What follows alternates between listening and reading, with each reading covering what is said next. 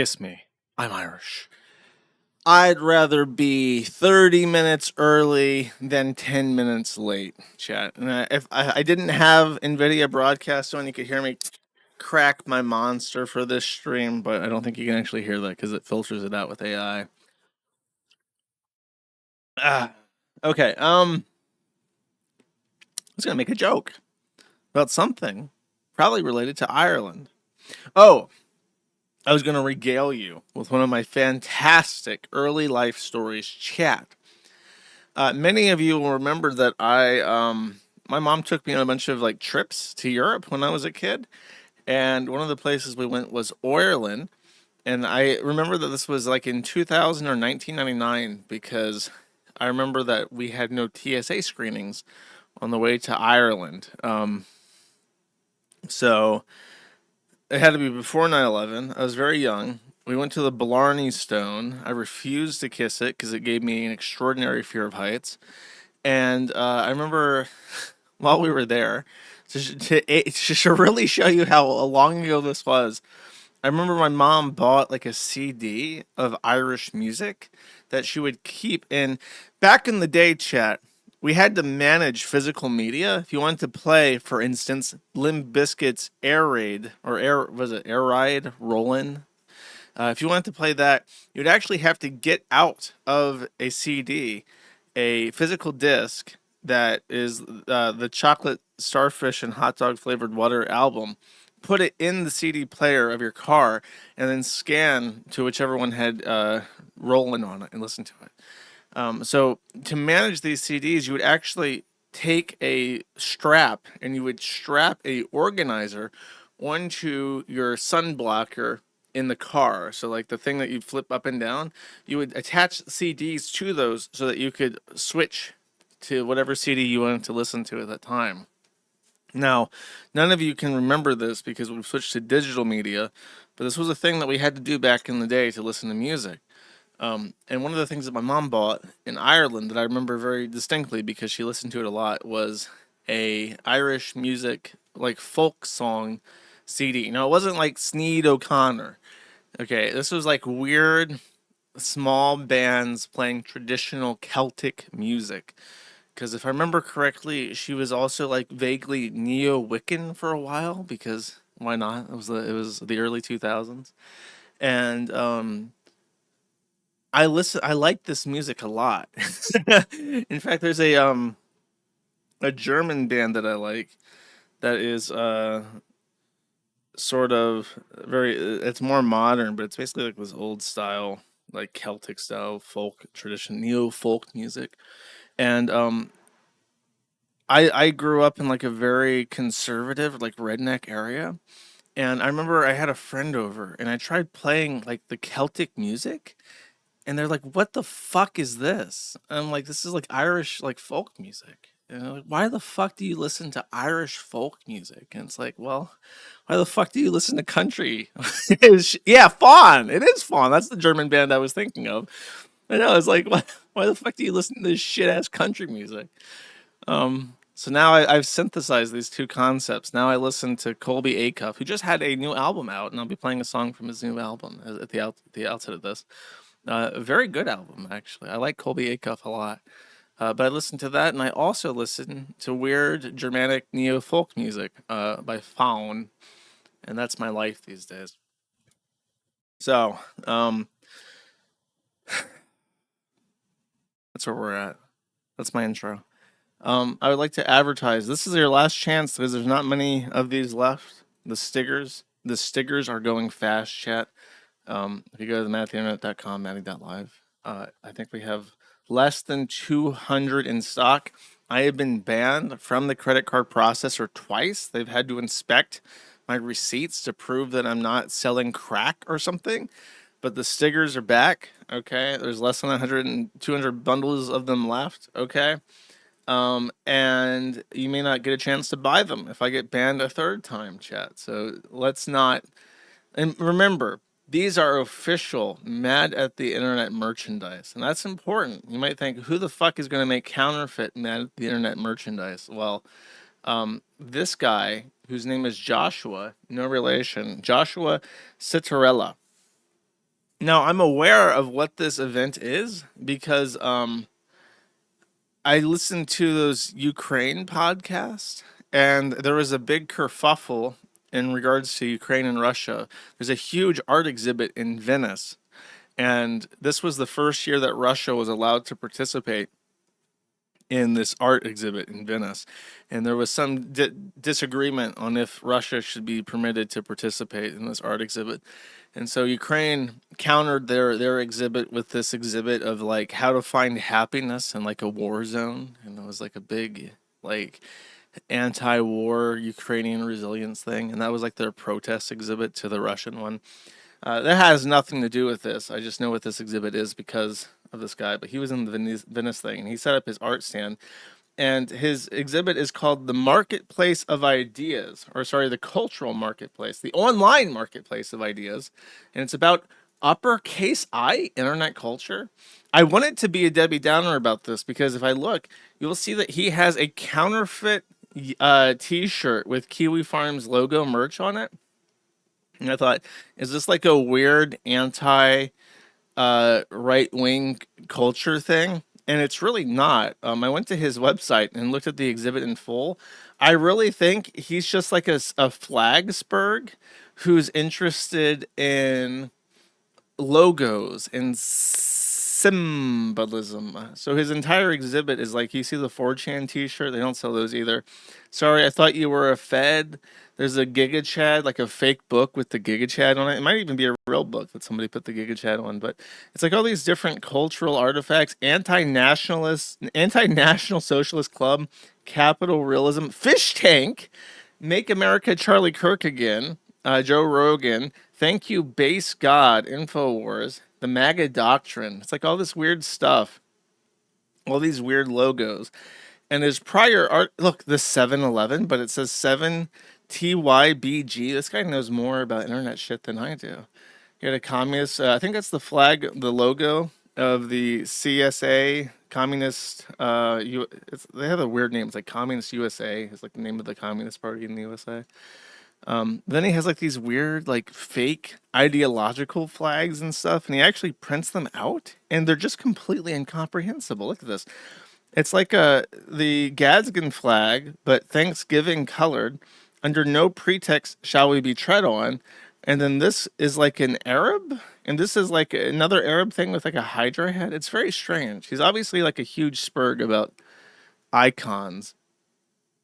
And in his look, it's like a vaporwave one. That's like it's so bizarre. I honestly can't even tell. Look, it's like a it's a progress flag with the symbol for the government of the United Kingdom, and then there's a UK flag missing one of the stars after anarcho like communist Christianity. It's very bizarre. This guy likes his symbols, and he's that's what he's into. And we ended up in one of his displays in Venice, which is very, very bizarre, very cool. So, yeah, just I thought that was interesting. This guy had, well, let's see what it says. I'll read his description actually. How does he describe this? Expansive survey of internet culture today, alt media has become quantitatively larger than legacy publications. As a result, any consensus or mainstream has fragmented into a chaotic digital landscape. With few exceptions, all items exhibited as part of the bazaar were selected and purchased online without the knowledge of their creators. Well, some of them were fake, motherfucker. Shown together, these objects convey the cultural and political incoherence of the present moment, infinite consumer choices with limited or no political agency. That's true. Um, cool.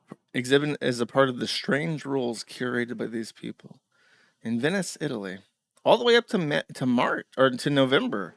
You can go see this in person all the way up into fucking November. Isn't that cool? The amazing digital landscape. That's right. My intellectual twin. Maybe. All right. Um, as you could imagine, this podcast will probably be more Politisburg than usual. Then I don't know.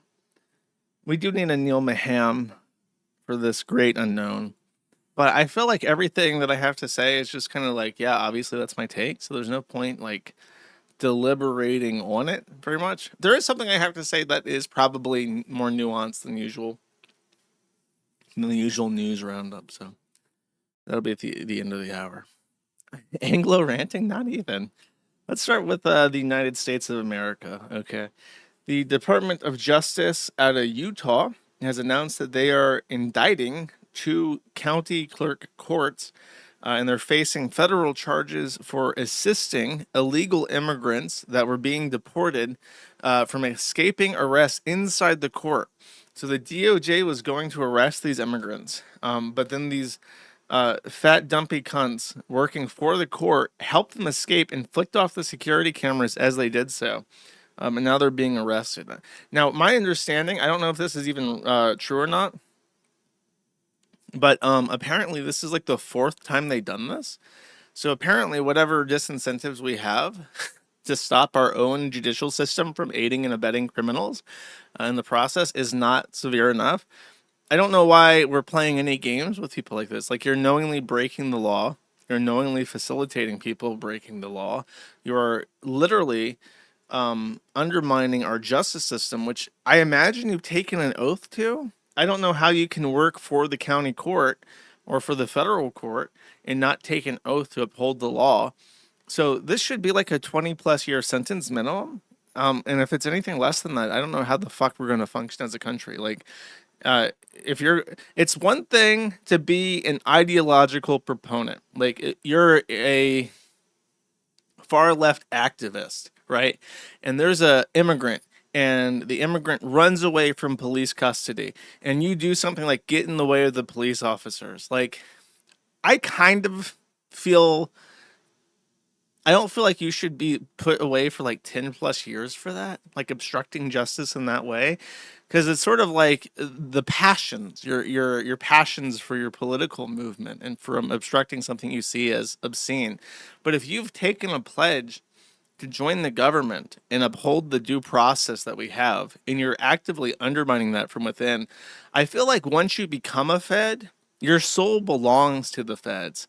And if you piss off the Fed while inside the Fed, they can do and should do whatever they want with you. And I feel no sympathy for you whatsoever. You're not an activist. You're not a protester. You're not exercising your right to assemble and then something got out of hand and you did something that's illegal. It's like you knowingly inserted yourself into a position where you could cause problems for something that you pledged allegiance to. And it's like you should just be eaten alive for that, for your crimes against the system that you sold out to. That's my thought on that. I feel like if you're going to be a Fed, you don't get any more say in the process. You're just a part of the process. Mm. The DOJ has also subpoenaed major banks over, quote, debanking. Reuters announced that they are investigating JP Morgan Chase, Bank of America, I suppose just those two, seeking information on whether they improperly closed customer accounts for political reasons, according to a person familiar with the matter. This is my absolute least favorite sentence in the entire world. It tells me literally nothing. And as far as I'm concerned, adding that statement just weakens your article. Like, what are you telling me? You have a source, but you can't name anything about that source? Why even tell me then? I assume in good faith, and perhaps I shouldn't, that you're not just making shit up off the top of your fucking head. Like, I automatically assume that when I read an article. I assume that you're not just lying to my fucking face. But maybe I should assume that. If you feel the need, it's kind of like the opposite. Like, you're telling me that, no, trust me, bro. Someone definitely said this. Like, oh, well, now that you say that, I'm not so sure. Are you lying to my fucking face right now? Did you just pull this out of your ass? You might have. Why do you feel the need to tell me that somebody told you this that you can't name and have no assurances to? It's a bit of a cop out. The Office of the Controller of Currency had found in a review last year that 9 of the largest U.S. banks had in the past placed restrictions on providing financial services. Like I've said before, this is great. I hope that companies are afraid to do this, and I hope that the fear is strong enough that when the Democrats get the trifecta next next election cycle, that they continue to be afraid of debanking, but the word debanking is a literal misnomer. It applies more in like Europe, but in the US we have an abundance of small community owned banks. And if the issue is finding a bank account to keep open, there would be no issue at all. The issue is the credit card networks, the payment networks, MasterCard, Visa Card, Discover, and American Express. And then the fact is, if you want to process a payment, you not only have to stay on good terms with one of those, you have to stay on good terms with all four of them simultaneously. Then you add in the payment facilitator, which is like Stripe, and that can often be two different companies. There can be a payment gateway and a payment processor, and it's just a huge fucking mess. And you have to abide by 8+ different terms of services all at once, because there's your bank that you have to abide by. There's what's called the acquiring bank that you have to abide by.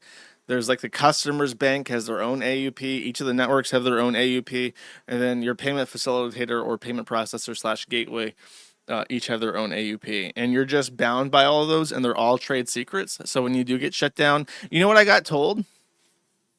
I got told by the payment processor when they paused me that I was operating in a zone that they didn't support. And it's like, my business is based in Wyoming. I'm a Florida resident.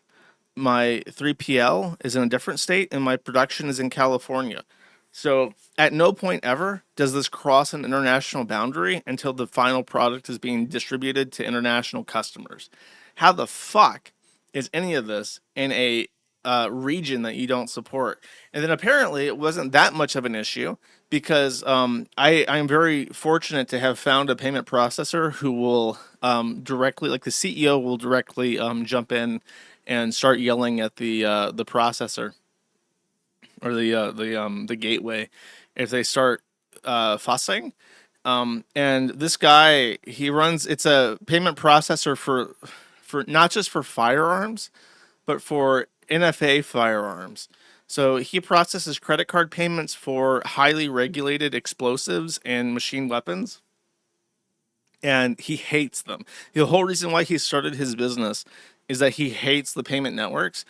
And I bumped into him by absolute circumstance, because I just randomly complained to Old Glory Bank, which is our bank.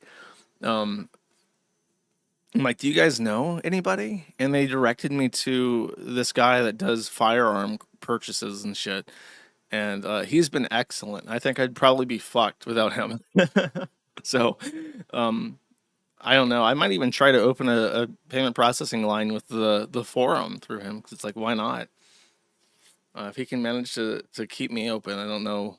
For Math the Internet, I don't know why he can't do it for the forum. Anyways, as I said, it's nice to see, but it's sort of like, it's like, okay, they're investigating. We're in year two. We're in year 2.5 even. This is month 18 of the Trump regime, and we're investigating formally that the banks did something, and the banks aren't really the issue. Like, okay, it's nice to know that there's something happening. Somebody somewhere is thinking, is pondering the imponderables, is contemplating the reality at this point in time. But it's like, you're a little bit off the mark, and you're like a, what's the saying? You're like a buck short and a day late. It's like that. So next, Iowa, and this is one I got in on the ground floor. I'm one of the brave, the brave few 55 people who have liked this tweet.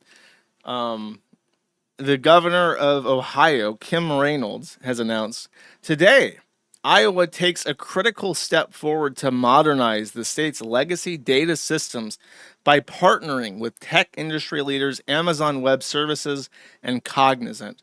It's an investment into security, agility, no Oxford comma, and long-term value for Iowans, with projected savings of more than $500 million over 10 years. Now, here's a fun fact. Amazon Web Services and Cognizant are neck and neck, number one and number two greatest employers of H-1B in the entire country. They actually are so close that they flip every couple of years. Like Cognizant takes the lead and then Amazon takes the lead. It's like, no, we're going to employ more Indians. No, we're going to employ more Indians. In fact, I think Cognizant is like a human trafficking organization. They specifically deal in outsourcing. It's like if you need a bunch of people to do something for dirt cheap, you hire Cognizant, and then they scrape some of that money and send the workload to India, and that's like their entire job. So you have Kim Reynolds, who's a Republican governor of one of the most Republican states in the entire country. There's no more of a Midwestern, hardworking, salt of the earth people on the entire fucking planet than the Iowans. And that state is just like, yeah, we're going to outsource literally all of our tech work to India. It'll save us a bunch of money over 10 years. Don't worry about it.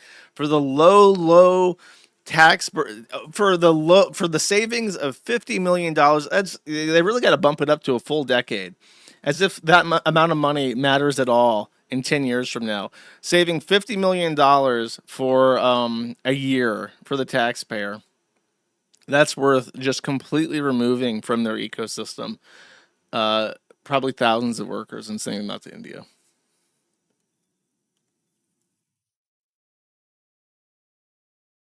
But I have no fear. Apparently, this guy, Zach Lon, has won the Republican nomination for governor in Iowa.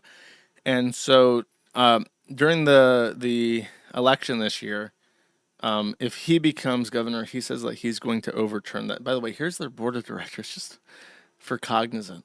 Isn't this wonderful? You got Ravi Kumar, Jatin Dalal, Suraj Gamadi, Manoj Mehta, Ganesh Ayar, Prasada Sankaran, Anna Durai Alago, Mohammed Hakke, and Sandeep Bazan.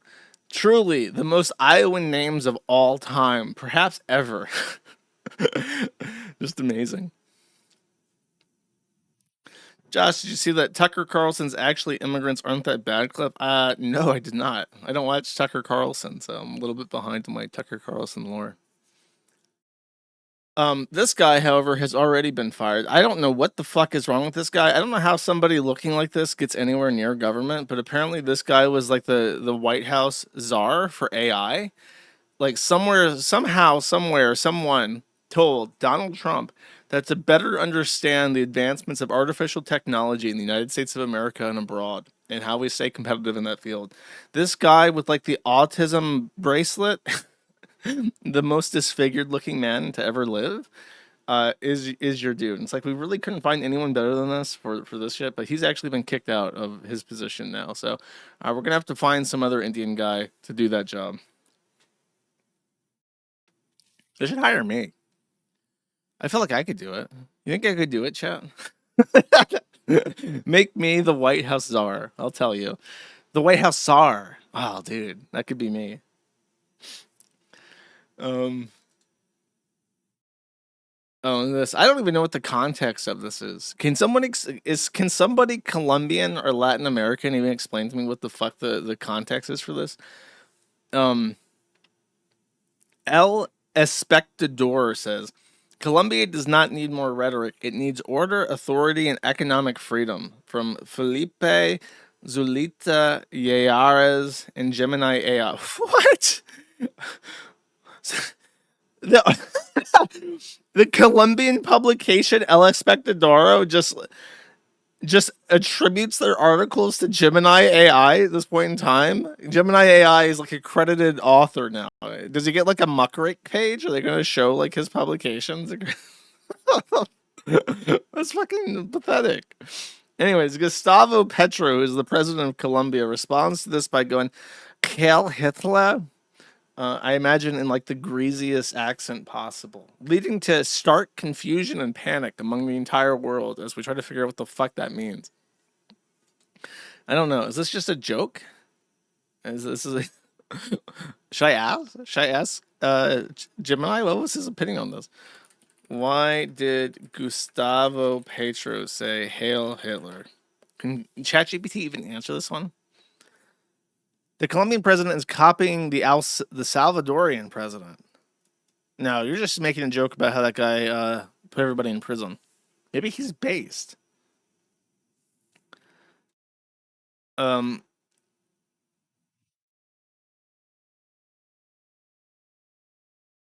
Petro's line was an attempt to equate the right wing political message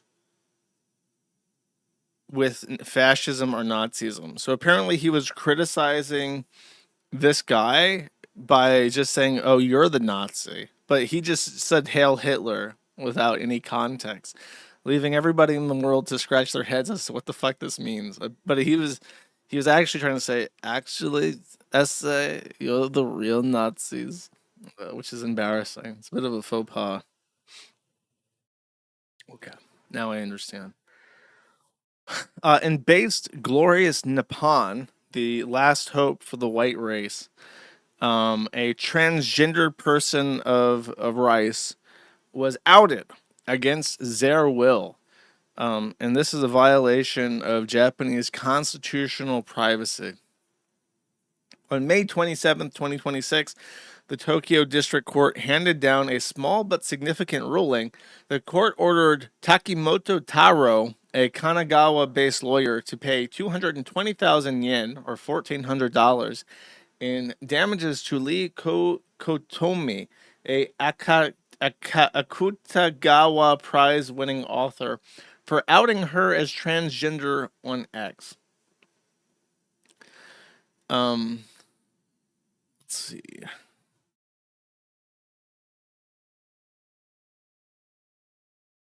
Is this the original tweet? See, I mean, first off, most konbini workers these days aren't even Japanese. So is this the guy that got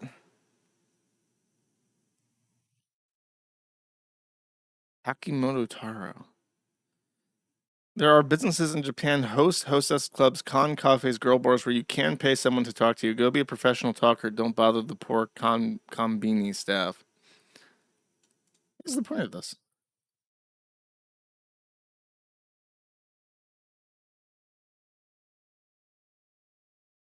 Oh, is this is the author of this?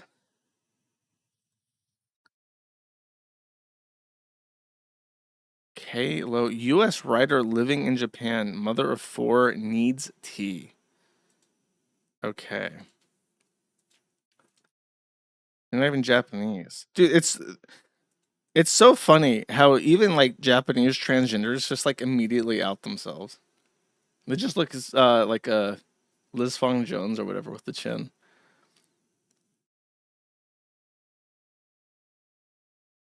Okay, it's the first time that the Tokyo court has awarded compensation to a sexual minority for being outed. For a country that doesn't have any laws criminalizing outing, that's huge.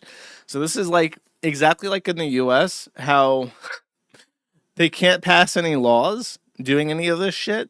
So it's just like activists on the bench in the shittiest parts of the entire country are going to set precedents that you can censor people through financial hardship if um, if you just sue them constantly. Cool. Okay. Sorry, Japan.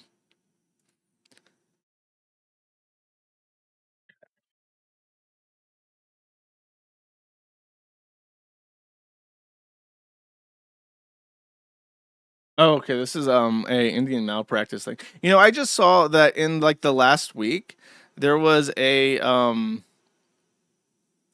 Supreme Court ruling that overturned. There was like two Indian doctors that had written something like 70,000 opioid prescriptions, and the Supreme Court 9-0 overturned the conviction, saying that the prosecutors didn't meet its burden, even though he was convicted by a jury for medical malpractice and for like distributing amphetamines.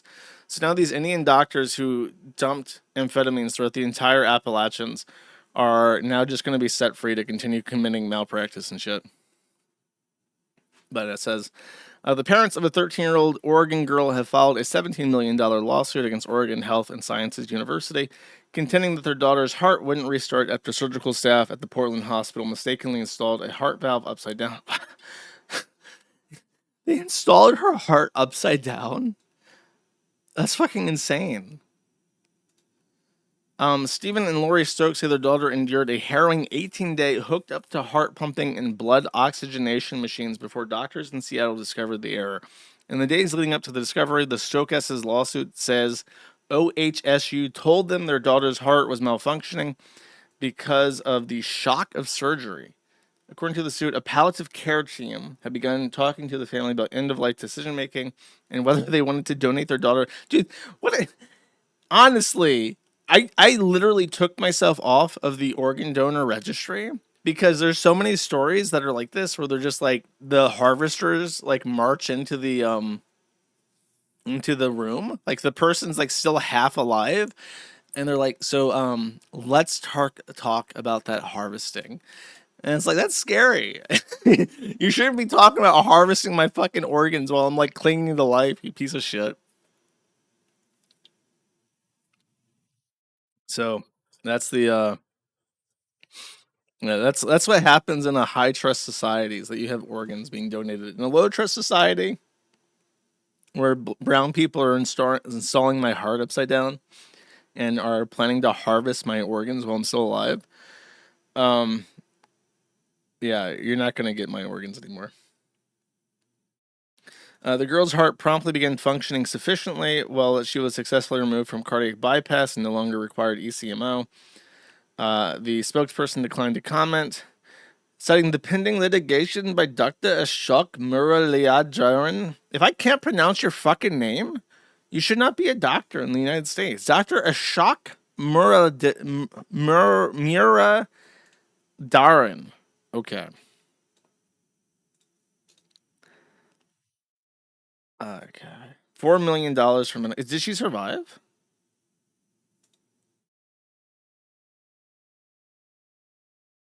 Oh, they took her to a different hospital and had a white person fix her heart, so now she's okay. Great, happy ending. I hope she gets 4 million is actually like low for like installing someone's heart and almost causing them to be organ harvested. That seems like the low end of shit. All right. Okay, now the Carmelo Anthony thing.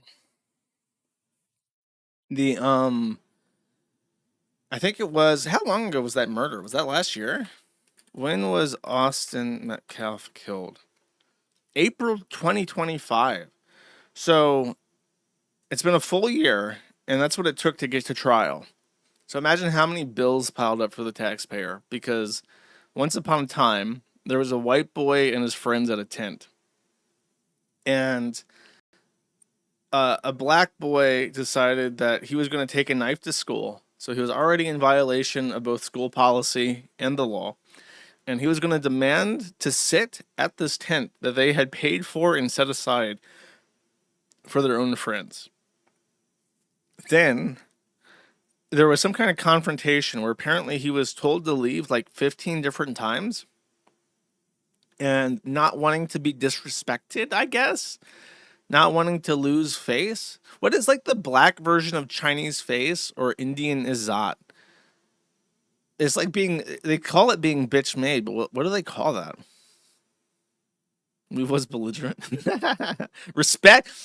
Respect. Put some respect on his name, boy. Shit.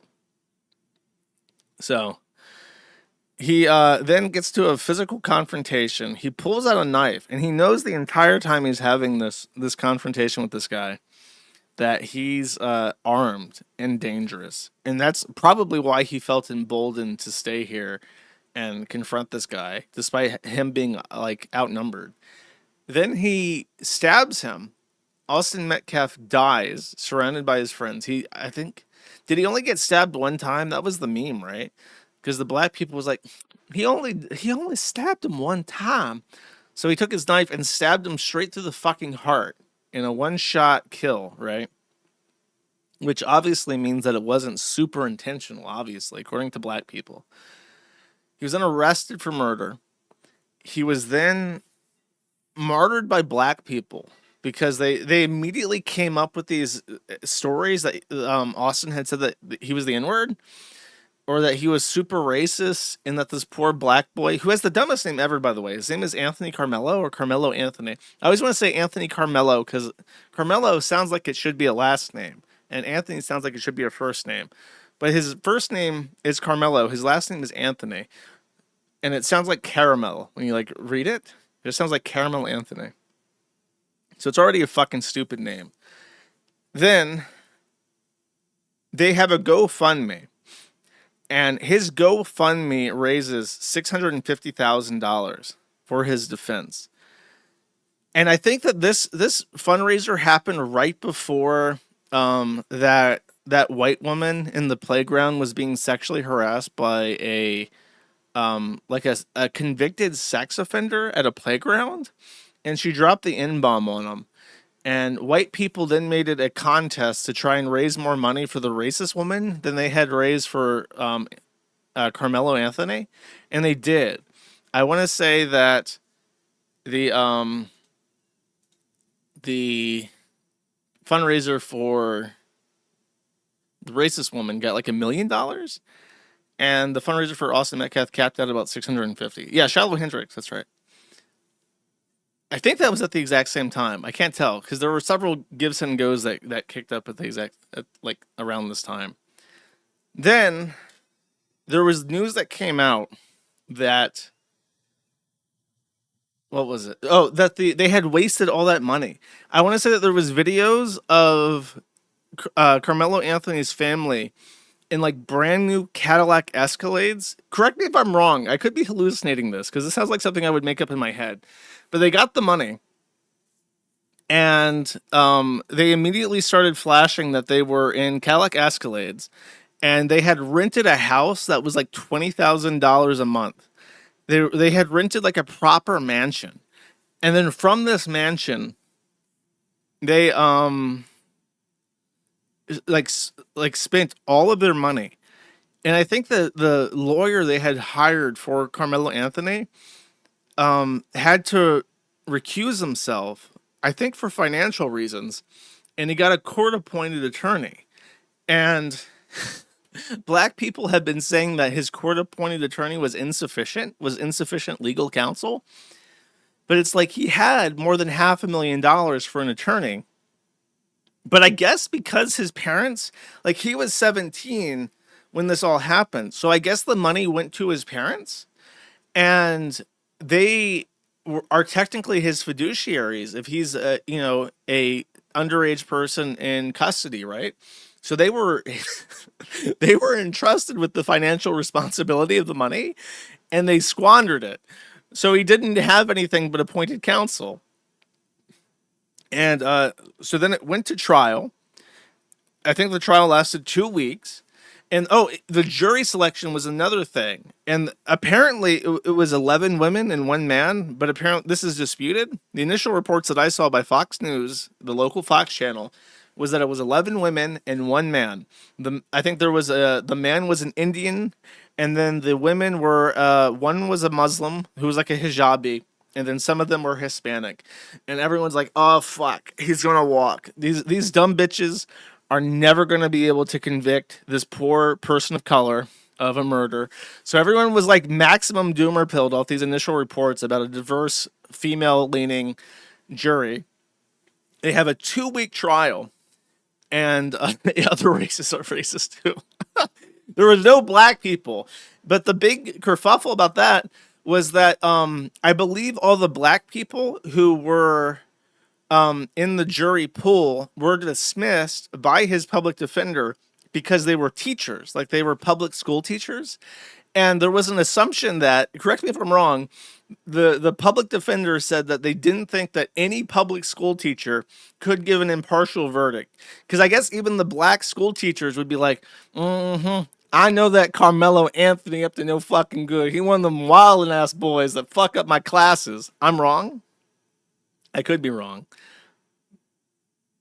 They said they wouldn't convict? No, I heard that the defense got rid of the black people because they said that they would convict. Or they couldn't be trusted to make an impartial decision. Even that even though they were black, because they were in education, and there was like a assumption that they would be partial against them, which is really funny. Okay, so one of them said he wouldn't be able to convict. Oh, yeah. Okay, the black people in the one of them self-selected. He said that he wouldn't convict, which is a very weird thing to say. Like if you're black in the jury pool and you're just gonna upfront say that you're not gonna convict, that's like a weird decision. But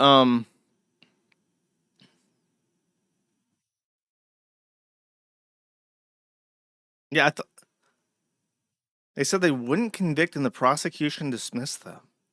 That's bizarre. I had heard that some of them had been removed by the defense counsel because they were teachers. It could be a mix. It could be that the black people just rooted themselves out. It's like my my grandfather, for whatever reason, he got summoned for jury duty like every single year, and then every year they would ask him, "Sir, is there any reason why you should not be on the jury?" And every year he would say, "I used to be a cop. I know he's guilty already." And they would always say, "Okay, sir, you're dismissed." And then he would be summoned for jury duty again, and he would say the exact same fucking thing. "I'm a cop. I know he's fucking guilty." And they would dismiss him again. And then this is like a annual ritual for him. So if you ever don't want to be on jury duty, that's what you say. Anyways. So, the Council of Karens, though some people say that's not accurate either, and it's a mixed gender jury, convicted him, and then went. It was a 3 hour long deliberation.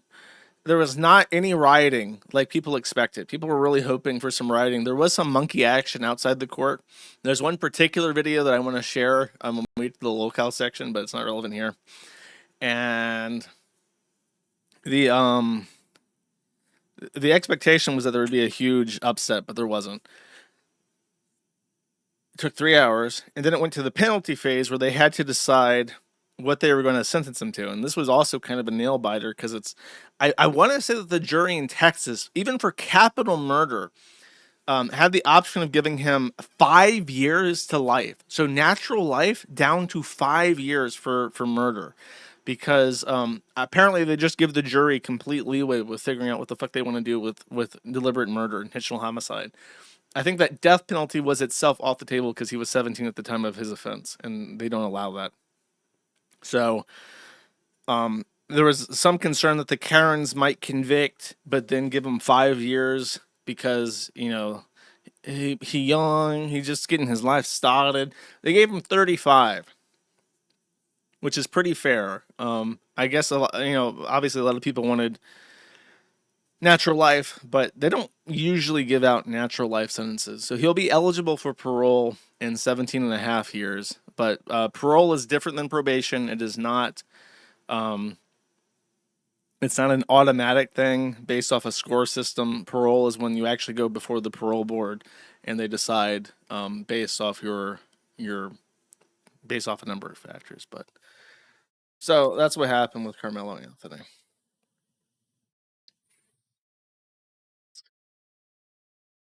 Carmelo Anthony claims he's penniless, can't afford lawyer to appeal, despite pocketing 625,000 after murder conviction. He didn't pocket it though; his family did. What the fuck? I mean, was he out? Was he out prior to trial? Let me look this up. Was Carmelo Anthony out on bail?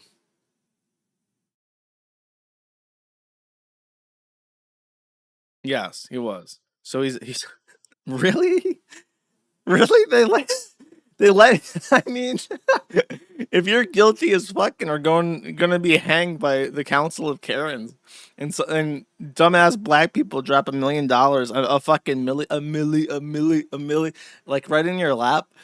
Why would you just do a bunch of cocaine? Just go to Mexico, or I guess you can't go to Mexico because you have an ankle monitor, but just order like a fuck ton of cocaine and hookers and just go out in a blaze of glory. Like, fuck going to trial over that shit. Especially if you know you're guilty. You know you're guilty and the Karens are going to get you. It's time. It's time to peace out. Get yourself a Cadillac Escalade and a bunch of drugs and take the Ralph Male path and just get the fuck out of there.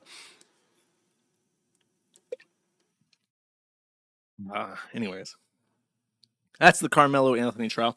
I do want to say this because it was a surprise to a lot of people. It was a surprise to me. I, of course, was hoping for more fireworks after the trial. I think that black people, the black people, I always hope after a big decision that they're going to chimp out and burn everything down, but then they don't chimp out and burn anything down. But if you remember, after George Floyd, I remember this very clearly in my head, and I would recommend you, if you didn't see this yourself, to go look up the footage. When the George Floyd conviction dropped on the cop, I remember that there was a huge mob of black people outside the courthouse, and we were hoping to see a massive chimp out after he got exonerated, but he got found guilty. I remember when they read it out, they were in like a helicopter or a drone over this crowd. And as soon as it dropped, this mob that was standing in front of the courthouse just started running down the street. And it reminded me a lot of like I Am Legend or like a zombie apocalypse. They just start fucking running. No, for aimlessly, like in a giant pack all at once. Like they just received, like if you were commanding an army in a video game and you just like selected the entire like army in StarCraft and sent them over to a different location, it's exactly like that, like a pack, like Left 4 Dead. And it made me wonder, because now that I've been alive and I've watched this happen a couple times, I would expect them to lose their shit during a guilty verdict and to be pacified if they got what they want. But 100% of my observations have been the opposite.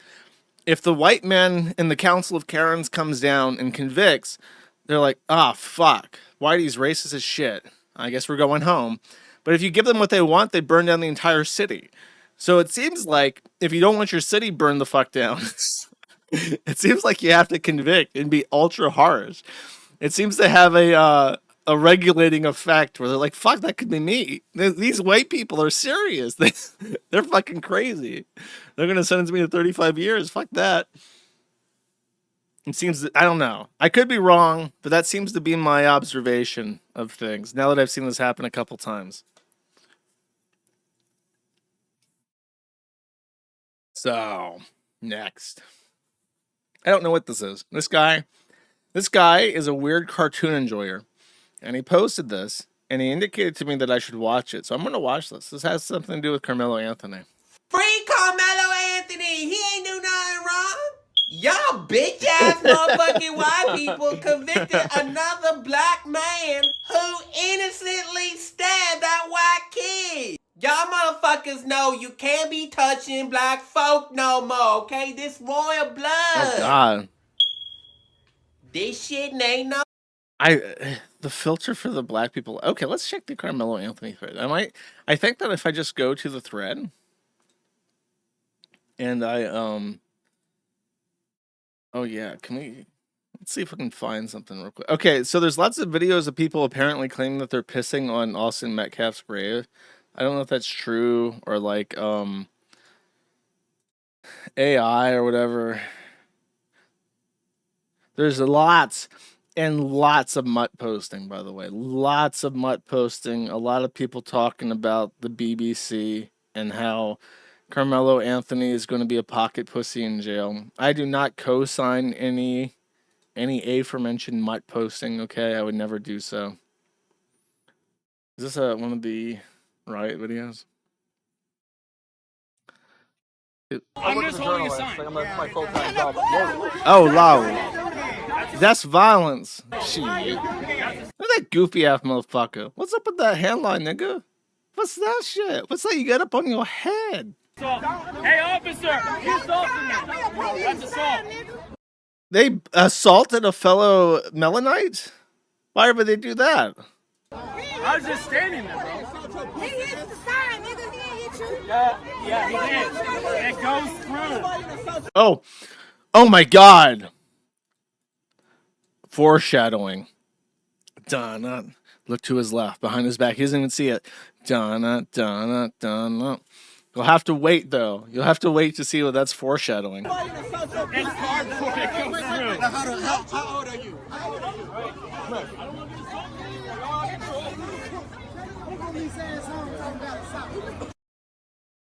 Yes, haircut. Okay. see if there's another one. There's one video in particular I should have found before the stream. Oh God, is this a still? Oh no, it's not. Oh hell yeah. I don't have an opinion. Speak your truth, Queen. We listening. I don't have an opinion here. Just like Karmelo was doing. I'm glad you just said that. That's what Karmelo was doing. Protecting his motherfucking self. Dude, she's like a 1-to-1 caricature from the Boondocks.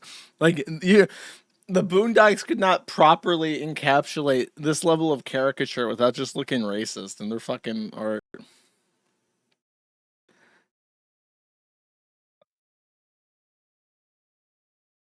Should I play this? I will have to foreshadow this. Let's get the prostitute opinion from the courthouse. Fucking chimping out. Just niggerdom everywhere. Does my caption software pick this up? Fucking chimping out. Just niggerdom everywhere.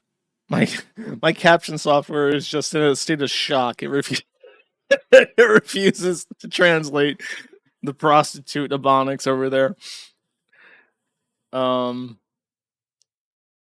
Okay, is there another one? There's one more that I saw. It's like the guy getting up in the. Oh, is this the video? No, it's not a video. I need the video.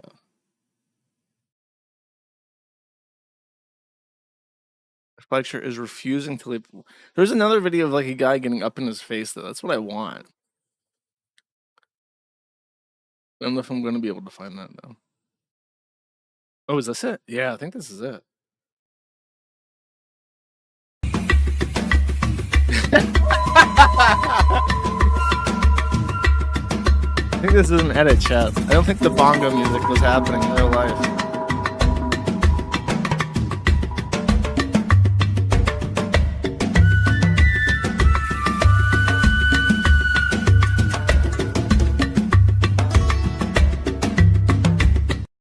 This is not an edit. Like the music is an edit, but he is like that is the real video. That's the actual unedited video. So, like I said, basically caricatures. I want to see what maybe this is.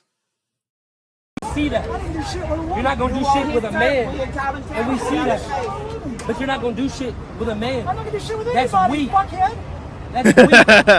Fuckhead. Fuckhead. Fuckhead. That's weak. It's just.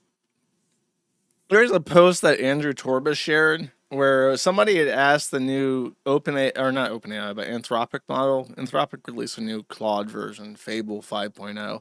And somebody asked Fable, and the question was, what's the closest thing that a human can do to magic?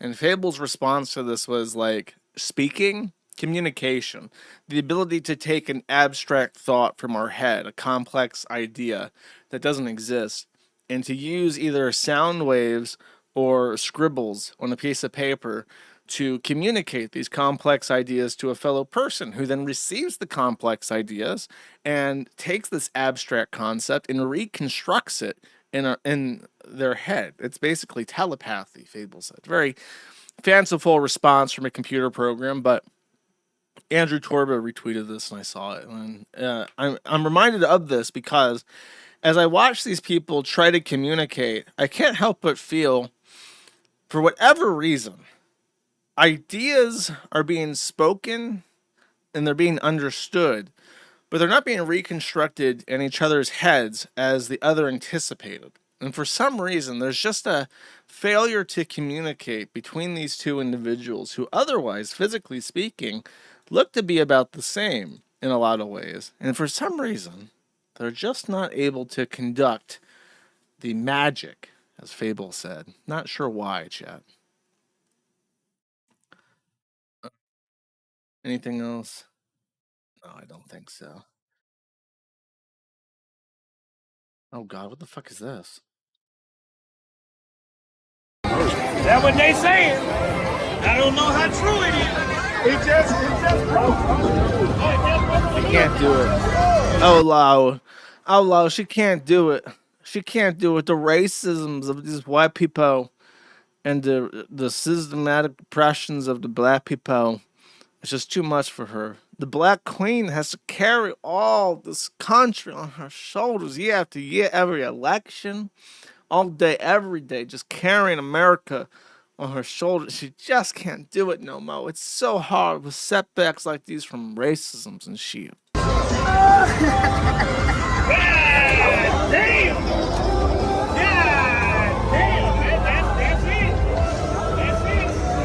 That's it. She even brought her tripod for her iPhone. You know, she was practicing her dances so that when Anthony Carmela was released from jail for self-defense, she could do her TikTok dances on the court steps. But all that practicing and rehearsal for those dances, she even got her nails done. Look at her nails. She did her nails to look as good as possible on her TikTok video for when he was acquitted. And now it was all for nothing.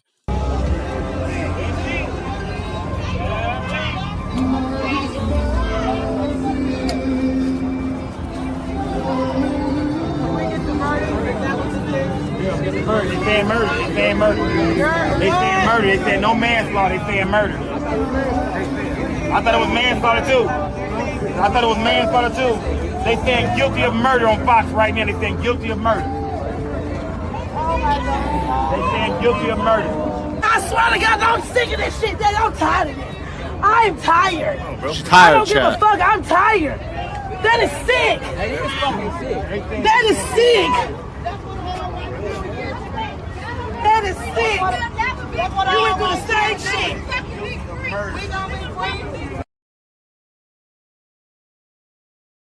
I like all the cameramen from the local news stations that have like $50,000 red cameras who are recording all this shit. Like, oh, yeah, let me hold this up. I gotta get this fucking shot. I gotta get this shot for sure. This is the money shot right here. This bitch freaking the fuck out. Oh hell no. And somehow, why is this in my thing? Okay, I know what the news article is, but I'm not sure how this video ended up in my list. Um, Roblox has finally introduced age gating. So now you have to be over 16 to do certain things.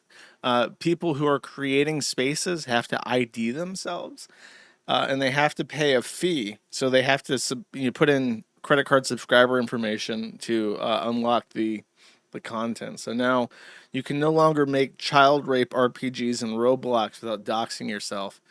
And a lot of people are upset about this because obviously it's like a form of ID, but at the same time, Roblox is like explicitly like a child video game.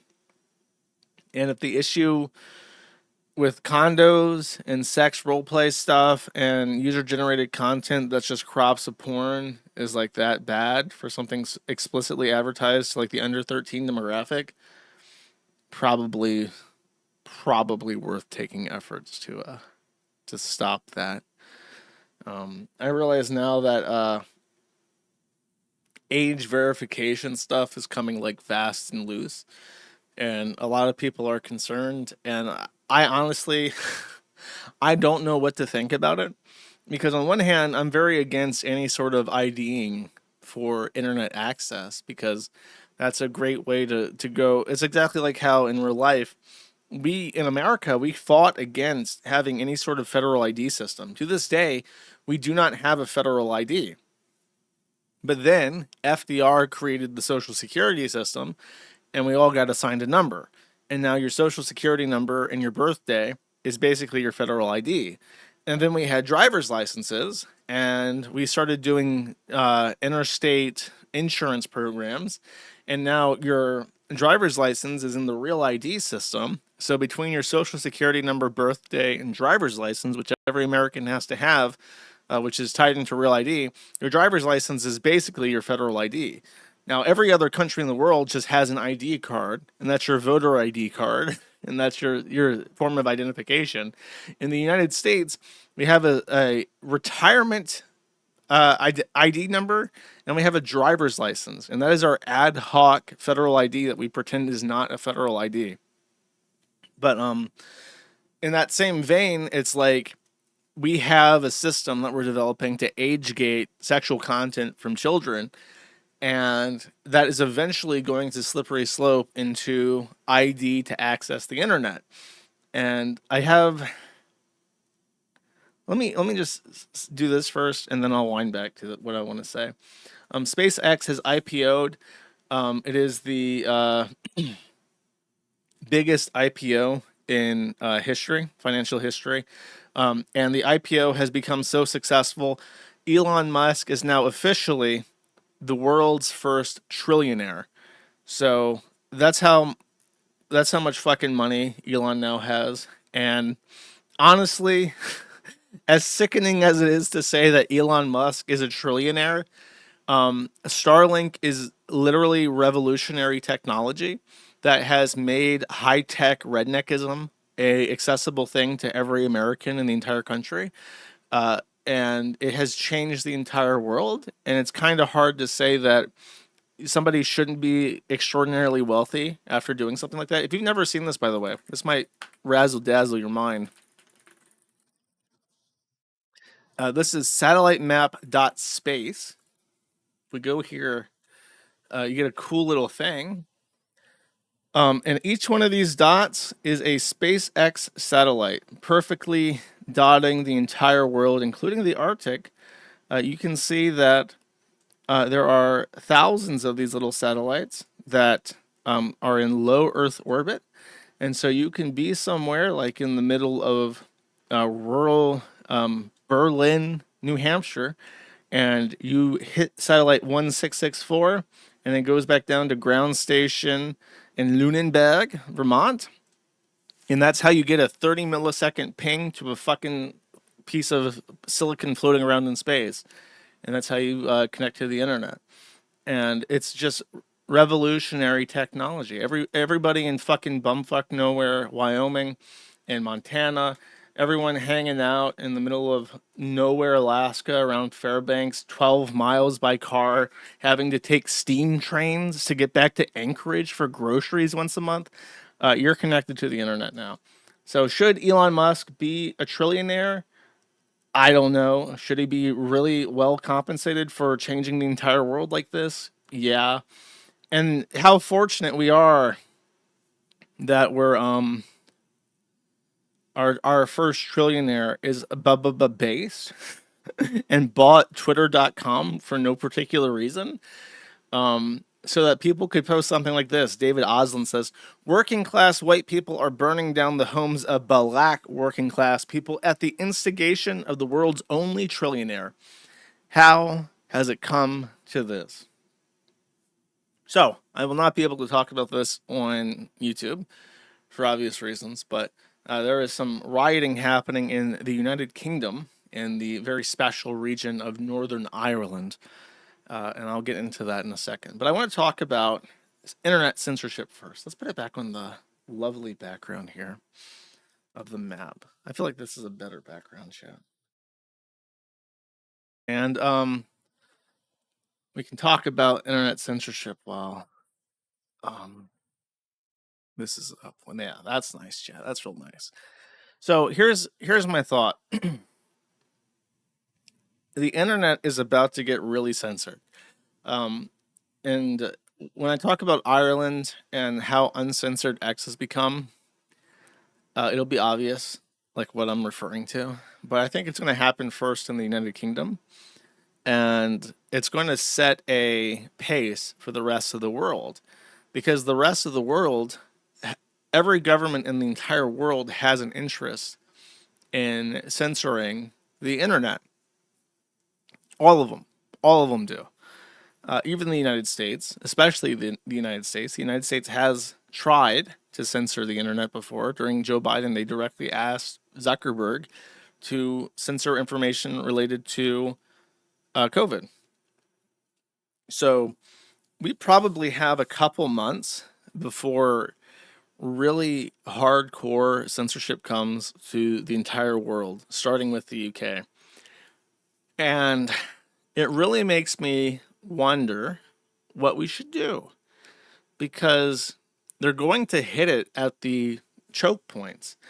when I was a child, I understood the internet as like this web, and things just kind of bounced around, and it was uncensorable because it was so dynamic. And the internet is absolutely not like that. If you weren't around for Drop Kiwi Farms, I learned the hard way through historic censorship and deplatforming. Historic has never happened to anybody else that was running a US legal website. That the internet itself is routed through a handful of companies. If you just go to Google and you type in T1 ISP, you will see what are called the transit companies or the internet backbones. These companies are required in order to access the internet. You are not on the internet if you're not on a T1 ISP. There are big data centers around here, around the country, that have what are called internet exchanges. And these internet exchanges are a way to plug into other companies' networks for free cross connects so that you can transit with them. And I could put a data center down here in Miami, up here in New Jersey, in Los Angeles, and then the really, really big one in Seattle. And then there's like Chicago and stuff. And you would think if I was in Dallas, Fort Worth, Miami, Newark, New Jersey, Los Angeles, Seattle, Chicago, and I had IX plugged in, and I had a network between all these different locations, and I had cross connect with all the ISPs at these locations, that I would be on the internet. And you would be wrong. You would still need access to a T1 backbone transit provider, which is either Arlian or Lumen, aka CenturyLink, Cogent, GTT, NTT, something. I think Tata is one of them now. There's a very obscure one called Italia, which is Italian based. And if you don't have access to those, you're not on the internet. So it's really trivial, actually, to censor something from the internet. If the UK says, "Hey, if you want to operate an ISP in the UK, you have to make sure that people can't connect to this IP address." Cloudflare, you have to block the requests from the UK to these domain names. They have to. They don't have a choice. And that's all it takes. That's all it takes.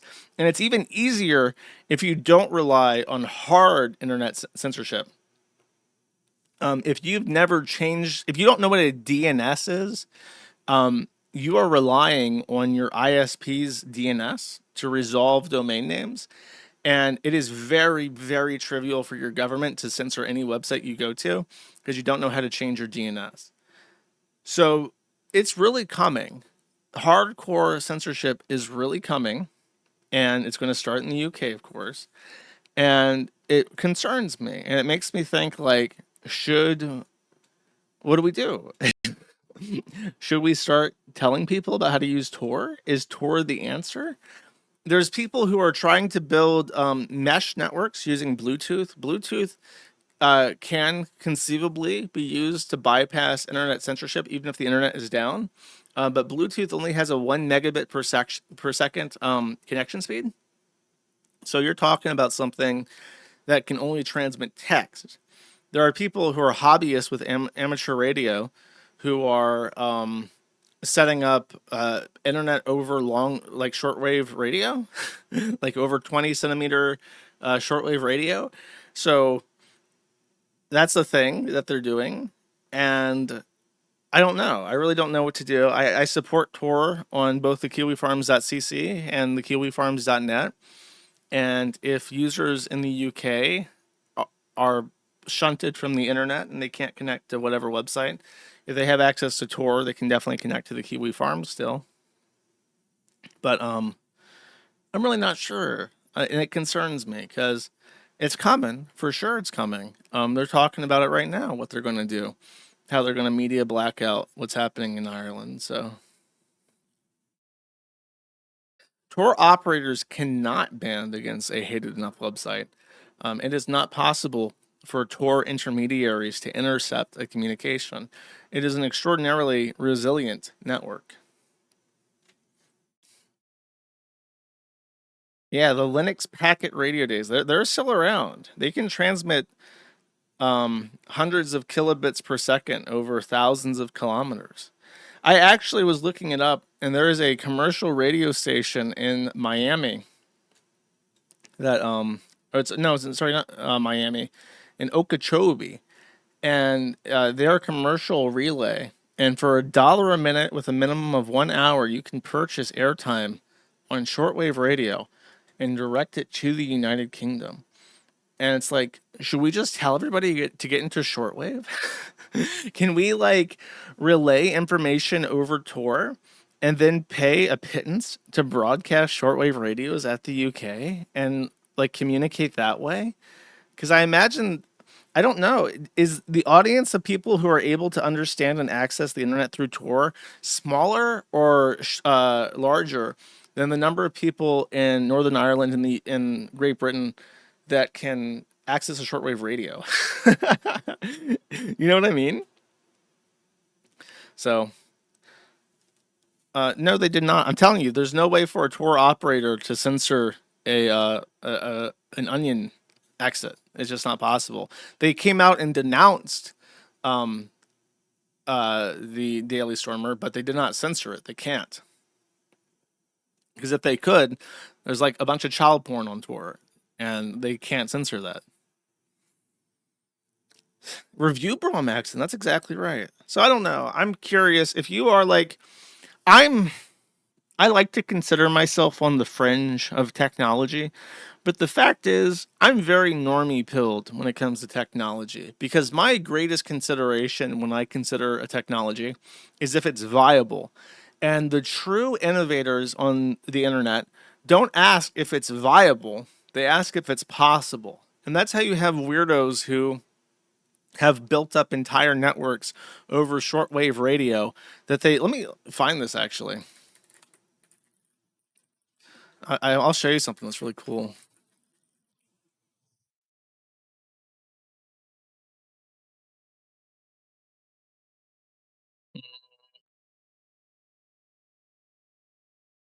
I don't know if I'm going to be able to find this exact image that I was thinking of, but it was like a picture of a laptop and with like a big antenna next to it, and it was a proof of concept of transmitting over 10,000 kilometers using like a laptop internet packets at like a 500 kilobits per second.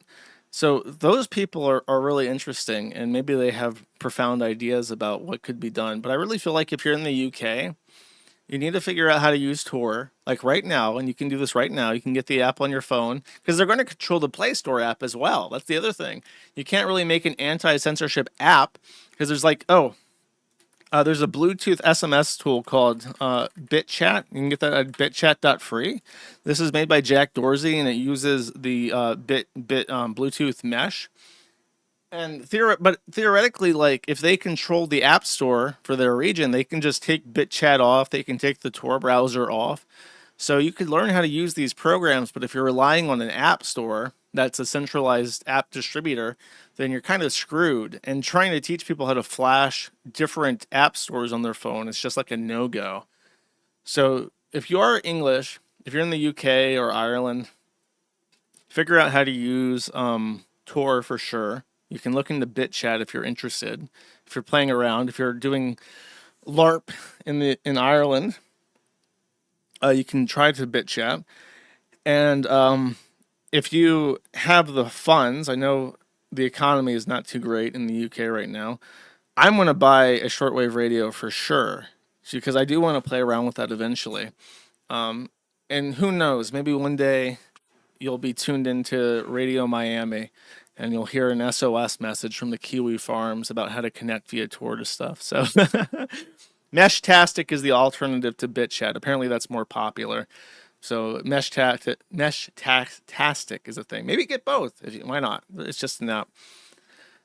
So do a shortwave radio stream with. I should. I fucked around with the idea, and apparently it's really popular on the Kiwifarms too. So maybe I should do a special 1 hour podcast edit and broadcast it on shortwave to the United Kingdom.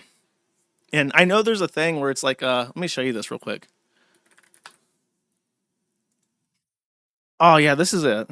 This is really cool. If you write in physical mail to the shortwave radio stations, back when it was more popular, they would generally send you back a card. It's like a little postcard that they can send out cheaply, but they would send back like a received message, like for your fan mail. Maybe I should do that. If you send in a a shortwave radio hello message to the PO box, I'll send you back a card or something, a postcard, something like that. Oh, these are ham radio. Yeah, it is ham radio. You're right. Let's see. Shortwave radio station postcards.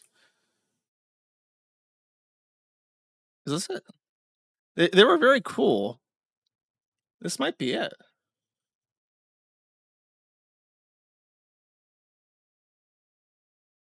I remember there's a shortwave radio station in, I want to say Serbia. That's still, oh no, Bulgaria. And they send out postcards if you reply to them. So, anyways, that's just my thoughts. I feel like censorship is imminent. And I don't know what to recommend to people. Tor is the obvious one, but Tor is, I feel like it's complicated and scary. And if you're relying on phone apps, you're kind of fucked. So I kind of feel like if you are in the UK and you're like concerned about censorship, you should learn how to use Tor at the minimum, and you should learn, you should get a shortwave just in case. Because back in the day,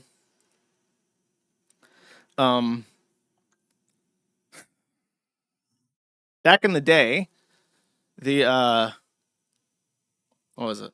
Oh, when the Iron Curtain was up, the West would use shortwave radios to communicate messages to the people in Eastern Europe and the Soviet Union, and they couldn't censor that. They just couldn't figure out how to do anything about that. So that's how it is. All right. So that's the YouTube news segment. I'm very sorry, everybody. I think we should put the Brits back up for this one. All right. Bye-bye, YouTube. ManAtTheInternet.com. Oh, wait, no. Kick.com/ManAtTheInternet if you want to switch over. I should have put the thing up while I was doing my exit talk, but I did not. Am I not able to turn off YouTube again? And Rumble drives me fucking crazy. All right. So, Ireland. Wait, no, it's the wrong one. So this is the face of the guy that was almost beheaded, almost decapitated, is the word that people used. And I haven't dived too deep into what his history was, but my understanding is that he was profoundly mentally and physically disabled. As Azalea Banks put it, sheesh, this motherfucker is so ugly. I think the Sudanese guy did him a favor. Wow, this motherfucker is ugly. And like every horrible British gene just combined at once. Famous Azalea Banks, black woman, United States, says about Stephen Ogilvy. Now, there were no good pictures of Stephen Ogilvy, and people were suspicious that the pictures of him that were circulated were done intentionally to make him look as disheveled as possible. But apparently the truth is that he's actually just mentally handicapped, and there's no good pictures of him because he is disheveled because he's handicapped. He was born hard of hearing, and when the assessment of his injuries came in, he's lost one eye physically. His other eye is blinded, and he suffered brain damage. So now he's kind of a mentally handicapped person who is going to be locked in to his body with no sight or sound. So that is what happened. The black guy was stabbing him with a small knife because big knives are banned. So he was merely stabbed dozens of times with a smaller knife that almost decapitated him, but he managed to survive. So that's what happened with him. Black people think that this is really, really, really funny. Irish people do not. So and it's hard to suss out what's actually going on because there is a media blackout. My understanding is that the government of the United Kingdom has asked all the major publications to not write anything about what's going on in Ireland. And the people in Northern Ireland, who, by the way, if you are mentally fucking handicapped and you're bringing up distinctions between Northern Irish British and Northern Irish Irish and Protestantism and Catholicism at this point in time, you're a fucking fag and you should kill yourself because you're a fucking faggot and you're a detriment to everybody around you. I'm going to be referring to them as the Northern Irish just because I don't know what the sensibilities are, but I don't think anyone gives a fuck. I think at this point in time in 2026, the troubles have been over for quite a while, and nobody is quibbling over the distinction between an Irishman and a loyalist at this point. It seems to be the barriers are now Muslim, Sudanese, decapitators, and everybody civilized. So I will just say Northern Irish. The Northern Irish protesting the existence of immigrants in Northern Ireland do not want to be recorded. So people who are recording are having their phones smashed and they're being attacked in the streets. There was a very nice video that I saw of a black guy who was like, man, check out these racist white people. And he was like just looking smug at the camera, like standing in front of a bunch of guys in all black with balaclavas on. And someone just runs the fuck up behind him and smashes him in the back of the head as he's stunting like this, thinking that the docile white cattle will simply walk around him. But no, they just punched him in the back of the head with a brick as he was doing this.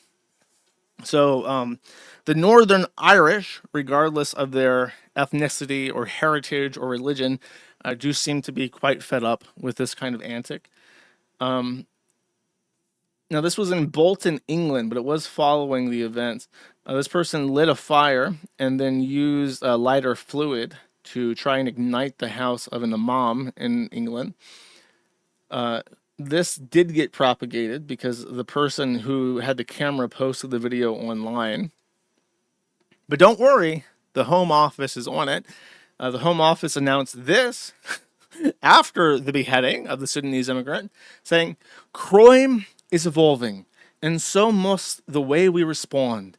A new national center for police AI will responsibly develop and roll out AI tools for all forces, helping officers work faster to fight crime. This will free up over 6 million hours a year, putting officers back on the front line. So the Home Office of the UK has proudly announced that to combat the fact that their police force is completely and totally inadequate, and the UK is just an absolute fucking nightmare to live in, has announced, don't worry, we're going to enact mass AI digital surveillance like fucking China to keep you cattle in line so we can send more Muslim hijabi women to knock on your front door for social media posts. By the way, I saw that something like 19 people had been arrested for the riots in Belfast. And it was my suspicion that they were arresting rioters. However, it appears that the people they're arresting in Northern Ireland right now are people who are posting social media comments and encouraging the rioting, and they're not actually able to arrest any of the rioters. So it is more dangerous to post online on social media about the riots than it is to simply get a Molotov cocktail or dissolve some styrofoam in petroleum and throw that shit at the cops. That's the fucking lesson. So no, don't go online and use the internet as a vent for your frustrations about the government and the current situation. Go in real life and blow shit up, because that's much safer for you. Great job, UK. The cyber police are on it. And this, at the exact same time that Ireland is burning, this verdict just came back in. Brother and sister guilty of attacking girls in Dundee. Now, you may remember, let me find a picture, actually.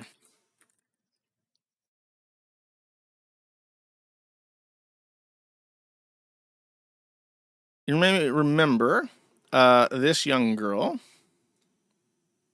Oh, this isn't a good one. Put the AI slapper version up. Who was wielding an axe and a knife in Dundee, in Scotland, and there was a lot of debate, intense debate at the time, about why this young racist woman was running around with an axe and a knife, hassling poor immigrants. She must have had a terrible upbringing with racist parents that had told her it was okay to have a weapon, despite weapons being illegal. And it was also okay to hassle poor immigrants with those weapons. Actually, as it turned out, she had been attacked by these two people. Now, I looked this up. They are Hungarian, but you can tell by looking at them, there's something wrong. There's just something a little bit off with them. And if you look at the name Belov, that is actually a Jewish name.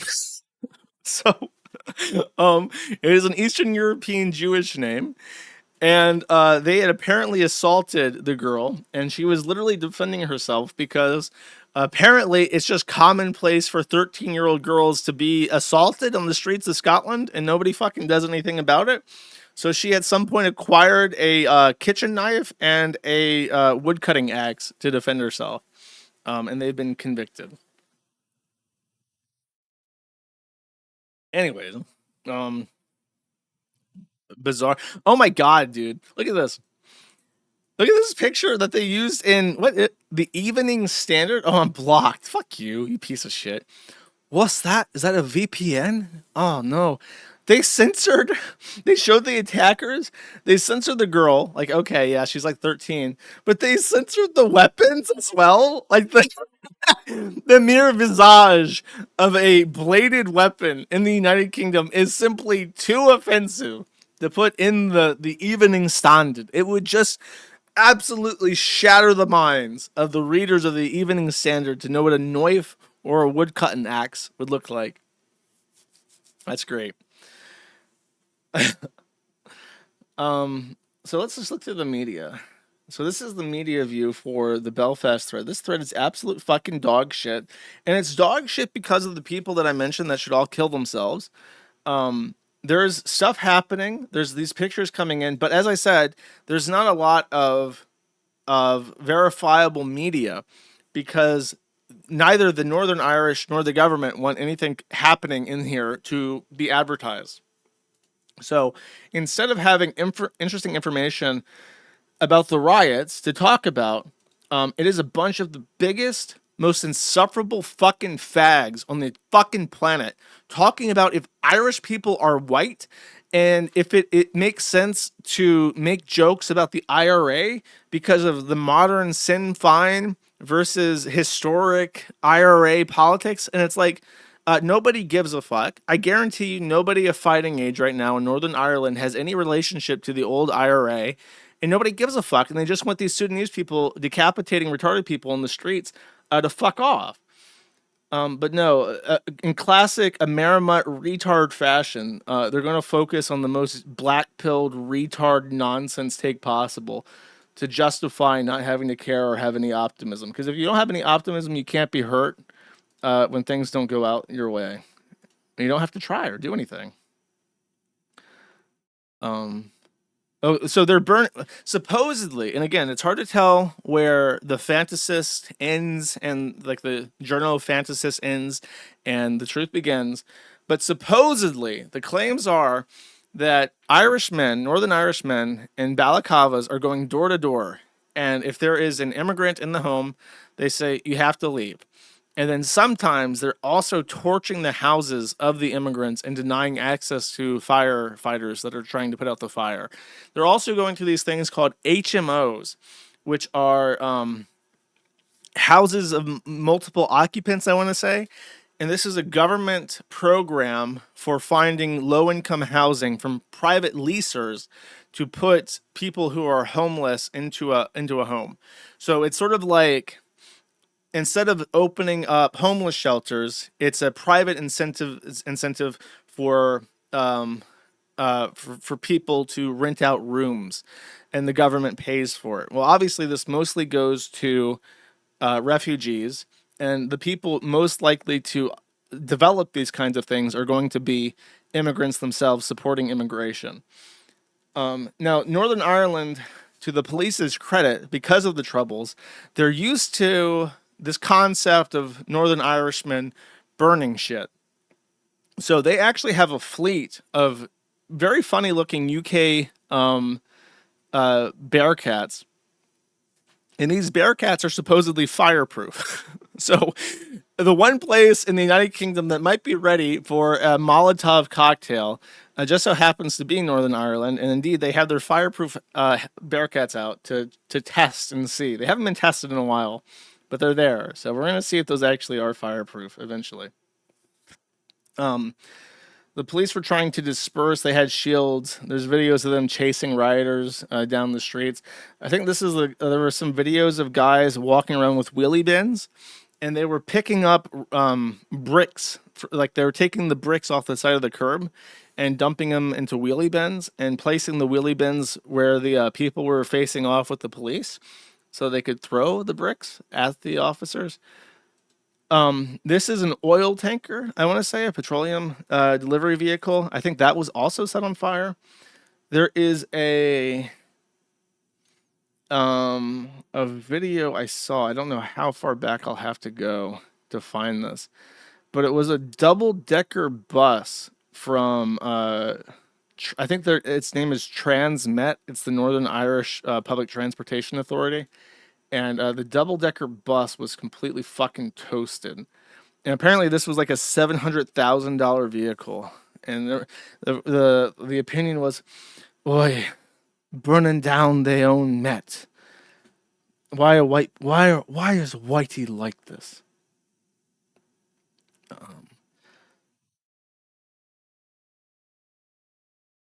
Is that it?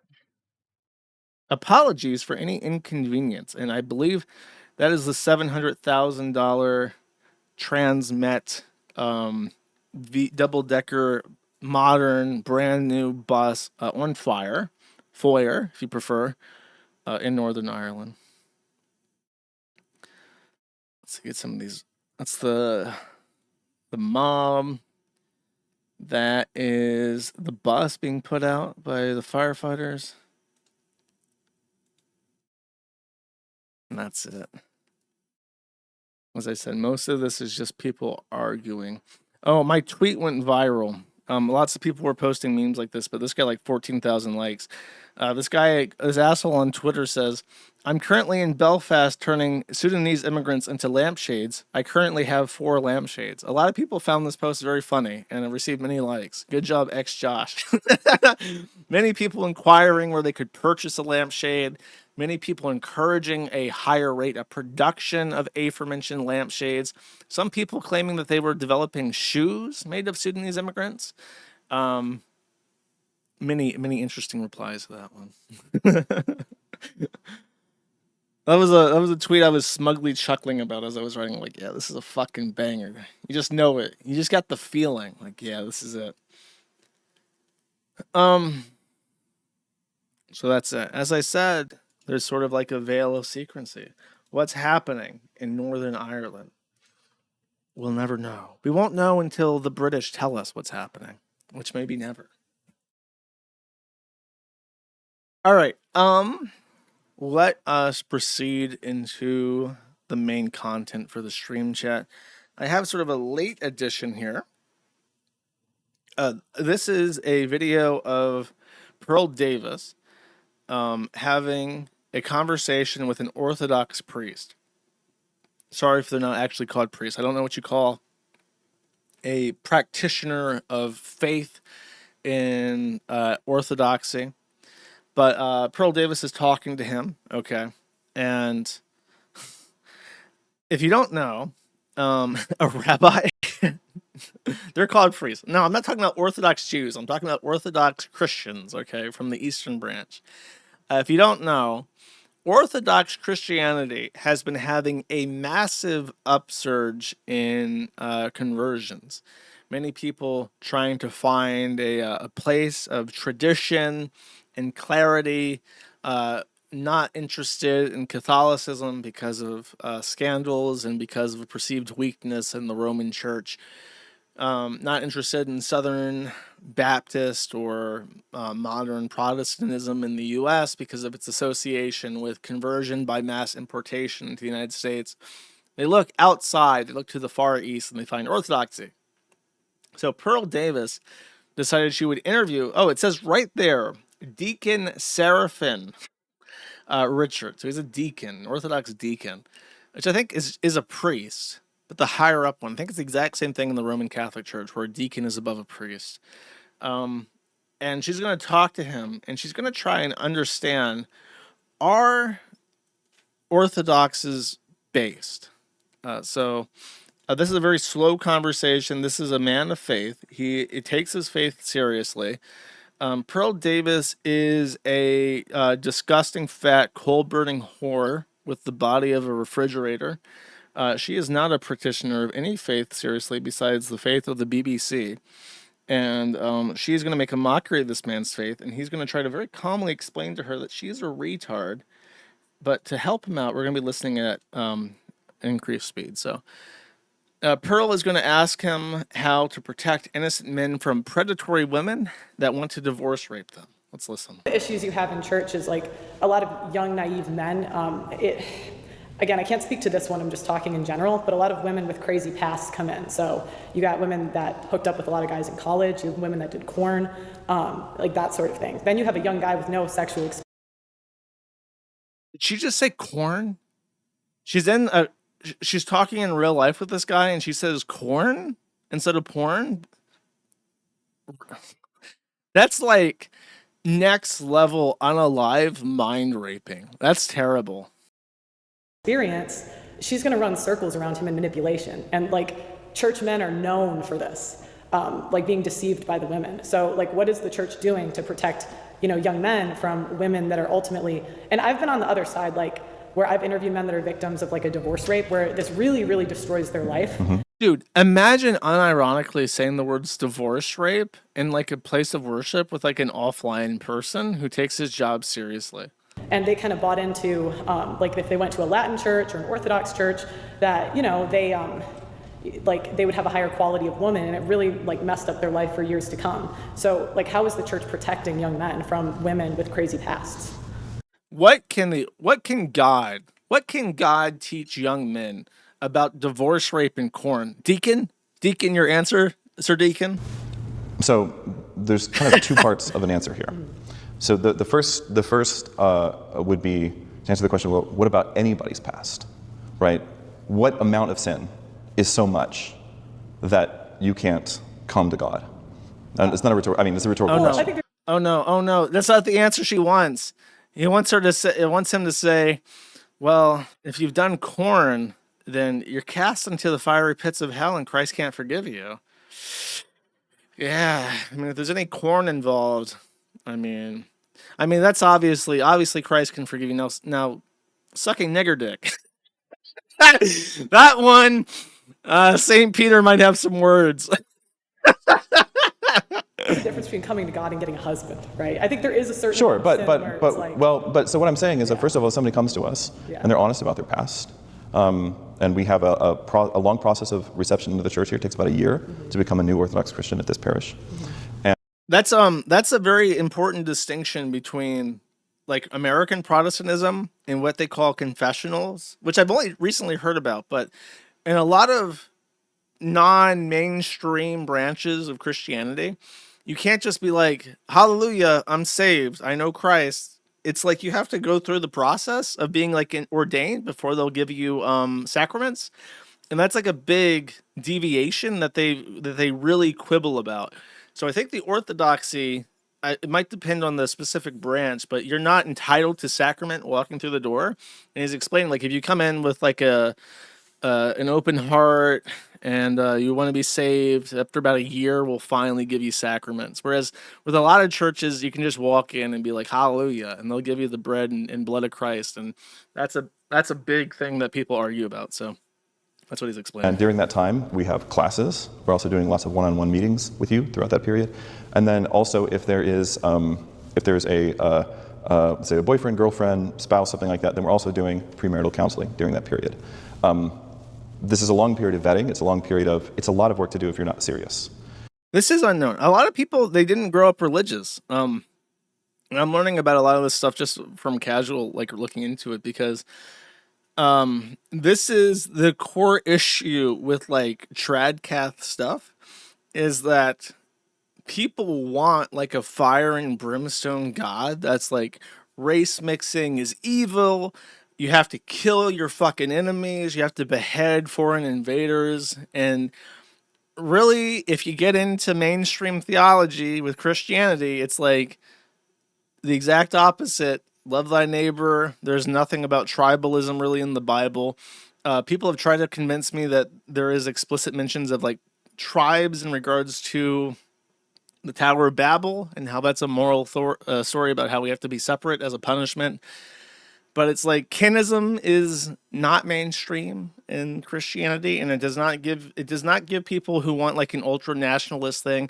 And the exact same thing that happened in Nazi Germany is happening in the U.S., where it's like,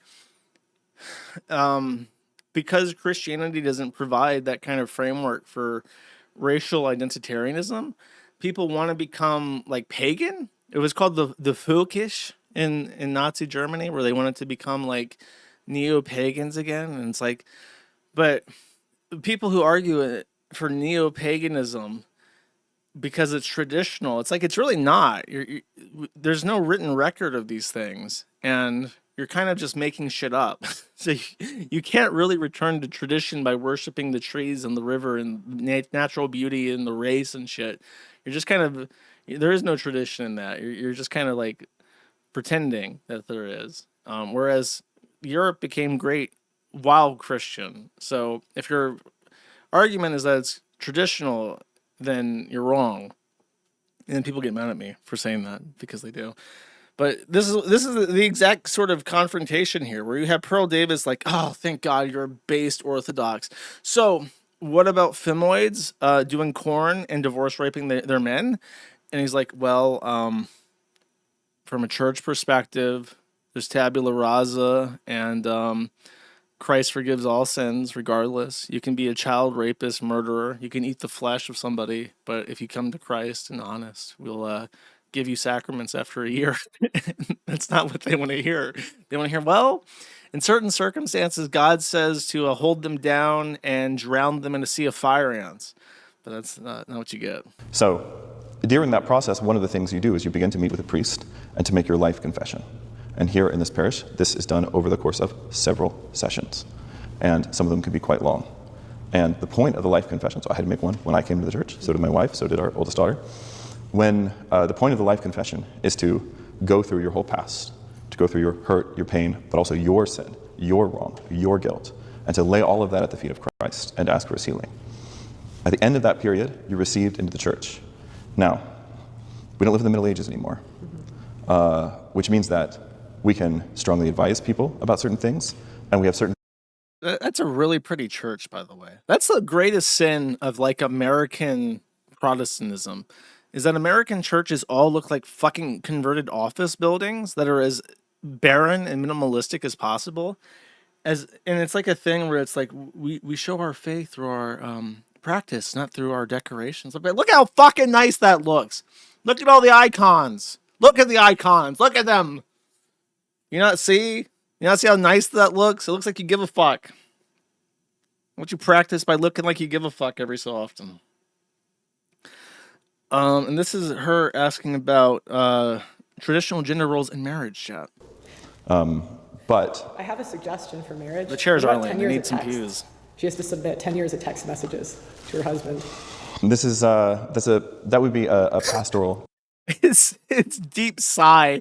She asked him this bullshit fucking question about text messages, and he's like, "Oh, she's being cringe. Forgive me, Father. I'm judging her for being cringe." decision. I'm just It would be a pastoral decision. I am a deacon, which is a Greek word that means a servant. Okay. So I'm not a policymaker. I'm a bouncer. Okay. Yeah. Cool. Yeah. So the last stage. And then there's a second video. Okay. 28 seconds. Okay, no, this is about the traditional gender roles. I can't wait. So now they're sitting down. I guess she managed to convince him. She managed to convince this man that she desperately needs God, and he's going to try his best. Really here. asking churches what their thoughts are on obedience. So I really would just love for you to talk about what you guys believe here when it comes to should women be obedient to their husbands? Yes. Like I said, the biblical teaching is that the husband gives love. Why is she so masculine? Look at those thighs. Those thighs are like as big as my thighs, and they look like they're pure muscle. Why is she built like a fucking super mutant, chat? I don't understand. The wife gives honor. Okay. So do you think it's okay for a woman to tell her husband to do chores? So if he comes home, she is mogging him. If you shave that beard off, I bet you she's got like a more masculine chin. And look, he's covering up his thighs so you can't see that he's like thinner than she is. is she allowed to tell him what to do? The thing is, the way you're framing it, I would, obviously that wouldn't be a healthy marriage that you're describing. But in a healthy marriage, the husband would notice maybe she needs a little help. But would you tell a woman she's out of place for telling her husband to do that? Would you tell a woman that she's being cringe in church? Okay, this is 6:17. Is it okay for the husband to tell a wife to shut up? So that might be one thing I would suggest. Can he just tell her to shut up, woman? His face! He's like, this is like the defensive posture and like neutral expression that you give when you're really not sure if you're like being trolled or not. And he's having to decide like how seriously to take this because it just comes across like a fucking joke. Just shut up, woman. Is that okay? Because at this point, he must be feeling like this is like an adversarial conversation. She's trying to trap me into saying something really like horrifically misogynist to like put on her tabloid blog about how I beat women or whatever. Like he doesn't know how to respond to this because it's like if she's being sincere, then he has to like keep what his response like in biblical teachings. But if she's being adversarial, he has to be very careful about what he says because otherwise he's going to make his entire church look bad, you know? I grew up in religious communities. I think it'd be heaven on earth if more husbands told their wives to shut up. Well, I would never talk to my wife in that way.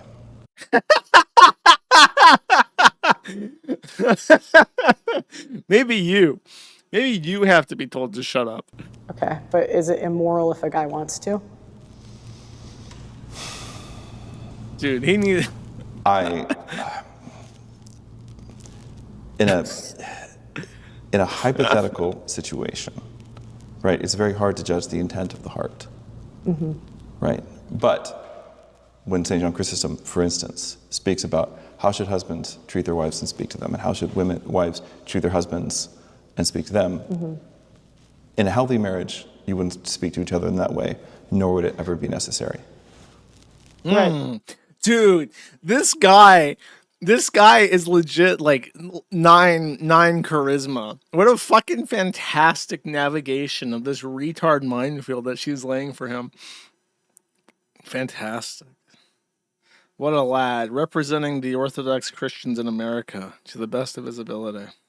Hypothetically, such an instance could exist. I think men are turned away from the church because it means they're no longer the ultimate authority over women. I think one deterrent a lot of people have from joining a church is that essentially the church, flawed people get authority over his home. He's deep sighing every time she talks. I feel so bad for him. When, so I was talking to someone I know that's an atheist, and he's one of just morally the best people I know where you'd think he'd be religious, right? And I meet guys like this all the time where they're just very... He's reaching for his gun. Very subtly reaching for the gun off screen. They're not religious, but they behave in a really moral way. And I kind of asked him why, and he just didn't like the idea of another man telling him what to do in his own house. Especially when, there's scandals in churches all the time I don't know if this one's one of them, but like the Catholic had the priest scandal. What a fucking horrible thing to say. Like, you're in this guy's church and you're like, yeah, I don't know. Is this one of those rape churches? You guys got any rape? I didn't do my research before I showed up here, but like, rape church? Child rape church, especially? Is that what's going on here? Are you guys doing any of that diddling? The pastors come out having affairs, and it's like, so don't you think by that logic that another man has authority in your own house? I mean, No. I'm a deacon of the Orthodox Church, so I can't even leave town without traveling papers. Like, if we don't have obedience, we don't have anything. A lot of the questions that you are asking seem to me, I could be wrong about this, seem to be aimed at trying to say, how could we create a system which is going to be totally free from pain?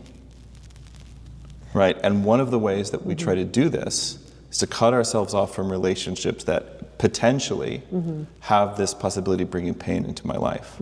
Of course, everything that I do has the potential of, like, even this conversation right now, I'm taking a risk doing this. I have no idea how you're going to edit this, how you're going to put it up, how you're going to spin it. I'm not impugning you, but I'm just saying this is a risk. I'm taking a little risk. Why am I taking the risk to have this conversation? Why would I take the risk to enter into a relationship with somebody, or to put myself under the authority of my bishop? Well, because I believe it's going to be for some healing. Right? Now, my particular vocation is the church called me to do a particular role. Bishop put his hands on my head. He called down the Holy Spirit upon me to fill me and fill all the parts in me that are missing and lacking so that I can do this work. Right? Similarly, the Holy Spirit is present at a wedding. He's present in a Christian marriage. Right? And so yes, does another man have authority in my home? Obviously, yes. That would be it. But that's true for everyone. Like, if you live in the United States of America, there's another man, many of them, going many ranks up in government, who has authority in your home. Stop paying your taxes and see what happens. That's a very good. I wonder if he's just like constantly debate broing and has like these platitudes to draw from when confronted by like an ignoramus, like a frumpy ginger coal burner, or if he's just like really clever and on the fly, just like is coming up with it. That's pretty good. Okay. Apparently this is a good one.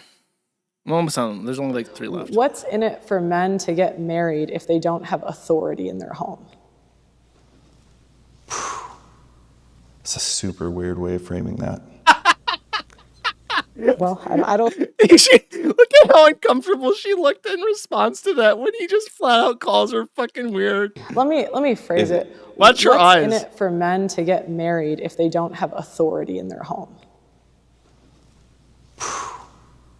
It's a super weird way of framing that. She looks off to the side like, oh no, the deacon thinks I'm weird. What? It is weird. It's like, why is she like framing absolutely everything in this like power dynamic? Okay. I want to hear his response to It this. just has to be done with a blessing. I believe that women are less than men in terms of... You can tell when he's weirded out because he has like a more relaxed posture when he's just talking. But when he's trying to like assemble his thoughts, he becomes completely motionless. His face is like completely still. His entire body goes stiller than usual. Pretty much everything. I don't think we're as smart. I don't think we do as much for society. And I don't think we're as useful or needed. Do you think that's wrong? Yes. Why? Because back in Genesis, God made man and woman, male and female, in his image and likeness. So there's no human being who does not bear the image of Christ. The greatest Christian to ever live was the Mother of God. She's done more miracles. She's had a longer and more glorious career in the church since her repose than any other human being who's ever lived. She's more loved than any other human being who's ever lived. And she is, for us, the fulfillment of womanhood. You mentioned Eve a couple of times. But here's the thing about Eve. Eve, in the same way that Adam is a type, Eve is also a type. So going back to those apostolic fathers we mentioned, what they say is that Mary is the new Eve. So a little typology here. In Genesis, woman is taken out of man's side. So the first Eve is taken out of the side of the first Adam. But in the gospel, the second Adam is taken out of the womb of the second Eve. And in the gospel according to St. John, the first few days of the gospel are laid out in direct parallel to the first week of creation, culminating in this event right here, the wedding at Cana. The wedding at Cana blows away so. I've never heard that particular take on Mary. Mary is one of the most disputed people in the church because the Catholics go really, really far in sort of idolizing Mary. And it's one of the main contentions in the Protestant Reformation was that sort of biblically, Mary was just the birth giver. But in Catholic tradition, she was also without sin, I want to say. I want to say that they go so far as to say that Mary not only was without sin, but that she was also assumed directly into heaven. I think when you hear the Assumption of Mary, it refers to Mary like ascending directly to heaven without death, which is weird. And I don't think that's in the Bible at all. And that's a thing that people argue about as well. It's one of the main reasons they don't like Catholics. I'm not sure where the Orthodox are on that, though. Okay, apparently Pearl did not take the hint after this, and is going to piss the deacon off. Fulfillment of that type. Well, but why is it wrong to believe that men are above us and more competent? Like if I look at society and I look at men and women, it just seems like women are doing the wrong thing, aborting an eighth of the world population. That's crazy. Like you've heard that a third. Okay, no, chat. Someone is saying I'm Catholic. That's not true. We're going to fucking Wikipedia. The Assumption of Mary is a Catholic dogma that Mary, at the end of her earthly life, was taken body and soul into heaven, defined by Pope Pius the 12th in 1950 at his Apostolic Constitution. Okay, so this is apparently very recent that it was defined into dogma, but it is a thing. Okay, the Assumption of Mary here. Body and soul into heaven. Okay. Don't even try me. I'm fine, motherfucker. Okay, sorry. That's everything else that I was going to talk about. Okay. PPP, Colin. No. All right, I'm done with that. She's a dumb hoe. Chat. Next. Drew DeVault. Drew DeVault is an open source guy that I've talked about a couple times. He was like a wrongthink enforcer for the left in the free and open source software community. However, he himself has been bullied out. I can ask people. Look, I'll send him a fucking message. Okay, where's my PPP? PPP. Okay. Do the Catholics believe that Mary was assumed directly into heaven like Jesus? Well, I'll give you the official PPP response to this question if he answers, chat. Anyways, Drew DeVault has been cyberbullied. He was banned from Ethical Foss Open Slopware, a free and open source software choosing to use and or support LLM usage or AI, as well as tips to requesting better policies and forking. So this is basically a instruction guide on how to use LLM ethically. So anti-slop, no AI. This is In Beware with trans rights sponsored by the gay agenda. And Drew DeVault, despite his his devotion to the woke gay retard cause, has been banned from participating in open slopware chat. As it says here,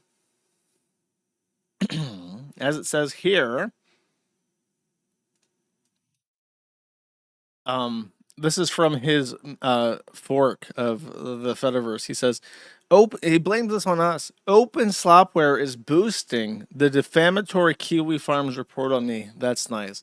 So Drew DeVault has had a sordid history. He's also done things that are not woke and are offensive and quite problematic.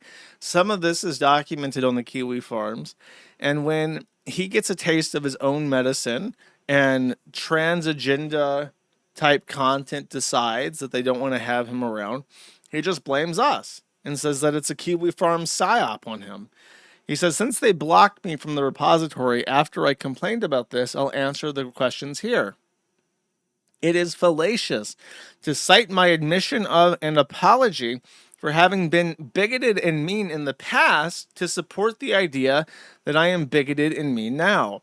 I am furious over this insinuation, especially given 10 plus years of aggressively campaigning for and advocating for the rights of marginalized people of all kinds is erased. Advocacy which has earned me hate, harassments, and death threats, the big three, the Holy Trinity, from the far right, but apparently also harassment from these sorts too. This is fucking shameful. He goes on to say, by the way, I want to point out that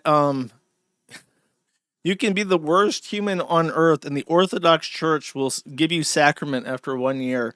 But in the Church of Paz, 10 years of living on your fucking knees like a dog doesn't earn you a second chance. I hope you picked the right idol, Mr. Drew DeVault. I hope we're all happy with our life choices here. Something I want to add to this, I took a hard look at 15 odd years of my life and identified things I was ashamed of. I worked on them, figured my shit out, and then I publicly acknowledged it and made an apology. It was humiliating, scary, and frankly, it took a lot of courage to do, but it was worth it. It seems like it. It seems like it was really worth it. I said once, and I'll say again, that I cannot fault anyone who I have personally harmed for keeping their distance, and I don't expect forgiveness from them. But for anyone else whose knowledge of me is impersonal and extends no further than the defamation of Kiwifarms and their ilk, I'm sorry, but you're the one saying that you published all this in a big pamphlet for forgiveness. How is that Kiwifarms defamation? You said it's all true. How is that our fault? You made the dossier on yourself. You canceled yourself. Why is that our issue? To take my reflection, honesty, and accountability as a sign that I am not a safe person, I challenge you to look back at 15 years of your own life without finding any faults in yourself. I don't know about you, bitch, but I've been a perfect little cherub for as long as I can remember. And nobody has anything bad to say about me. And I'm the Kiwifarms guy. So you're really fucking up. Would you have the courage to do what I did? What's better for the safety of our peers? Marginalizing people who carry out that process of self-reflection and accountability? Or leaving our lives unexamined and privately festering in our shame, hoping not that we can reform ourselves, but that it will never come back to us? Last thing, and it should go without saying, but I'll say it anyways. This is not an opportunity to harass anyone back over this. Don't go flame them. It's like, bro, come on. What's really funny is that he's saying that, like, the people he's hurt have never forgiven him. And I can't even say that and honest. Everybody who is mad at me for Blockland shit is like a 30-year-old now and has gotten the fuck over it and got the fuck over it like a decade ago. What did you do that was so bad that after 10 years, they still hate you for it? And by the way, and I mean this in honest, if you are going to say that if you're going to repent and you're going to make a big expose on yourself and you're going to write down all your sins and you're going to ask for confession in this gay ass fucking woke church of forgiveness, Who are you to decide who is going to forgive you? If you said the N-word 10 years ago and you acknowledge that you said the N-word 10 years ago and you apologize and lament profusely and earnestly that you said the N-word 10 years ago as a joke between friends that got leaked out and yada, yada, yada, who are you to say, though, that a person of color should not hold that against you, should not make the independent character judgment that you are still a dangerous insayer and not want to associate with you? Part of the accountability is to accept the fact that there are going to be people who are never going to want to associate with you again because you're an insayer. And that's the community that you chose. That's the doctrine and the dogma that you aligned yourself with. You don't get to decide who forgives you and who accepts your apology and who believes that you actually have reformed and changed. That's literally what you subscribe to. On the flip side, we have people who are accountable to nobody and don't give a fuck and just make code. And you thought those people are bad. You hate them. You went out of your way to try and cancel those people and prevent them from finding gainful employment in a place among other developers. That was your job. That's what you wanted. So why can you not take a step back and see that this is the process? This is the process. People deciding on their own, the people who write this repository and identify in this way with beware trans rights don't want to associate you because you put it out there and apologize for some things. And they looked at it and said, well, it's nice that you apologize, but we still think that you're a fucking asshole and we don't want you around us. It's what you wanted, bro. I don't get it, man.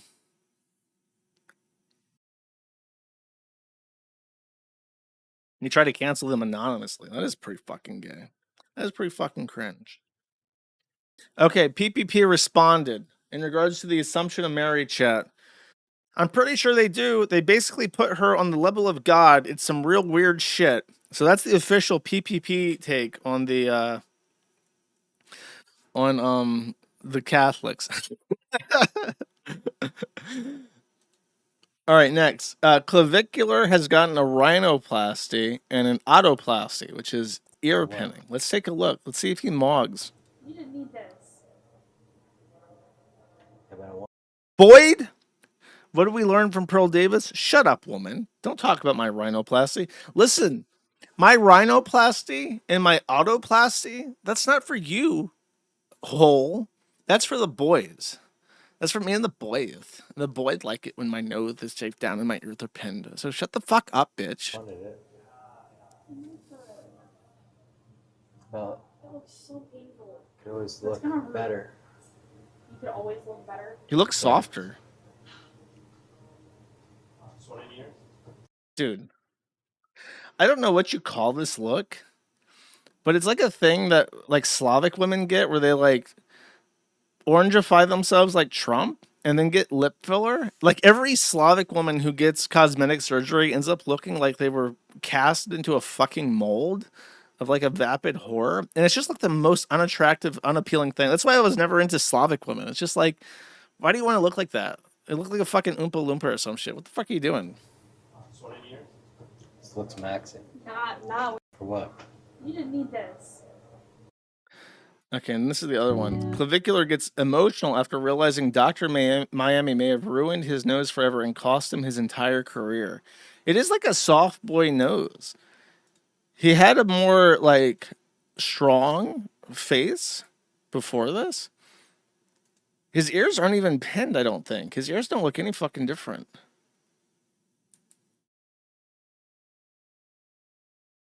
Yeah, I don't know what they did with his ears. Maybe they pulled him back a little bit, but not really. His nose definitely looks softer, though. It looks like he has an LA nose, but it makes him look like a pretty boy as opposed to like he had a more rugged face before.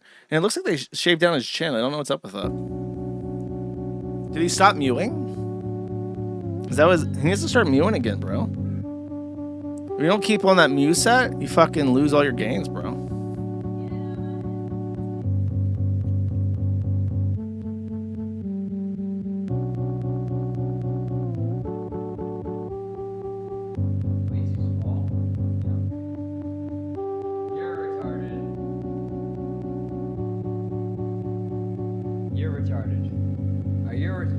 everyone in the chat, you're retarded.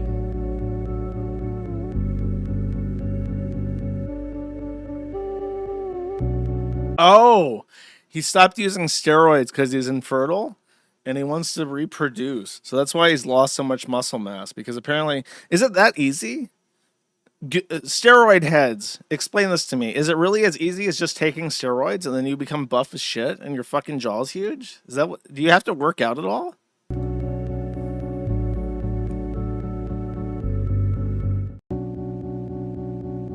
Huh. I see.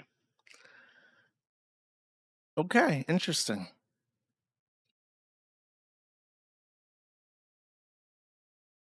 Okay, next. Foundering, the guy who sings the old-timey ragtime music, has been banned by Bandcamp, YouTube Music, DistroKid, and Spotify all at once. So the hammer came down. His ragtimey jazz about black people being on orbital bodies around the not the United States, but around Earth, no longer welcome. He's been evicted. And sorry, I don't mean to laugh. He's suffering, bro. I made a big post about on Twitter about how stingy conservatives are, because naturally, if someone's conservative, they don't waste money. But as a result, people who do things tend to do things in isolation, and they don't tend to be very well rewarded for it, and they don't tend to work together at all.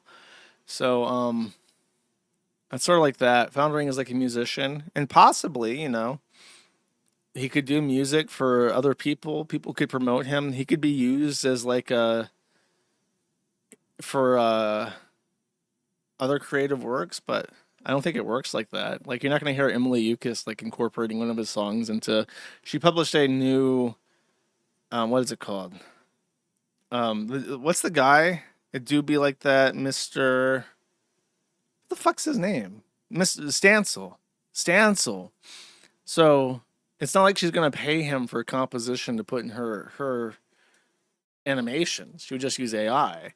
But even her stuff doesn't make any money. So it's like, what's she gonna do? She's not gonna like be able to afford people for that kind of stuff. So I thought about a while ago that it would be really funny to put up together like a Kiwifarms album and try to get like a bunch of different music, like one from the guy that does the Wings of Redemption remixes. There's a Foundering. There's Hardman Working Hard. It would be funny to get like a song from like each of these people and put it onto like a 12-track album or something. But I've never done that. Maybe I should. What do you guys? Liquid Richard. Yeah, that's it. What do you guys think? Should I do that? Should I make an album? Rusty Cage. Oh fuck yeah. You got Rusty Cage. You got Foundering. You got Liquid Richard. You got Hardman Working Hard. Dude, I featured that song by Songs in the Keys of Quick because he sent it to me. He sent it to me in my notifications, and he says like, Puppet Josh is in this."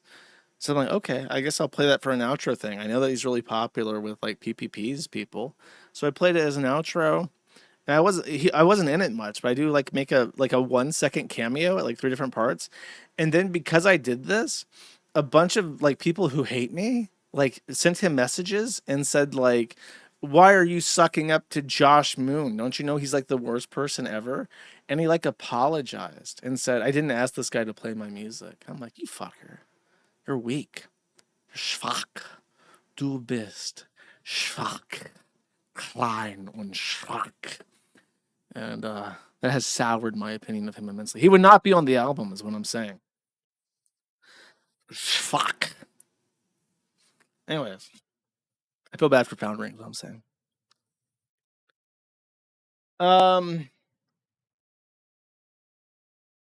God.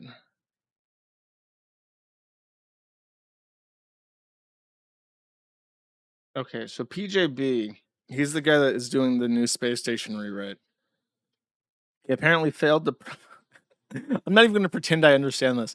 He apparently failed to purge the zoophile-occupied government, Zog, and after being ousted again, has allegedly now taken down the SS-14 authentication server. And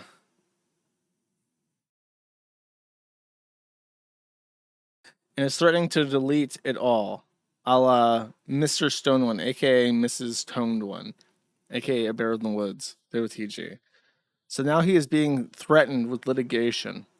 So Jay Patterson at Verna Services LLC, which, just so you know, an LLC is not a PLLC. Vervana Services. Is this even a law firm? VervanaServices.com. Does not exist. There's no fucking way this is just like a fake website. Jay Patterson at Vervana Services.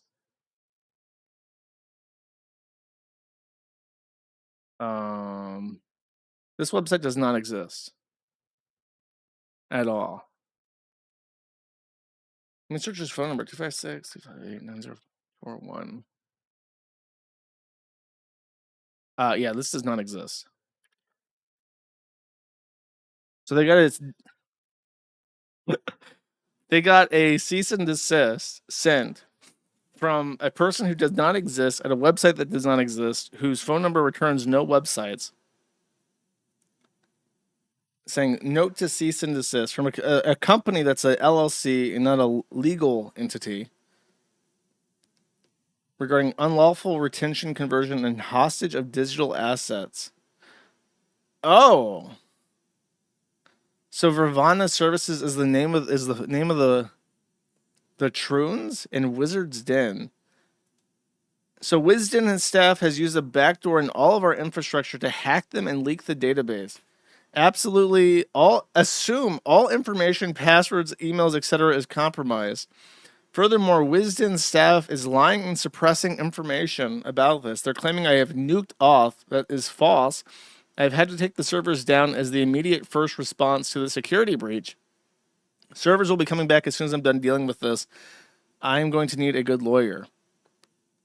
But then, of course, the Trooner Gooner gift fags cannot play the Space Station 14 while this is happening. So Gay Station 14 hashtag announcement says, we are issuing this update to provide clarity on recent infrastructure. So you mean to tell me that this rewrite of Space Station 13 requires the master authentication server? You can't log in and then, or you can't just connect to the server and play the game? So they've somehow made this worse. They've made this worse than Space Station 13, and you can't just connect to the server and play. You have to be authenticated with the gay retards in order to play at all. So what's even the point of self-hosting? Recently, a former contributor stepped down from project leadership and agreed to transfer the operational keys to the newly unified leadership team. This is a video game server, by the way. Attempts to formalize this transition were met with shifting demands, and the former contributor subsequently used legacy access to revoke permissions from the core team and restrict access to vital infrastructure. What this means for the players.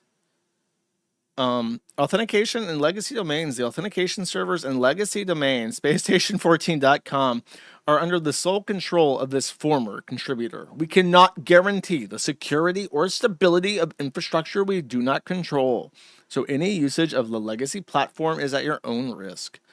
The migration. To ensure the uninterrupted future of the project, we are actively migrating the official Wizard Den servers and community to secure, team-controlled infrastructure. We will advise when they are available. We know that disruptions within communities you care deeply about can be stressful and overwhelming.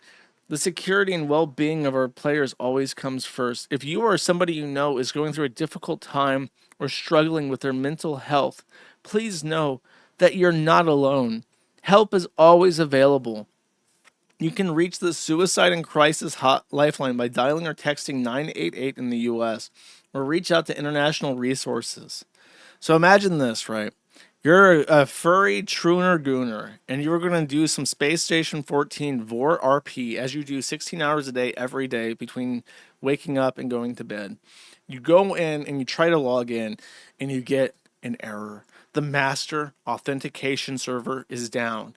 You try to connect directly to IP, but unfortunately, self-hosted servers actually require a master authentication server, so you can't connect.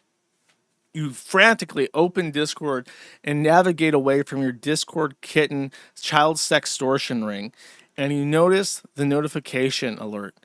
There's no way to connect. There's been a compromise. Your information is now floating out there, and unaccounted for team members control core infrastructure, and there's now a schism.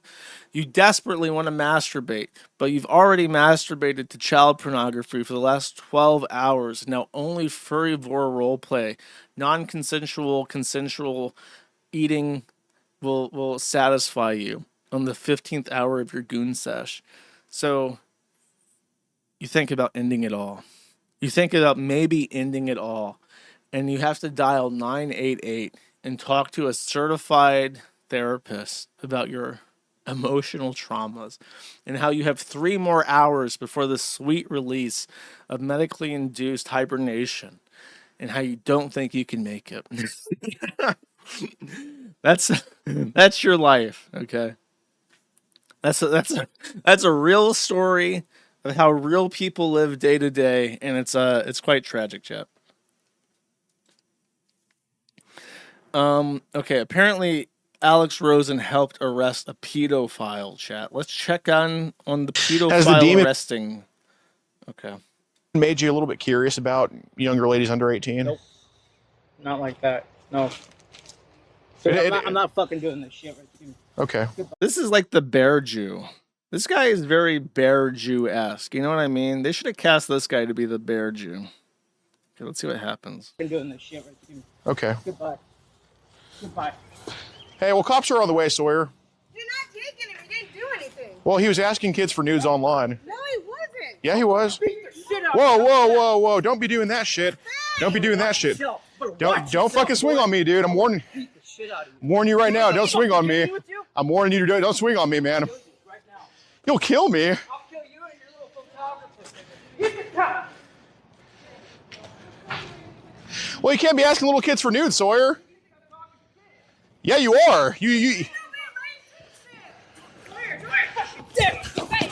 Watch out, bro. Let's go, Stop. fat fuck.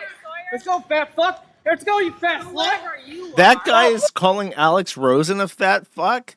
He's like Jet Neptune if he just injected lard straight into his body. Like just took a fucking IV drip and pumped as much fat right into his guts and tits as possible. Let's go.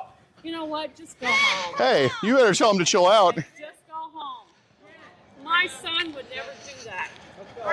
Look at how he's holding his mother back around the waist. That's so weird. This bitch is like doped up on like Thorazine or something. Like my son would never molest a child, and he's like dragging her back to like their apartment. Like I actually thought that was his girlfriend. I'm like, does this guy have a girlfriend? But no, it's his mom, and he manhandles her like they're in a relationship. What the fuck? Good. They're on the good. Call him.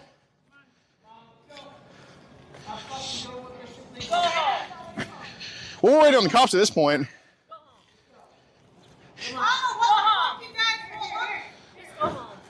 What are you going to solve by doing this? Well, My son doesn't do that. he's looking at child porn online, ma'am. No, he is not. Go home. I have the proof. Can I show you the proof? Go home. Can I show you the proof? Go home. Okay. Well, the cops are on the way. We're going to turn everything into... Dude, how many Jeets do you think live in this neighborhood? This infrastructure looks like it's designed to accommodate at least 40 Jeets per house. Them. Go home. You're an asshole. Well...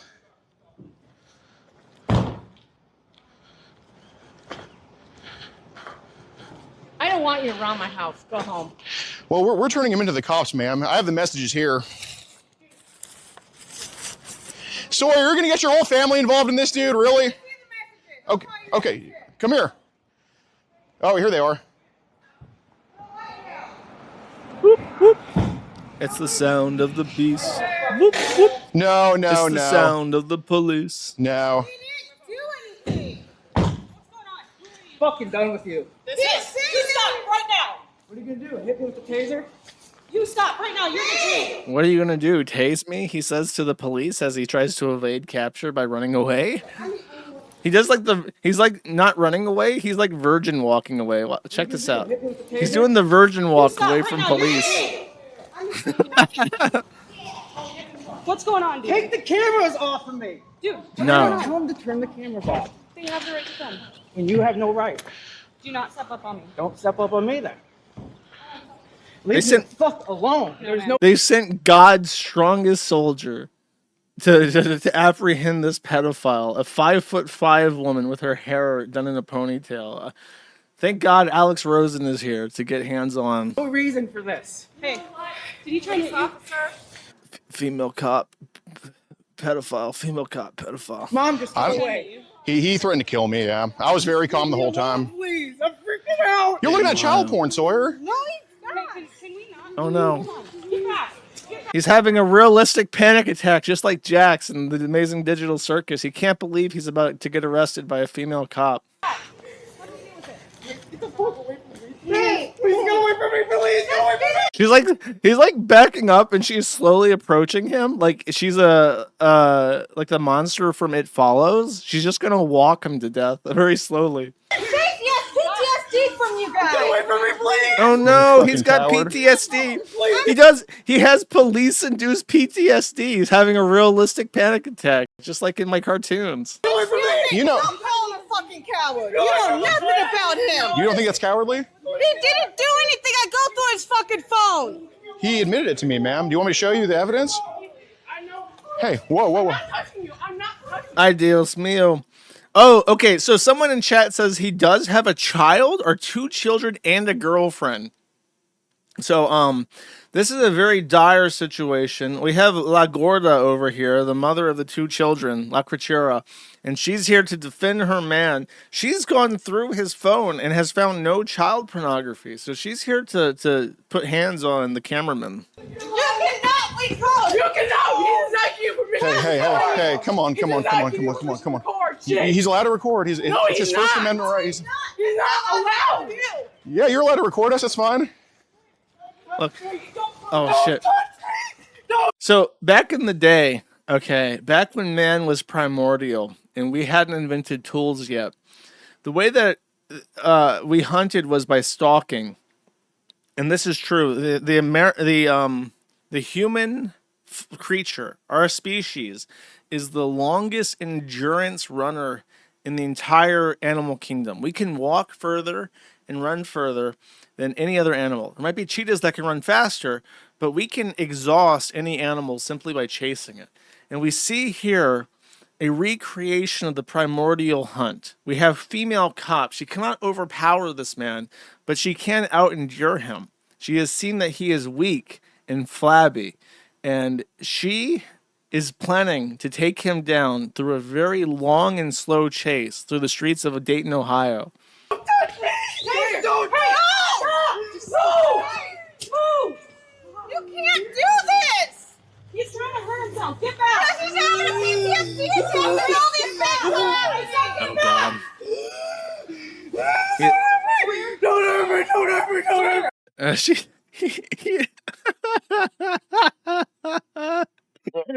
That's so pathetic. It's so pathetic. Don't hurt me. My realistic You want me to panic just bring him to you? attack. I can just bring him to you right now. Please don't hurt me, please. Okay. Please don't hurt me, please. Please don't hurt me, please. Please don't hurt me. Get away from me. Get away from me. Please leave him alone. He's looking at little kids, ma'am. Just leave him alone. He's a pedophile. He's not. Get away from me. Get away from me. He has kids on his own. Right. And that's what's worrying about it, man. Man, we have the proof. We wouldn't be here without it. Okay. Show me. And he admitted it to me, ma'am, on camera. Let me see the picture. I am. Let me see all of them. Well, some of them were with his account after his ban, but Of what? he's asking little kids for nudes. Here you go. You're calling his dad and has the lawyers. Good luck. Here.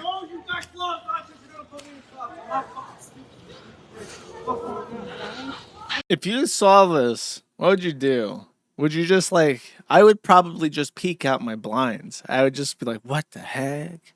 What's going on out there? Why is this man being arrested by the police? Would you guys like walk out and like take your phone out and record him, get up in his face like, ma'am, you're a female police officer. Do you need any assistance wrangling this tard? Would you assist female police in Dayton, Ohio? Well, it was after his World account Star? Oh, start shouting, sound, hey, a World Star! banned, but we have some of them with his account. Okay, I'm looking. Yep. Ma'am, and he told me he's had conversations online about touching his own kids, so... Oh my God. We wouldn't come from Houston, Texas if we were just... We don't know who this guy is otherwise, ma'am. That's a picture. Yeah, you can go through it. We'll just put it in the bag when you're done, okay?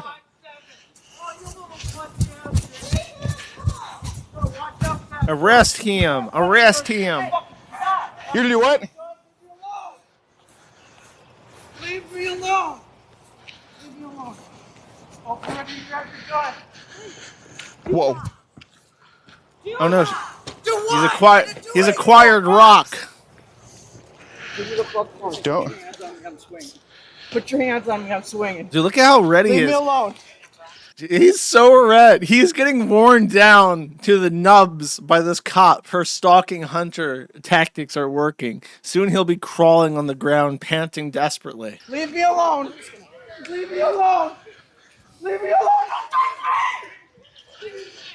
Do I have permission to step in, Mom, help me. Oh no! Oh no, she's in a brisk jaunt. She's jaunting at him, menacingly. Get the fuck away from me! Oh, loud. You can't. Oh, loud. Is it the neighbors or is that his mama? Leave me alone. No, that's his family. Leave him alone. Leave him alone. Who's that? What the? Oh God, it's like a white trash incident. Why is his girlfriend taller than him? Who is the Down syndrome guy? Come on. Leave me alone. Get off. Oh no! Oh no! She's cornered him. Oh, she's tearing him apart. There's bits of flesh everywhere. Dude, Alex is now like, oh God, the gunt is out. Oh my God, this is escalating so fast.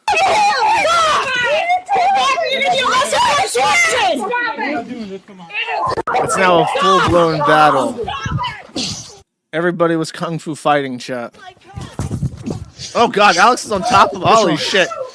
He's rolling away. Leave him alone. Oh God, you are an asshole. I'm not gonna tase anybody. Good job, Alex. No. No. Who are you? There you go. Get the lawyers. Come on. Get the lawyers. Get the lawyers. Backup has arrived. Get away. Stop. Get away. Hey, stop. You need to stop. Don't listen, lady. It's all fun and games until you fuck with the content recorder. You fuck this camera, I fuck your whole life. Leave us alone. Touch. Mom, no. Come on. Help me. Help me. You arrested me falsely. No. You deleted your TikTok. Exactly. That's fake. It's fake. No. I'm a little bit curious. Can you just like help cops arrest people? ChatGPT, can you assist a police officer in detaining and handcuffing someone? I assume you can, but I never thought about it before.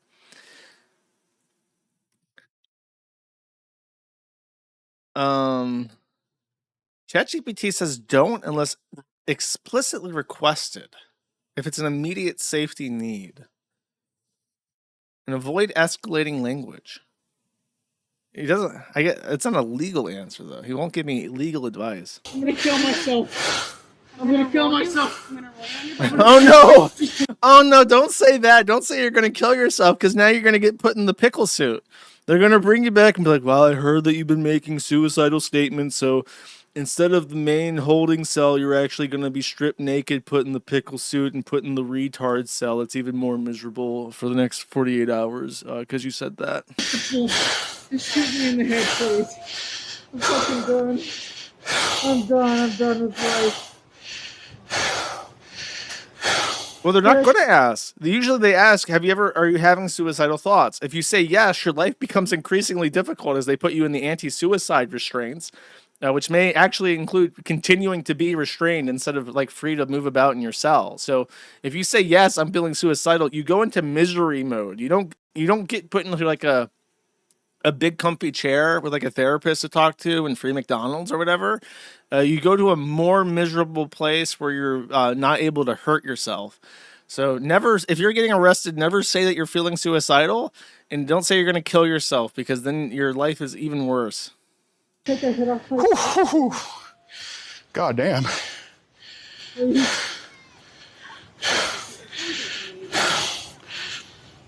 Please, I'm being nice. Don't hurt me, please, don't hurt me. Out loud. Don't want to hurt me. Alex, that's a little bit embarrassing, brother. If you're going to be running after people and doing the predator hunter thing, you got to get into shape, because all you did was tussle them over and then you're like dying for air. So he was hitting him taking raps. The Jew is gassed. Oh no. He admitted to it, ma'am. I'm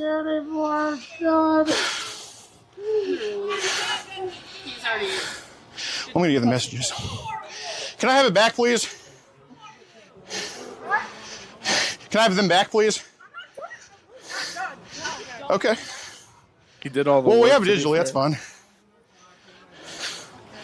It's true, the lapel mic is not helping. Oh, get off of me! Stop resisting! Like, Stop resisting!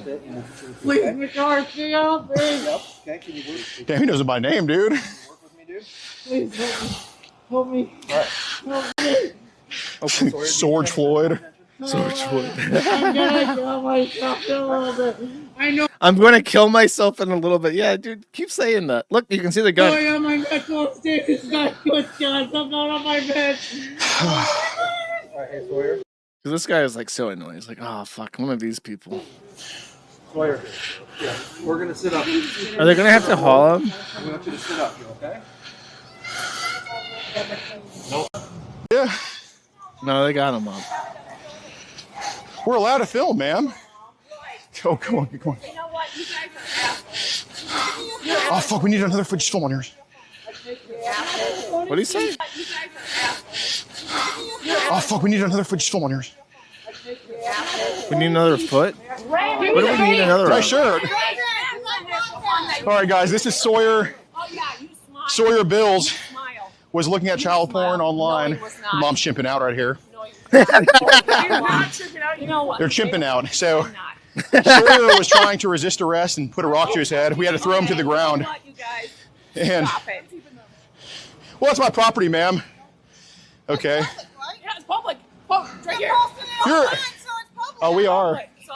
Okay, so he was messaging multiple underage decoys, admitted to viewing child. Oh, she took the papers. He offered her the papers and said, "If once you're done, please putting in the bag," because he wanted to convince her that he was watching child porn. She didn't give it back, and that's what he was complaining about. We need footage of the logs, which she was holding in her hand. That's why he's complaining about that, because she took the things that he wanted to show at this point in time. Child pornography and having conversation about his kids online. Over to my car and we can talk. Yes, sir. Absolutely, yes. I'm going to be nice to the cops. Okay. That was great. That was good content. I'm enjoying that. Thank you, Alex Rosen, for your work. Next, chat. So this is in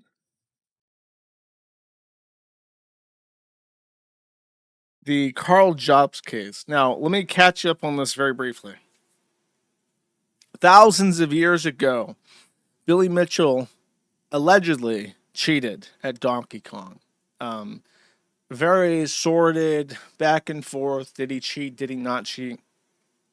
Supposedly, there was hardcore, indisputable evidence that Billy Mitchell used a emulator for Donkey Kong called MAME, and that you can tell by the frames that he used a specific version, and so on and so forth. Chat. But long story short, nobody really gives a fuck. And at some point, a guy called Apollo Legend killed himself. And Carl Jobs said that he killed himself because of a lawsuit filed against him by Billy Mitchell. This claim was negated by basically everybody who knew Apollo Legend. And Billy Mitchell, the lawsuit had something to do with the Donkey Kong score, by the way. So Billy Mitchell then sued Carl Jobs for defamation and threatened to sue him like two other times, but it went to court. And Carl Jobs maintained over years, as this litigation was proceeding, that he was being sued by Billy Mitchell over Donkey Kong scores. And that's why the MAME stuff is important, because he would break down that this suspicious thing happened with the referee. This suspicious thing happened with this arcade cabinet not having what appears to be an official Nintendo joystick. If you look at the footage very carefully for one frame, you can see that things load in a specific order, which only happens on a specific version of the specific emulator, which would not have been allowed by the official rules at the time. And over the course of years, he would post more and more evidence, compiling and compounding against Billy Mitchell, proving that he was in fact not the king of a 1980s arcade cabinet game called Donkey Kong. However, Billy Mitchell won his lawsuit, Carl Jobs lost, and it left everyone scratching their heads wondering, how is this possible? Is Australia so crooked, so corrupt, so in the pocket of Big Kong?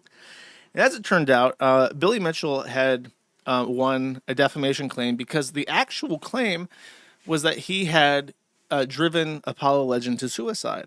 And it had absolutely nothing to do with Donkey Kong scores, despite what Carl Jobs had been saying in public for several years at this point, causing a very hard public pivot against Carl Jobs and for Billy Mitchell. Then there was some drama in regards to finance structuring, his wife getting control of his assets, Australian debtor timelines, and bankruptcy. Basically, in Australia, if you go bankrupt, you can clear off your debt after a couple of years. It's not like in the US where you owe judgment debt forever and ever. And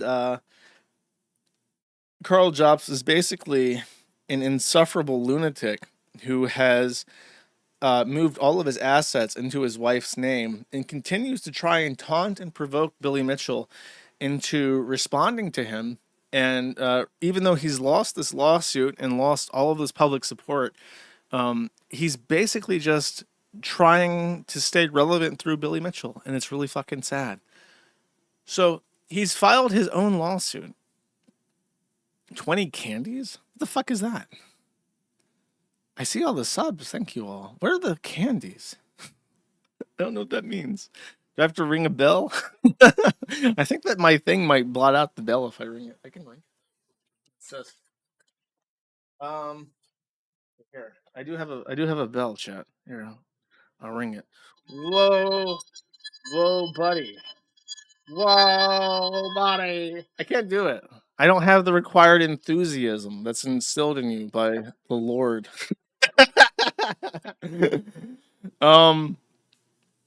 Freebird? No. Anyways, so he filed a defamation lawsuit against Billy Mitchell in Florida as a pro se litigant, alleging defamation because Billy Mitchell said not nice things about him being a criminal on the social media platform formerly known as Twitter, which eventuated into his own daughter, Michelle Mitchell, representing him. And this motion has been filed by his daughter / lawyer, in this case against Carl Jobs, asking for a motion for security for costs, which is an interesting motion that I have never seen before, but is a very smart play. It's a very aggressive play by the defense in this case. What she's doing is saying that this is a defamation lawsuit filed in Florida. Florida has anti-slap laws.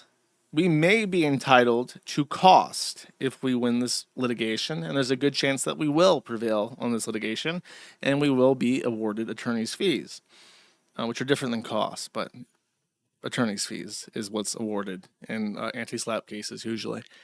So she's saying we can proceed with this lawsuit. However, considering the extraordinary circumstances that Karl Jobst is a debtor to the person he's suing in a foreign jurisdiction, and it's unlikely we're ever going to see any of that money because he's a foreign attorney. And if we win, or a foreign person, and if we win here, we'll probably never be able to enforce this judgment in Australia. And because he's pro se, and because he's an albino-looking yellow fever rat person, we should be entitled to a security for cost. Basically, he has to put up $80,000 or fuck off. And if she prevails on this, that's awesome. And that's actually a really, really good precedent for other frivolous defamation cases like this. It really feels like Karl lost and then was like, well, fuck you then. I'm going to sue for some bullshit defamation claim too. If you want to know the truth about it, bish. And I don't know if he doesn't know this, but the United States doesn't really have defamation laws like this. So he might just have to eat shit. We'll see. I hope that motion succeeds because I like that motion. It's a nice motion. It's a good motion, chap. And you know what? I'm going to go out of order here. I'm just going to talk about iDubbbz while I do this. So I'm going to play this clip from iDubbbz, and then we'll talk about his litigation as well. iDubbbz went live, said he had a huge announcement, and then said this.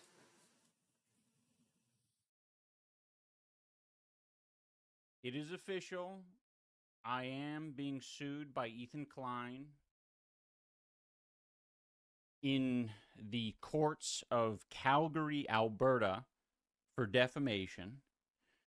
I do plan on fighting against this, but for now it is in the hands of the courts and our attorneys.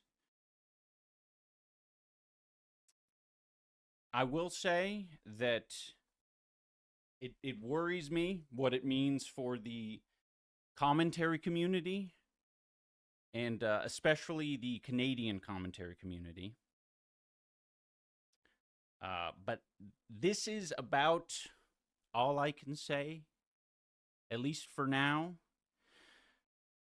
I'm sorry that the stream is so short. I wish I could give you a lot more grease, but I will. Professional streamer iDubbbz recorded and broadcasted this at this volume. I will try to increase it for you, but you're not missing out on much. We'll resume the regularly scheduled content on Thursday. Again, I'm sorry it's so short, but we will be back, and I appreciate you being here for this important announcement. Have a good day, everyone. He's being sued by H3. And actually, I should have. Oh, does this guy have it? Oh, what a hero. Thank you, Josh. Oh, no, sorry.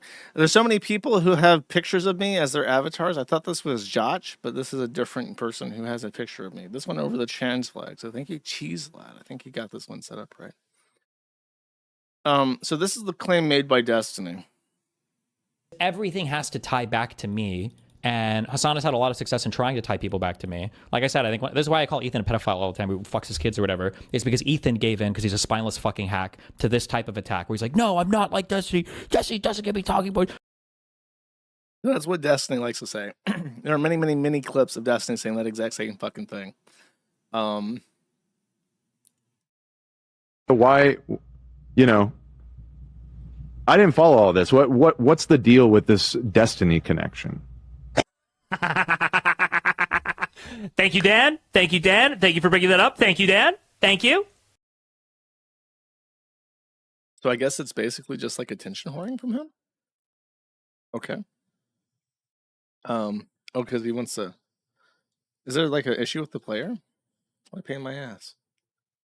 Why... That's the is that quote. The quote was a Destiny quote. Right. But the thing is, Destiny made it clear he didn't believe it. He was just doing it to be an asshole. that. Wait, we understand that makes it intentional malice, right? That he said it intentionally to harm you. That's like the bar. That's the literal bar for defamation in America. Admission of actual malice. Who is this fucking mongoloid who's talking? Who is this? Is this like the JSL? No, because I don't see the weird creepy marionette dolls in the corner, so it can't be JSTLK. Is it really JSTLK? Where's this fucking creepy ass dolls with the dead eyes and shit? You fucking halfwit.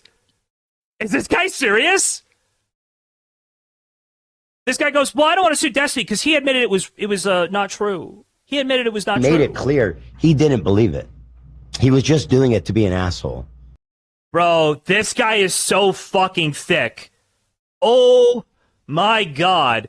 Ozempic ain't doing nothing to thin out the skull, bruh. Put a helmet on. This guy goes swimming with water wings. This guy's got some problems. I don't fucking get it. Why would you say that? I think this is the longest JSTLK clip I've ever listened to. He is incredibly insufferable. How many people watch this guy? I saw his socials. I'm curious now. How many people watch this shit? Kick.com, JSTLK. 8,000 followers verified. I really absolutely cannot express how much I despise his avatar with the dead, soulless puppet eyes. He follows me on Twitter. I'm gonna soft block you. Remove this follower. Fuck you, JSTLK. Don't follow me with your dead penguin avatar, motherfucker. 5,000 followers. Thank God he's not that popular. Okay, so I disagree. It is not defamation to say the words Ethan Klein molests his children. It is defamation to try and convince people that Ethan Klein molests his children. The actual phrase is not banned, but that's what makes it so difficult with Destiny and what he does is like he's being an asshole. And when a lot of people came in defending iDubbbz in replies to me, I was very tempted to just like take their name off their Twitter account and be like, did you know that John Smith molests his children and is a pedophile? And then put underneath it like, I don't believe that. Or did you hear that? It's like, oh, I bet you wouldn't fucking appreciate that shit, would you? No, you'd probably be really upset about that. But I restrained myself. I exercised a rare level of restraint for once. Mostly because of my own moral compasses here, chat. Okay, let's see. Stuff shitting on I hope CPS takes his kids. I'll say it. I do, and I hope they cry about it. And then CPS come for my kid, and then CPS can take Dan's kids. You know what? All of our children at the end of the day will just be fostered by Child Protective Services. Okay?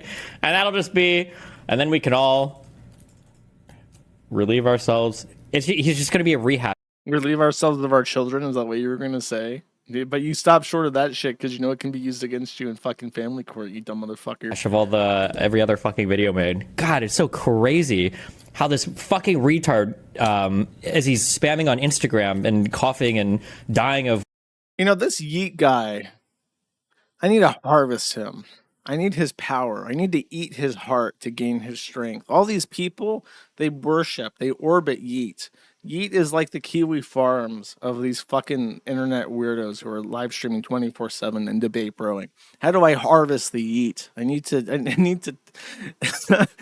to kidnap him and force him to work for me. Whatever diseases he has is telling me like, oh, Destiny, I used to like you so much and you need help and blah blah blah. It's like the exact shit that Hassan was doing to him. Good memes. Destiny is also profoundly unlikable. I'm always very perplexed by all these people who are very unlikable, having such a large audience, a very dedicated audience too. Destiny has like 10,000 people who follow him everywhere. Am I a hypocrite to say that? Do you think if people from his audience listen to me, they're like, "Wow, this is the worst podcast I've ever heard. How the fuck do 3,000 people listen to this? This guy is like just terrible." I don't think so. I think I'm lovable and everybody loves me, Chet. I think I live in a narcissistic delusion where everyone just thinks I'm great, and they have to pretend. They have to cope and seethe and pretend they don't like me because I'm so handsome and smart and funny and talented. The mere fact that a child contracts a disease, an illness, even through a potential like a negligence event, that is not justification for a CPS call. No. Just so you know, your child contracting illnesses due to severe negligence is absolutely grounds for a fucking CPS call, and it should be. We don't want kids who are getting sick because their parents are being like insanely neglectful of them. What an unbelievably crazy statement to make. What the fuck? Why do you think CPS is ever called? What? If you don't know, Ethan Klein's child was sick from a disease that children get when they live in houses with pets frequently. Not super frequently, but that's the cause of it. It's an oral fecal route disease, which implies that the child touched something that animal feces and contaminated animal feces had been on, and that entered their mouth somehow. And that's how the disease passes, which led to a lot of people speculating that Ethan Klein's house is a shit-encrusted, uninhabitable wasteland, and led to CPS calls and all sorts of stuff. So that's what he's talking about there. I wish that we had the actual clip of iDub saying that H3 is a pedophile. Can we go to the iDubbbz thread? Let's try. Let's try to navigate my site in real time.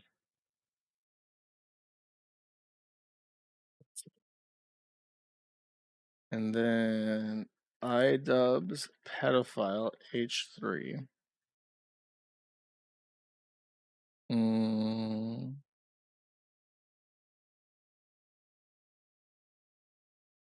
But they're talking about it too. Okay.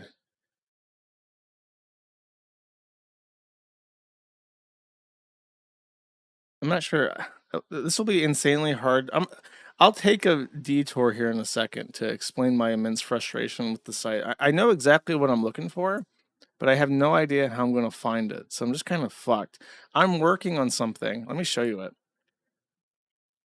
I don't know if this account that I stream with has access to it, but oh, I don't. Okay. It's a beta search, and it has the ability to search transcripts of videos, and it also has the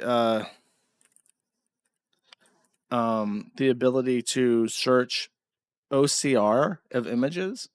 It's not public yet because I'm still testing it, and it has to go through the entire backlog of the entire site. But it's amazing. You can search for media based off something that you remember it saying, and because it's an AI search, it's fuzzy. It'll search for vague concepts that are related to each other, and it's really coming along, chat, and soon it will be based. Maybe if I just search YouTube, I'll be able to find it. I remember what it is. It was him as the dragon. Yes. Well, when I'm beta testing it, it'll be for premium users only, but eventually it'll be public for everybody with an account. H3 iDubbbz dragon pedophile. Very sane thing to type into a search engine. I have to show people this. I feel like a retard. Oh.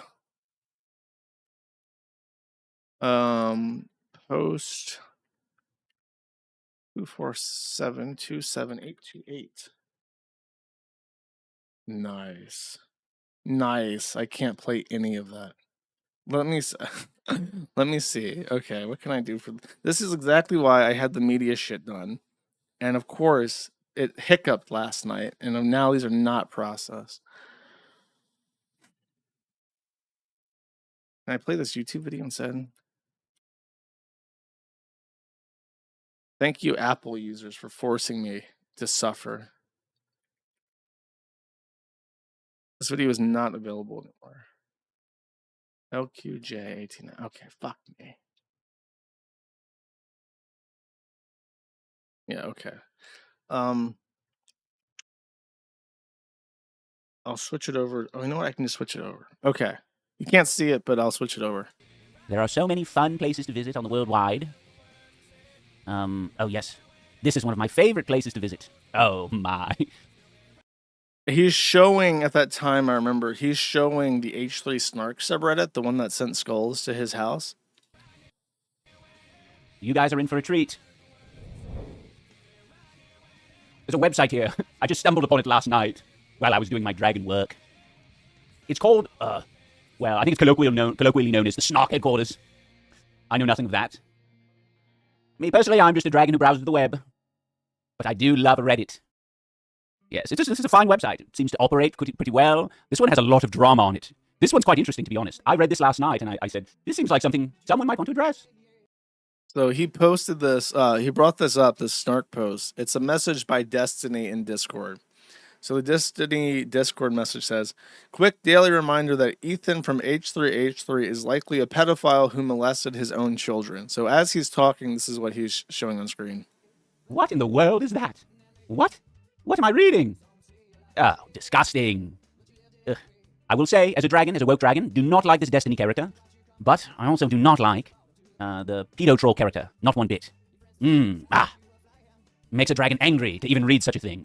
Yes, you can't see it because the user who uploaded these clips encoded them in a format that only works on Apple devices and not on Firefox. So I am playing them on a different browser.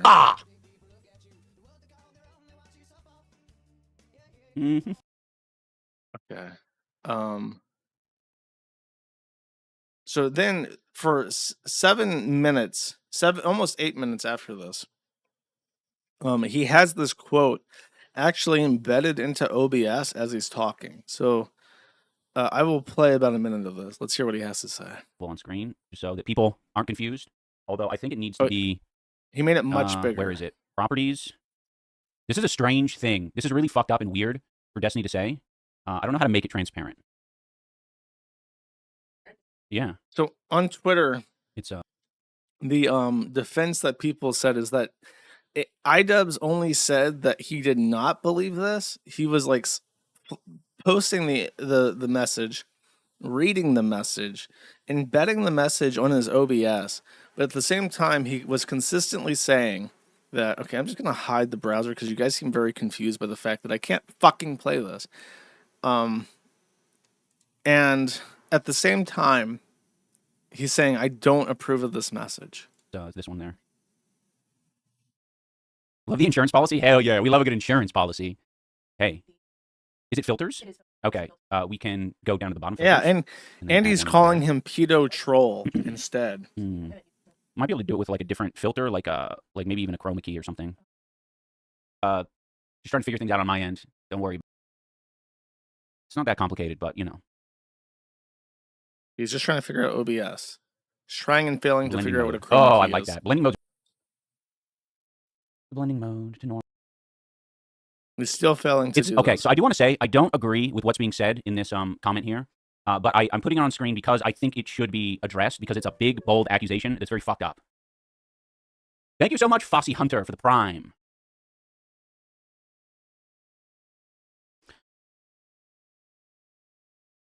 Dude? Oh, I was just about to finally address Dude. It's Jude. They're like, dude, your mods are annoying. They're warning me for no reason. No, it's not for no reason. Not for no reason. There's a big reason. Source of info now? Or is it only people we don't like? We? Who's we? You? I don't know who you are. But I will say, shit like this should be addressed. Especially from the guy who's suing 3 women right now. Or now it's down to 2. And extorted, well, not extorted. What's the proper word? What's the technical word? The third's out. The third's out. Facetron. Settled and bullied. I like that. Yeah, that's the technical word, is settled. Okay, so that's going to be like the basis of the lawsuit. The bar for defamation in Canada is much higher than it is in the United States. And effectively, when you are sued for defamation in Canada, you have to prove that what you were saying was true or that a reasonable person could believe it. And basically, H3, I think, is just going to try to say that he knew it was false. He kept saying that he thought it was false, but he amplified and rebroadcasted the message as a form of coercion, which is not permitted speech. And it's going to cost iDubbbz like an insane amount of money to defend himself, which is undesirable for somebody who is not making any money and never will ever again.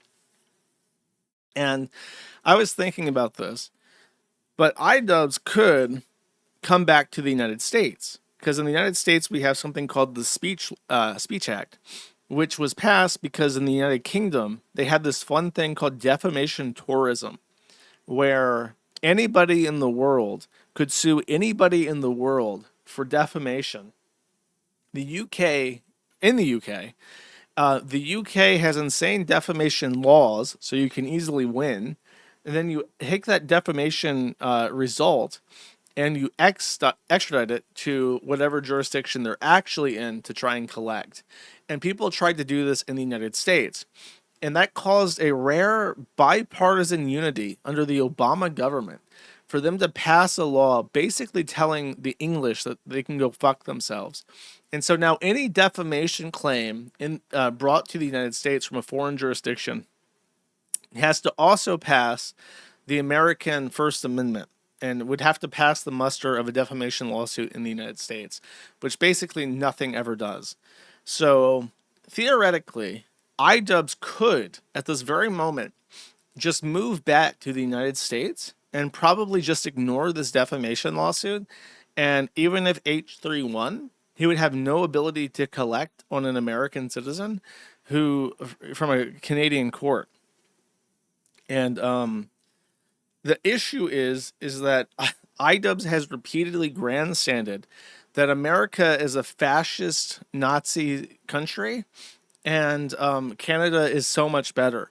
So he probably doesn't have the required humility to admit that actually First Amendment protections are a good thing, especially if you're a commentator. And so he's just going to stay in Canada and suck dick and gargle shit for the rest of his life because he's a fucking idiot. And the other conspiracy theory about this is that he's afraid, apparently, supposedly, he's living in Canada because he's afraid of getting sued by all the investors in Creator Clash. There's a thought that he's either civilly or criminally liable for charity fraud or investor fraud, and that if he moved back to the US, he would get raped by all the people he fucked over in Creator Clash. And I don't know if that's true, but that's what people are saying. So that is the full iDubbbz situation.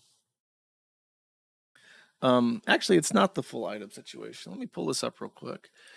I figure I might as well. PPP responded to this, and PPP is relevant here because PPP and Anthony, I almost called him Anthony Worski. Isn't that bizarre? It's like mentally ill. Should I read this entire thing? Should I read the effort post? So PPP posted this about the announcement that iDubbbz had made. I guess I'll just read over it because why not? Ian Washburn once said, either all free speech is okay or none of it is okay. The implication being in a free society, we must tolerate some speech we find distasteful, disgusting, or even untrue in order to preserve our general liberties.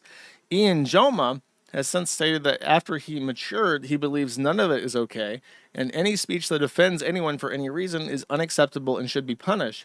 He moved to Canada, a country that sadly agrees with his newfound views. It's hard to find any sympathy for the position that he finds himself in, especially considering he was signal boosting perhaps the worst thing you could possibly say about anyone, let alone a former best friend. That's true. I didn't even mention that.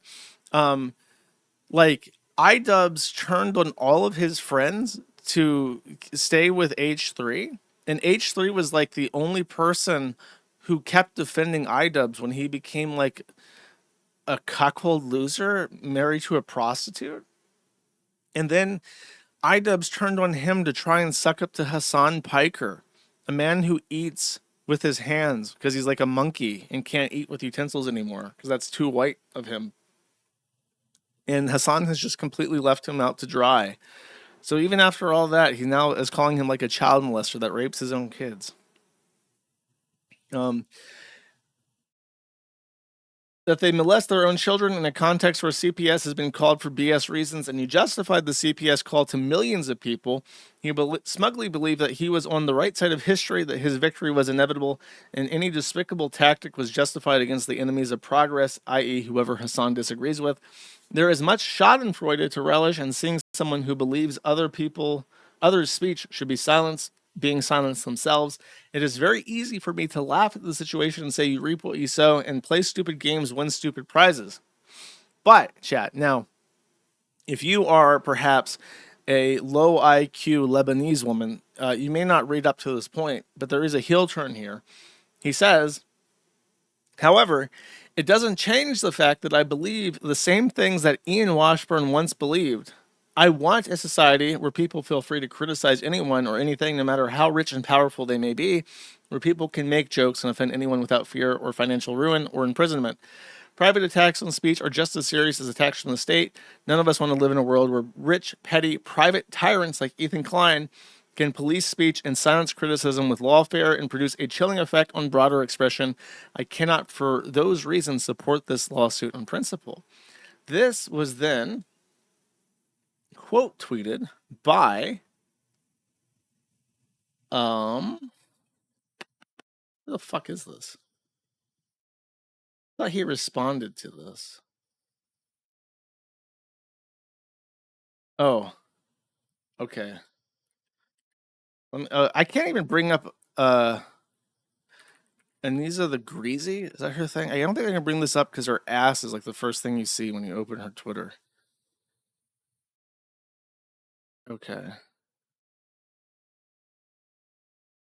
God, she's like she tweets so fucking much.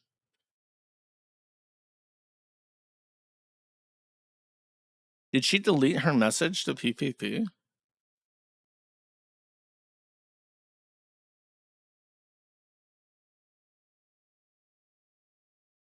Did she delete it? Oh my god, she's such a ratchet whore. I'm trying to find a fucking message and not see your fucking ruined body, bitch.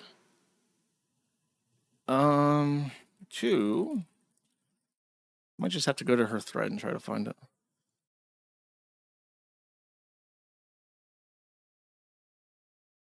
Okay, I am going into the thread. I'm trying to find it.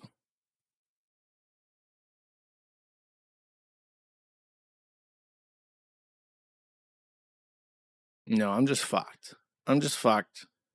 And I'm fucking ruined. And I'm fucking destroyed. And I'm fucking super molested over this shit. Because nobody archived this fucking reply. She replied to this. And she said something to the effect of,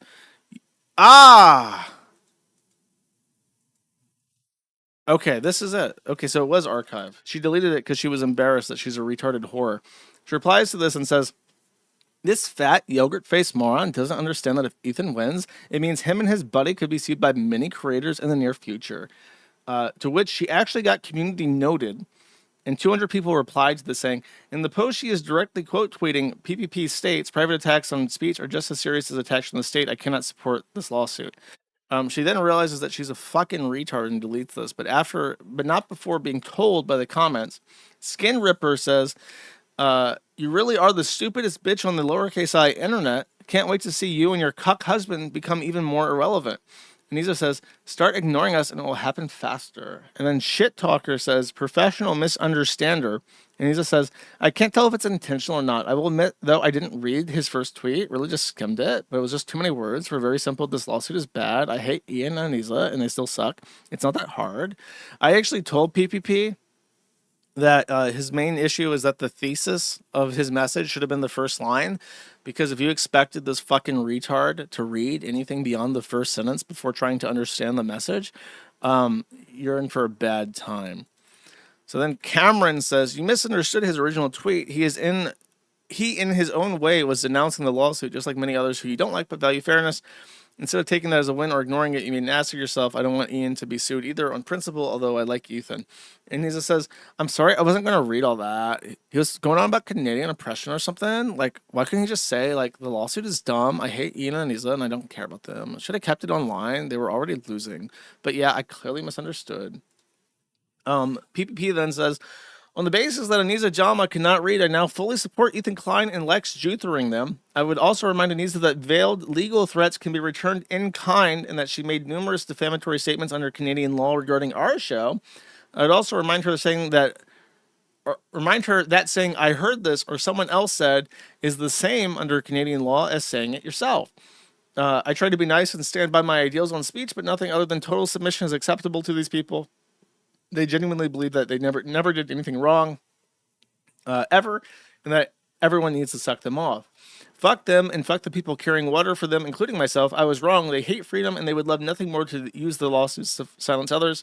Just ask Froggy Fresh. Going forward, I will be giving them the worst punishment I can. No more attention. Thanks for reading. To which Anisa actually replies and says, and I quote, in case you're only listening, why do you type so much? Jesus, I was referring to the quartering, possibly seeing this as an opportunity to sue, not me. We don't want to sue you. You misunderstood my tweet. And there you go. There's Anisa Jamha. Why is this account at Anisa Jamha and not Anisa the Greasy?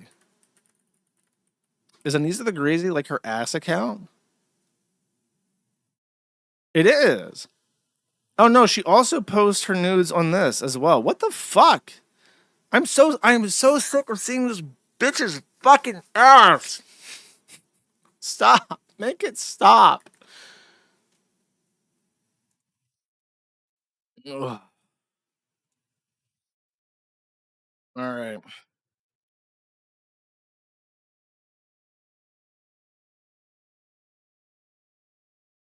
Yeah, she has 2 accounts, but she posts her ass on both, bro. Oh, she's shadow banned on one. Okay. Yeah, I got you.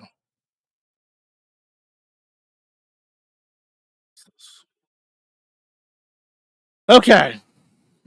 So the Amazing Digital Circus 9 has gone out. I have seen it in theaters. I went to a theater. I should clarify that I live in a podunk fucking swamp. Very, very rural county in Florida. And the movie theater near me is like 2 screens, bumfuck nowhere. They're playing this show 8 times a day, and at peak hours, it's like half reserved. So it is a phenomenon. The clown show is a phenomenon, and I discussed this with PPP at length. We discussed our viewing experience and our thoughts on the entire series on Gumroad and Locals. Our discussion for this is going to go up at 6 p.m. today. And then we are going to watch more Troon Slop. I think that the suggestions made to us so far are Has Been Hotel, Hell of a Boss, Ungezellig, and there was some other Troon Slop show that was suggested. So if you have an opinion on what we should watch next, the only requirement is that it have something interesting. It has to be like funny bad. There has to be something we can say about it. And it cannot be pornographic. I'm not watching porn with the bros. So the Amazing Digital Circus is actually bizarrely perfect for this. That's just the situation. Nobody cares about the Gumroad shit. Actually, I alone got 300 new subscribers from people wanting to see me watch the Amazing Digital Circus. So now I am a full-time cartoon reviewer. Nothing has ever boosted my numbers on fucking Locals and Gumroad like the TADC. So we're watching fucking cartoons now. That's what we're doing. And if you're one of these people and you're a cartoon fan and you want to see more cartoon content, you gotta tell me what the fuck you want. And our requirements, we both agree, it has to be funny bad. There has to be something we can say about it, and it cannot be pornographic. So don't suggest your favorite anime with titties and shit in it. We talked about possibly watching an anime, but Probably not. I'm just gonna say it. I've never seen an anime that's not creepy, weird in a sex way. So that's what's going on. If it's anime, I better see some fucking support. That fucking Gumroad better break 10,000 a month or something. Otherwise, I'm not doing it. Well, anyways, so we have a thread up for Gooseworx now, written by Jotch, the actual account I was thinking of that was Cheese Lad before. Going over the full history of Gooseworx. I would recommend it, actually. It's very interesting. It's also very interesting to see how his fetishes manifested in the show, because it's very obvious that some of the fans wanted more goon content, and our determination was that the episode where it's called the beach episode and everyone's in bikinis, it's not very sexual, and I thought that it feels like a sleight of hand, like Gooseworx was making fun of all the people who wanted like more sexual content, but there is fetish shit in there. For instance, he was a big fan of Gumby, and I think Gumby was a sexual awakening for him, which is like the weirdest thing to say, because some of his fetish account content was like people mush together, like how you would mush clay together, like Gumby. And that appears in the Amazing Digital Circus. When Kane is tormenting them, he mushes them together, and that's like directly fetish content for him. His ex-boyfriend was a vorophile, and I didn't even need to look it up. It was just blatantly obvious that he was into weird vor shit throughout the entire thing. I think every episode has some kind of reference to people being eaten or swallowed or something. So this explains all the weird, creepy shit in it. The director's thinly veiled fetish is a recurring character in every single episode. So yeah, very good thread, very interesting. And now he's a multi-millionaire. Oh, and force femme cross dressing. That's a returning character from episode like 6 onwards. So. Oh, there you got they got them mushed together. You got the dildo in the skull, the lobotomy fetish. Great read. I would recommend it. It's featured at the moment if you want to get in on this. So that's Gooseworx, multi-millionaire industry embedded at this point in time, coming out with a new show that's like animated and co-written by Aaron Hansen, aka Ego Raptor, who even I know of. He was a Newgrounds animator from early internet, my era. And I remember there was some early animation he did where there's a character that goes like, oh, what? And it's like in a weird 2D expression. I actually used this picture of that character from Ego Raptor as an avatar for my Gmail account. I want to say for 20 years. I never changed it. I just set this up for my email account from Newgrounds when I was like 12, and I never changed this fucking avatar. And it was that's how I know Aaron Hansen was from this thing. So, anyways, he's now writing the new furry show by Gooseworx, which, by the way, I want to point this out. I really shouldn't spoil this because it's part of the review that we just did. Lich Productions. Oh yeah, they're in Fortnite now, by the way. That's how popular they are. So this is the trailer for the new thing they're doing called Gameoverse. But check this out. This is the funniest shit ever. It's funny and or sad, right? So Gooseworx said on Twitter he was going to make this show more goonery than other shows than the Amazing Digital Circus. And if you start this, right? And you go down here to where the scroll thing is, and you can see I have sponsor blocks, so you can see where the highlight is, the pink dot on the play bar. But you can see that almost all the people travel to this point because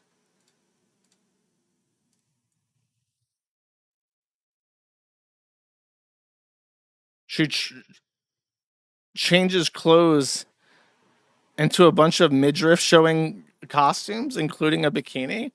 And this was enough to get specifically entered into the sponsor block and is like the most replayed thing in the entire episode.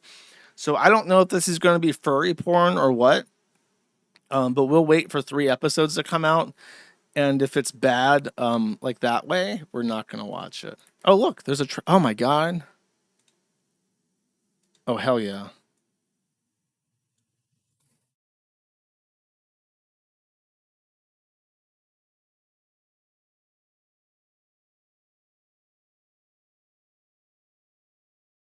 Hearing that music is like legitimately traumatizing to me. I don't know why. Hearing that is just like, oh my god, I'm gonna be subjected to more tranny therapy sessions or something. It's like Pavlov conditioning. Oh, sorry. Let me put. I have to replay it now because I had it on Brave.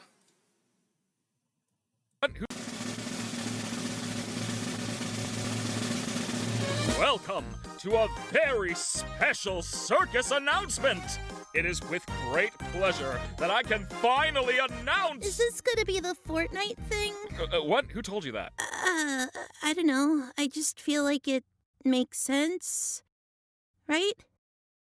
Plus, it would explain why Jonesy has been here the past 2 weeks.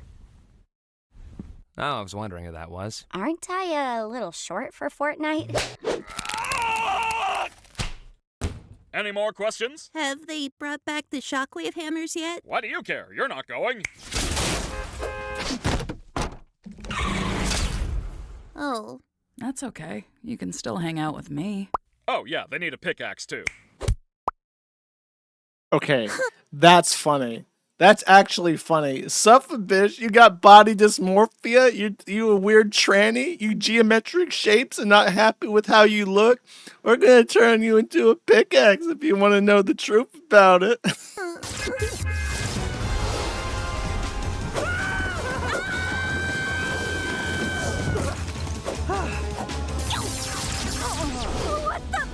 that? I truly astonishing artistic direction to give the clown like long unclothed legs. Really just scratching. Really just gotta sell those skins. I think we need to abandon the idea of getting the victory royale.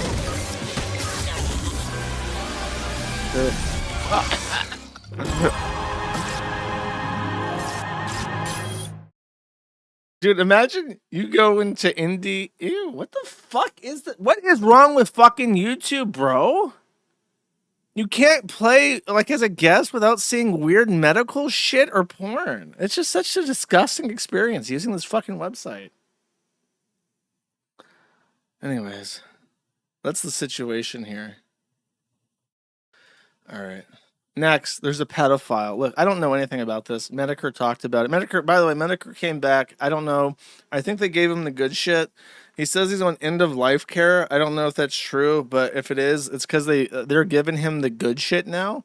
And he had a proper return to form where he talked about lolcows for several years, and or for several hours instead of just talking about politics. So they got him on the good shit. They got him on that fucking dank 420 marijuana shit. Okay. Okay. And he talked about Nova. Nova has a thread, in case you're wondering. He's just outed himself as being like a humiliation fetishist, diaper fetishist, pedophile. I'll read some chats for you, okay? So I think he's Noveen. So he wants a fuck machine while being in a chastity cage. He's in kink servers. His therapist apparently doesn't know about his ABDL or cuckolding. And that's him. He's a sissy. Okay. Do you like bondage type stuff? No, curiosity got the better of me. Okay, this is K-12 dress based off the movie. Okay, that's him gunted and naked in a diaper. That's his pacifier chat. If you would like to follow up on the Medicare stream, you can go to Nova Online in the locale board and read it. Okay. I don't love this garbage. I've managed to avoid this shit. And then Jim talked about it. And despite this being a 300-page thread, I never looked into it until after Medicare talked about it. Okay. So, suffer, bish. Blame your fucking need that if you want to know the truth about it, motherfucker. Okay, Poop Squatch Andrew Ditch uploaded a sequence of AI-generated images to his community post. That appears to be a child Is that his child?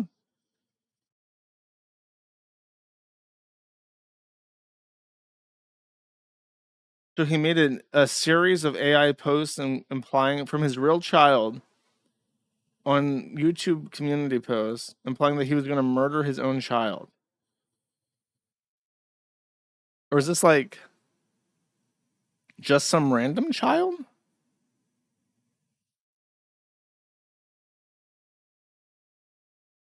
So apparently he's planning on murdering a child. You know something? No one ever questioned the pictures as AI. I wonder why not.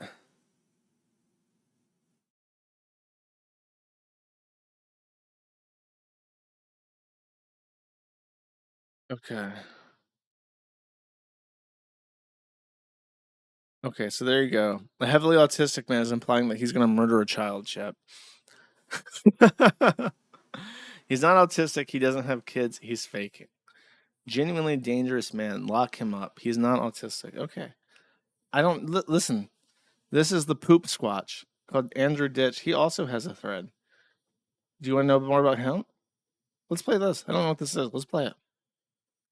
There's one issue that's always been on our mind, and it's been there for a long time. Yeah. When he lived on the apartment, when he beat the heck out of his brother, when his brother was growing up, when he was 16 or 17, they put him in a Heinz Proj, and he was riding his bike on Heinz over by the apartment and Fletcher, and we got a phone call. We're sitting down to eat dinner. Come and see your son if you want, because otherwise he's going to be dead. He's laying in the middle of the street.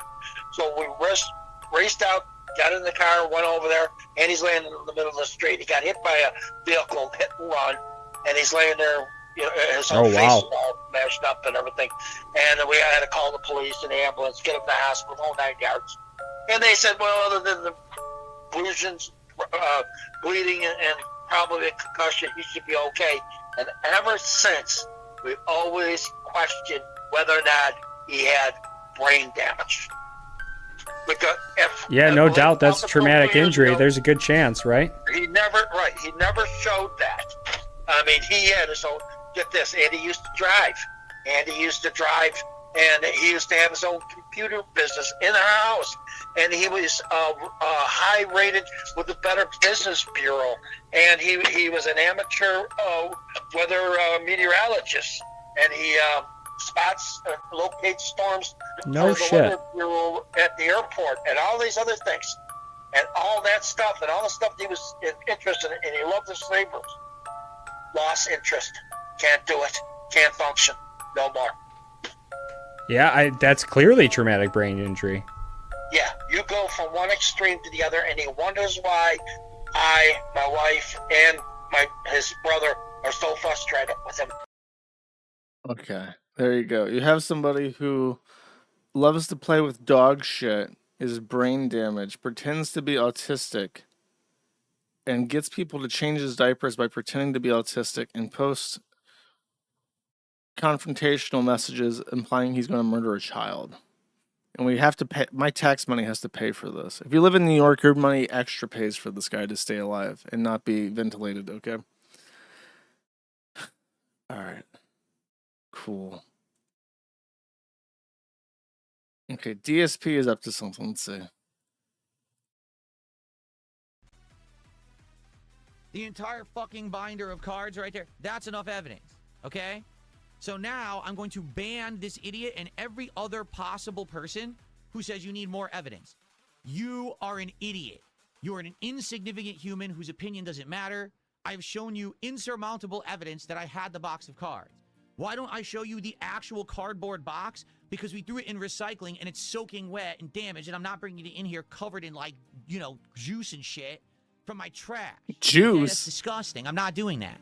Why am I not showing you my invoice from tcgplayer.com? Because that invoice number can be used to track down private information. Because if you know the name of the seller, you idiots out there will stalk the fucking seller and call them and harass them and say, well, you sold the dark side, Phil. Fuck you. I'm not showing you shit. I already went through this a year ago with the Switch 2, and you canceled my Switch 2 pre-orders, so you're the reason you get nothing. Fuck you. Okay. Okay. So you have to watch out for card juice. What is the actual accusation that he faked it? He was using AI to make himself look ripped in his. He is. Why did he do that? Why did he use AI to give himself like a bicep? What the fuck? He has been using the Pokemon card faggotry to get in on the sweet cash cow, only for him to get busted buying a $400 card, placing it in a box, and pretending he opened it and having a bitch fit on stream. I want to see the fake box. Where is the Where's the? Oh God, what's the fucking? Why do people eat on stream? Nobody wants to see you hawk down a fucking burrito like a snake eating a hamster. Oh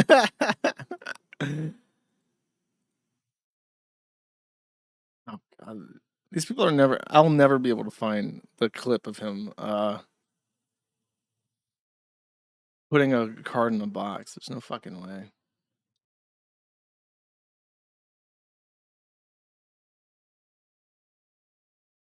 Unless I missed it. He threw away the box and opened everything off stream. Well, that's not how you do an unboxing.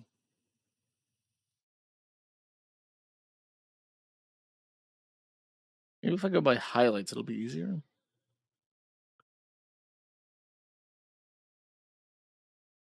Weekly money breakdown, post made by Lumix.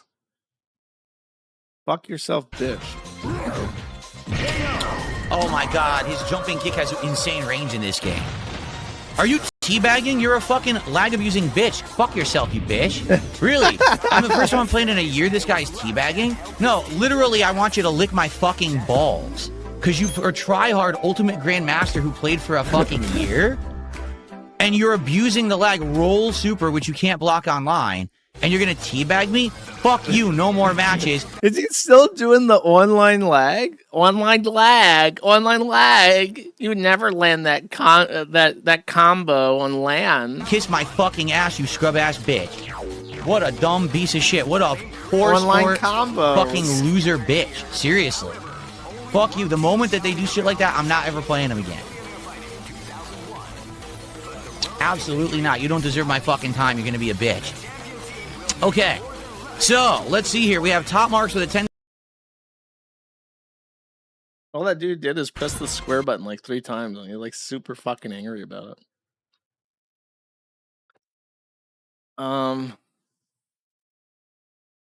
Is this the card video? Reminder to all LGBTQIP plus chat members that you are welcome here on DSP Gaming. That's so nice of him.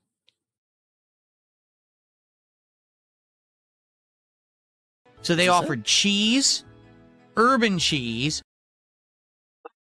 I clicked this thinking like, oh, is this the video where he does the unboxing? And no, it's just him describing his lunch.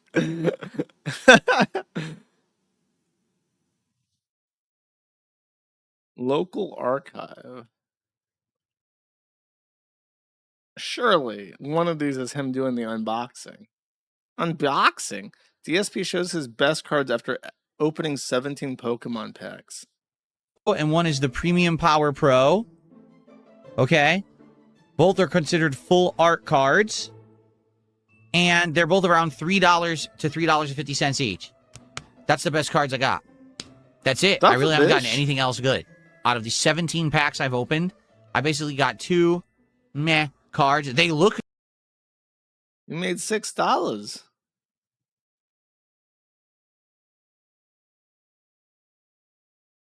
Five minutes. All right. Well, I'm going to be honest. Clips. I'm Kick chat has been absolutely terrible tonight. So I'm not sending you guys anywhere. You can go do whatever you want, but I'm not going to post anybody with the way you guys have been behaving tonight. Sorry. You want to be assholes? Well, you'll get treated like assholes. So kick chat. Oh, well. Sit and spin. YouTube chat. Thanks for at least trying. I appreciate those who were here and were positive. And I'll see you all in the morning, all right? All right, everyone. Good night. Has he just, like, completely lost it? When did he transition from being DS positive to just, like, outright berating his entire audience at all times? When did he start doing that? It's like every clip is just him doing this, the fucking, like, fuck you, chat. Fuck you for wanting to troop about it. Okay, here. Oh, is this it? Okay, I think I finally found it. Is the high res from his phone pulled in 1440p? Oh, and it's just the surface of his phone, I think.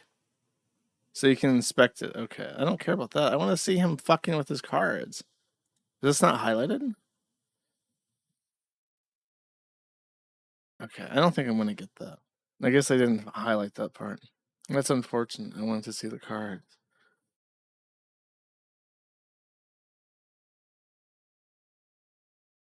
Yeah, I'll play these. These sound funny. Dude, he's so old, man. He looks like he's 50.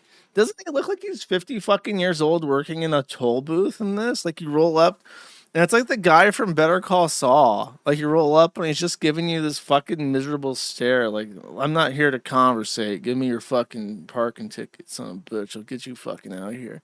Like, he doesn't give a shit. Okay.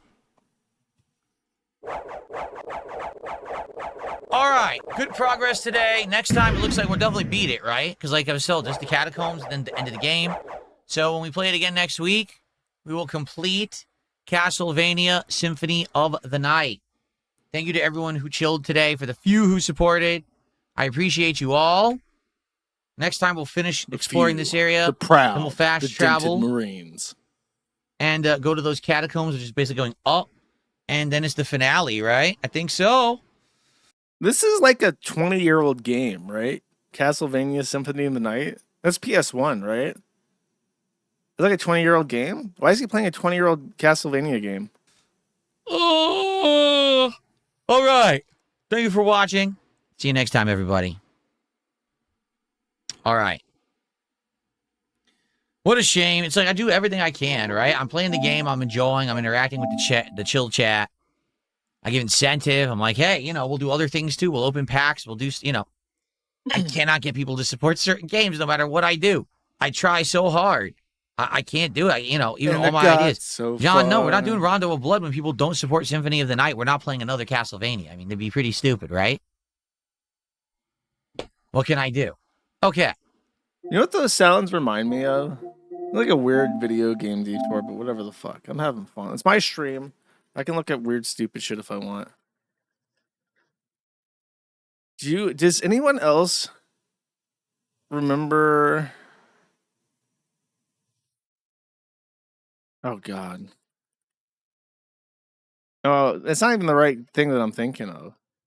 Does anyone else remember this game? Oh, of course, this guy's making it like an anime girl. Rock and roll. Like a spurred playthrough. Remember Phantasy Star Online? Also, because it was a PC game. This game was like a fever dream to me. I don't.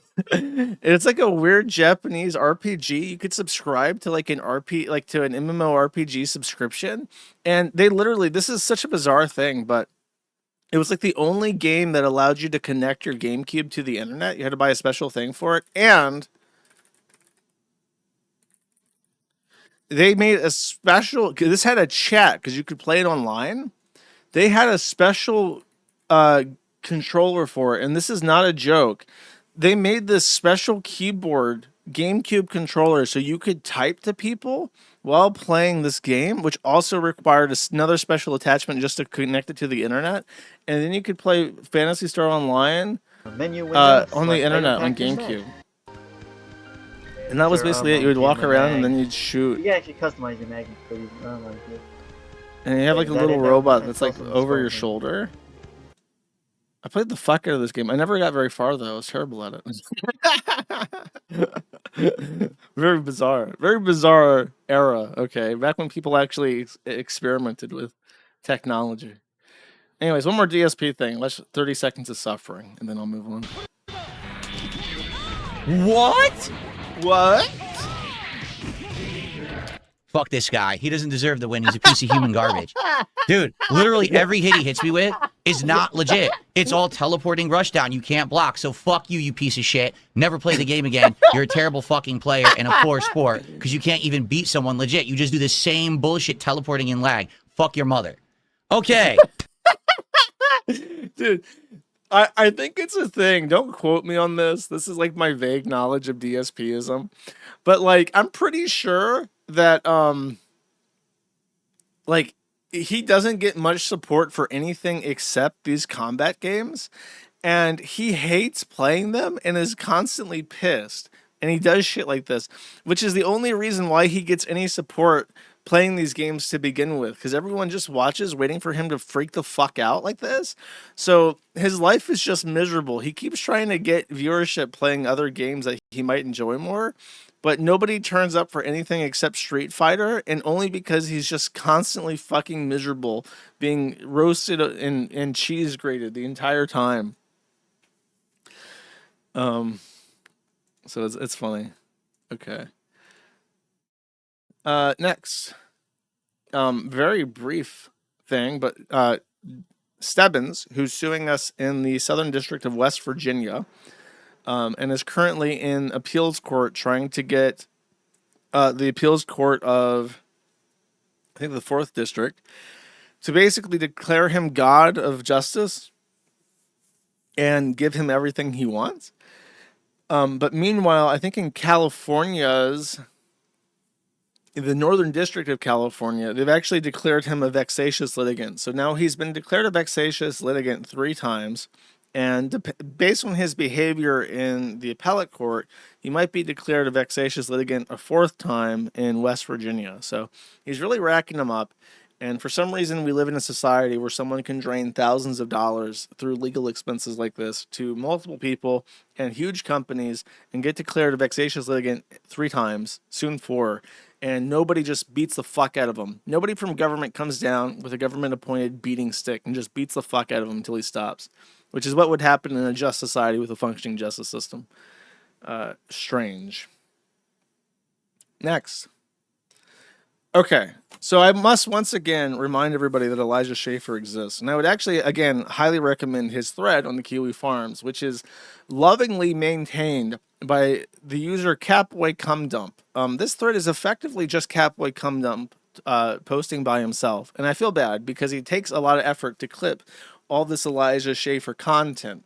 But he has not managed to secure the loving audience of the quartering. And it may come a time soon where, much like how the Return of the Mac and Cheese eventually cultivated his lolcow into a smash hit celebrity lolcow, like DSP, maybe one day CapboyCumDump may get his own fostered e-celeb lolcow superstar. So, the most dedicated Elijah Schaffer A-log in the entire world has 2 big updates. I've only featured 1, but there's actually 2 big updates about Elijah Schaffer to talk about this stream. The first, and this is related to Anthony Karmelo. This is what I was hinting at with Anthony Karmelo earlier. So let's just watch this clip. And actually, let's read the tweet first before I watch the clip. Elijah says, Frisco, family members of Karmelo Anthony assaulted me and my crew, threw water bottles at us, threatened us with violence, and started to put hands on us simply for asking them about their shirts. See how we left their tent when asked without stabbing them. It can be done. Very funny tweet. Let's see. Oop. Let me make sure that the gain is off before these women of color speak their truth. Free Karmelo. You guys support Karmelo? Oh, you guys are lucky I did that shit. Yes? Yes? We're just here with press just to record and talk to you guys and see what's going on. Okay. Okay. It's a free country. You're in public. You're in public. Okay. Okay. Well, you're in public. I'm just asking. Yeah. Bitch, go! Whoa. Hey, move the camera, bro. They don't want to. It's free speech. It's free speech. Why are you throwing stuff at us? Yeah, why are you? Whoa. Why are you? Why does that black woman from that angle? It looks like she has like the middle manager Karen cut. I've never seen a black Karen before. Kareniqua. Why are you throwing stuff at us? What the hell is that? All right. Well, they're throwing water bottles at us while we're recording. By the way, there's signs right here that says self-defense is not a crime. Karmelo Anthony should do no time. And there's also this sign right here says hands off. And this sign says, "We stand with you." I believe this is about Karmelo as well. And you'll see a picture right here of Karmelo Anthony. These are pictures probably from his Instagram. Self-defense is not a crime. So that's basically with the tensions being high here. You can see, I mean, we're not here to support anybody, but we're already having things thrown at us. Well, we don't have to do that. Angry and upset. It's family members over there. Okay. So you're agitated. Oh, those are family members. You're agitated. Okay, cool. We'll come back. Yeah, you're good. All right. Well, we don't have to go, but basically what. Okay, so we got our boy here. Now you might have noticed that there's something lingering off to the side. Is this another court attendee? Who is this May Ralph looking woman? Why is she in the background? What is she up to? Well, that there is Elijah Schaffer's new girlfriend, and she's there with him, and she is profoundly mentally ill and is probably also a literal whore. Now, we know that Elijah Schaffer is likely a homosexual, so him being accompanied by a woman is already profoundly strange. She's likely a beard. However, she has another task, another job to do. Not in a sexual way, because Elijah Schaffer would not want that. But she has a job. So Elijah Schaffer is in the audience. And confronting people, getting some good footage. Honestly, good footage. Getting this shit right here. Well done, Elijah Schaffer. But he then asked his tag along what she thought about things. Fucking chimping out. Just niggered them everywhere. How did my captioning software get that correct? Just niggered them everywhere. That is look. This is the future. This is AI. This is consumer AI you can run on your own video card. That's really good. That's profound right there. So it did. It also got the apostrophes. It did not get chimping though. Chumping out is what it said. It's not quite familiar with the art of chimping. So this video got circulated around. It was a mainstream clip, okay? And people started talking about her, which caused Elijah Schaffer to put up a give, send, go for his girlfriend, trying to raise $50,000, alleging that after this kindly remark about the ongoing events of the court after the decision was reached, it says, "Young lady attacked for speaking the truth." You've seen it happen 100 times, just like Shiloh Hendricks, hint, hint. A young woman says something true, something everyone knows, but isn't allowed to say out loud, and the mob descends. Within hours, her reputation is shredded. Strangers demand her complete destruction. Friends go silent because they're afraid of being next. Well, let's just see where this give, send, go is at. Oh, they deleted it. Would it possibly have something to do with this video from 2024 of her enjoying African American culture in a different way? That dick so fucking good. That dick so fucking good. That dick so fucking good. That dick so. Nothing like jamming out to that dick so fucking good while wearing your rosary. One more time. Good. That dick so fucking good. That dick so fucking good. That dick so. So this woman might remind you of somebody, someone else. And when I saw her, I thought, oh, is that her? And then I realized, no, she's like 10 years younger. But sure enough, she arrives in this. Before I go to that, yes, it did appear that Elijah Schaffer deliberately sought out a young prostitute. And when I say prostitute, I'm speaking in a nebulous sense of being a spiritually a whore, not necessarily physically offering sex for money, but spiritually a prostitute. It did appear that he trotted her out for the purposes of having her say the N-word in front of court so that he could make a give, send, go, optimistically assuming that his grift would not be called out immediately and that he would make $1 million like Shiloh Hendricks and split it with the prostitute, the spiritual prostitute, and they'd all live happily ever after. However, his grift was immediately called out by absolutely everyone for being the shameless grift that it fucking was, and he has had to unpublish his campaign. So not rewarded for that, probably had to take a loss on hiring the spiritual whore for a day. However, that is not where this ends. So I said she looked like somebody. I actually thought this was Empath Chan until I was corrected. But yet somehow, perhaps me thinking that has conjured her into existence. Now, if you're lucky enough to not know what a fucking Empath Chan is, you'll have to go back a couple streams ago where there was a very, very painfully unfunny clip of Count Dankula hanging out with Empath Chan. Empath Chan, I think, is a literal whore. I think she has an OnlyFans. I'm not entirely sure. She has fucked Destiny. She has conspicuously appeared in one Count Dankula video, causing literal hundreds of replies of people thinking, "What the fuck are you doing, Count?" And I think she's fucked around with a bunch of other people. I can't name them off the top of my head. She's basically the right-wing bicycle, and everybody gets a turn.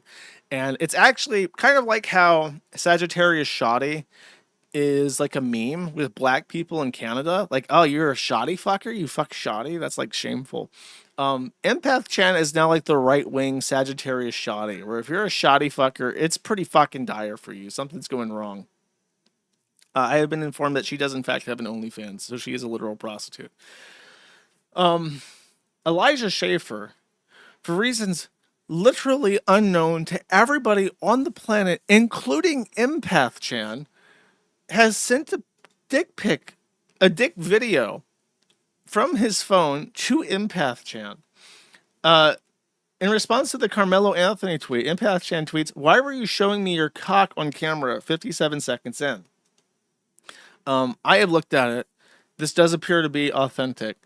And he's just out there sending dick pics to Empath Chan, who then immediately posts that on the internet, which could be revenge pornography in the United States and in the UK where she's from. So I don't know what the fuck is going on with Elijah Schaffer. I don't know what how Empath Chan is like a siren for right-wing men. I think it's just that, listen, guys, if you're a man on the internet, please understand the reason why women on the internet look more attractive than the women around you in real life is because they're all filtered through fucking Photoshop and like Insta filters on their camera. It's all fake. It's all fucking fake. You see this? This is not how Empath Chan looks. She does not look like a lowly, okay? Empath Chan is like 35 years old and British. She does not look lowly, okay? This is the result of extremely high-tech, sophisticated chinkware and literal supercomputer brains on the cloud, lolifying herself, okay? This is what she actually looks like, okay? This is a real Empath Chan, not a lowly, okay? Empath Chan, lowly. Empath Chan, lowly, okay? No. No. Count Dankula learned this the hard way. He saw this and thought, oh, this Empath Chan appears to be lowly. And he said, please come over to my house, Empath Chan. And that's what showed up. Okay? So don't make this mistake. It can happen to you. You could end up sending your dick pics to Empath Chan. it's like the it's like this meme. There we go. Yeah, this shit. It's this, okay? It can happen to you. Stop. Prevent your humiliation. Go no farther. More than 300 right-wing pundits, including Count Dankula and Elijah Schaffer, have died in Empath Chan. You need training to send nudes. You need grifter training to send grifter nudes. Without grifter training, right-wing pundits can die here, and it can happen to you. Okay, it can happen. So, that's the roundup. Dobby is free. What the fuck is that a reference to? Okay, so as I mentioned, they finally gave Medicare the good shit. He's now on morphine or something, living his best life, returned to form. And in his stream, he talked about Elaine Miller, who I don't even know how to describe Elaine Miller. I think I talked about her briefly a couple times. She's a disgusting whore. She's cut my name into her thighs. She's been catfished by people pretending to be me multiple times. The entire reason why she hates the Kiwifarms is under a misunderstanding. The Elaine Miller thread was created because girls on Lolcow Farm were bullying her, and she sent a takedown notice to me. I don't run lolcow.farm. I don't know if this is not known to everybody. I don't run it.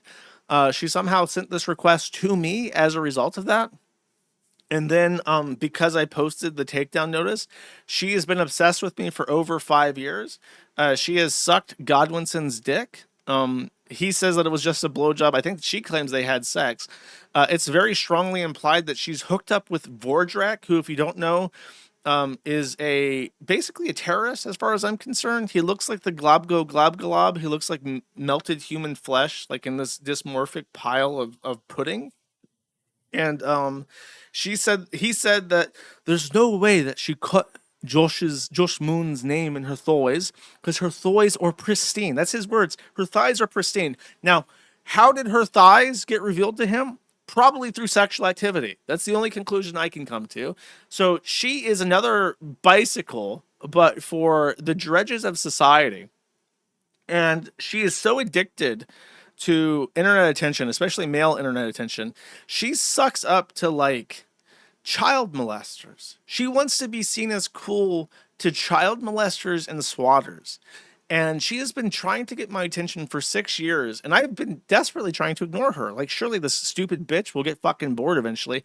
No, she basically has to go to jail. Elaine Miller was willing to swat people. She's willing to groom children. She has bragged. She said something, I think, to what she thought was a 15-year-old girl. I don't know if it was a 15-year-old girl or not, but she said the words, "Let's rub clitties," to what she thought was a 15-year-old Polish woman, or Polish girl, rather. So she encourages child grooming. She allegedly participates in child grooming. She encourages swatting. She allegedly participates in swatting. She allegedly dated Tamaj Shazbo, who is currently in jail for swatting. And she swatted Medicare, or encouraged somebody to swat Medicare. So it's like, okay, the ignoring the crazy bitch thing is not working. She needs to go to fucking jail because she is a danger to herself and everybody around her. I actually desperately tried to ignore her specifically because I thought after she like sliced my name into her thighs that she was going to kill herself and blame us. And at this point, she might, like, if they try to arrest her or something, she might just blow her fucking brains out and say that Kiwifarms made me do it. And you know what? At this point, I don't give a fuck. You want to blame us? I take credit for it. If Elaine Miller kills herself, it's my fault. Me ignoring her for 6 years drove her to the edge. She just wanted a little tiddlywink of E-Daddy attention for half a fucking decade, and she finally got it. So I'm sick of it. And now that Medicare is talking about her, it's like there's no point even. She managed to get a tiddlywink of attention from an even bigger E-Daddy. So my efforts have amounted to fucking nothing. Hopefully now she gets the attention she craves from the FBI, and she goes to fucking jail, and I never have to think about her again. Okay.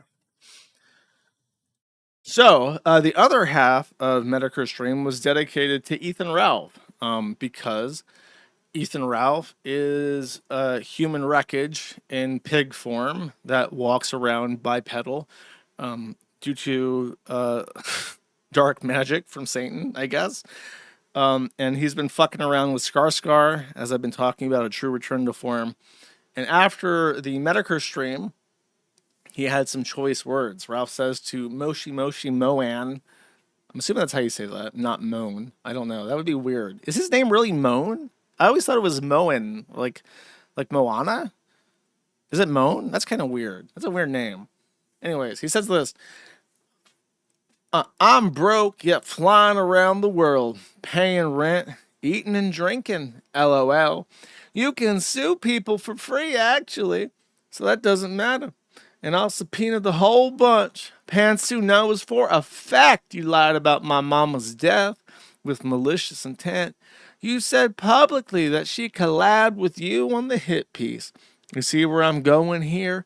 There's merit on the one fact for it to be at least heard in court. The idea is to suck me into defending Av's false allegations for weeks. I'm going to talk about the war and Zionists controlling our country instead. I did figure my old friends Moshi Moan and the quartering should at least be addressed once. They lied immediately in an actual defamatory fashion. I can sue whether I win or not and make your old wheelchair ass have to come to court. Think on that, bro. Other crackpots can keep yelling into the ether forever. So, that's actually not true. I'm pretty sure he could try to depose him, but that's unlikely. Ralph is threatening, and it might be this other tweet chain that explains this better. Okay, Jim replied, I'm not going to read all this. Yeah, I know, Ralph's a bad guy. Okay, I'll leave it up there while I say this. So Ralph is effectively threatening to try and bring Jim to depositions so that through civil action, the likelihood that it would ever get to depositions is ridiculous because there would be no contested facts. It would go to summary judgment if it didn't get immediately anti-slapped down, and he wouldn't have to be deposed, and most of that can be handled by a lawyer anyways. So it's an empty threat. It's also a very strange threat because Jim has been doxxed for a long time. He's been doxxed for several years, as evidenced by the fact that he's getting swatted and is posting videos proving he's getting swatted. And Ralph has been in the area of where he lives several times because he lives in like...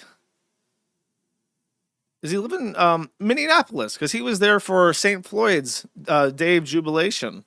So he was there in Minnesota, near Minneapolis, where Medicare lives, for a bunch of stuff related to Ricado. And at any point, he could have swung by to see Jim's house and try to get a picture of them there. But for whatever reason, Ralph is like too chicken shit. And I hate saying this because it sounds like I'm egging him on, but he's like too chicken shit to like go to Medicare's house. Like, you know where he is. You know that you're going to go there and you're going to get Jade. And Jade's going to say, fuck off, pig monster, we're calling the cops. But like, you're so desperate to try and force him into deposition, and supposedly you're willing to go so far as to sue him pro se, which could have serious financial consequences for you. But you're not going to like just go to his house when you threaten to do so, when you've been in the area, when you fly in and out of Minneapolis for Ricado stuff all the time. It's so bizarre. He's so chicken shit. It's like why he has to constantly preen and prove himself as like such a tough guy constantly. It's because he's just like such a raped bitch, just such a chicken shit little fag, and he's like so molested that the only way he can like reclaim masculinity is by posturing online. And so pathetic. He's had opportunities to go out and actually do stuff, but he went out to Portugal and somebody came over and kicked his ass. He tried to do in real life streaming very briefly and somebody beat his ass. So he doesn't do in real life streaming anymore. He doesn't even live in the United States anymore. He keeps talking tough shit about coming to Jim's house and never fucking does because he's afraid of I think he's afraid of Jade. He's going to walk over to Jade's house and she's going to give him some fucking kung pao and chop him up with her karate and then make a takeout out of him. Make some pork and rice. And he's just terrified of this. He's going to get martial arts by a middle-aged Asian woman. So I don't know. Oh yeah, he went back to Portugal and got his ass beat a second time by the best friend of the biggest fucking retard to ever live. It's just like profound.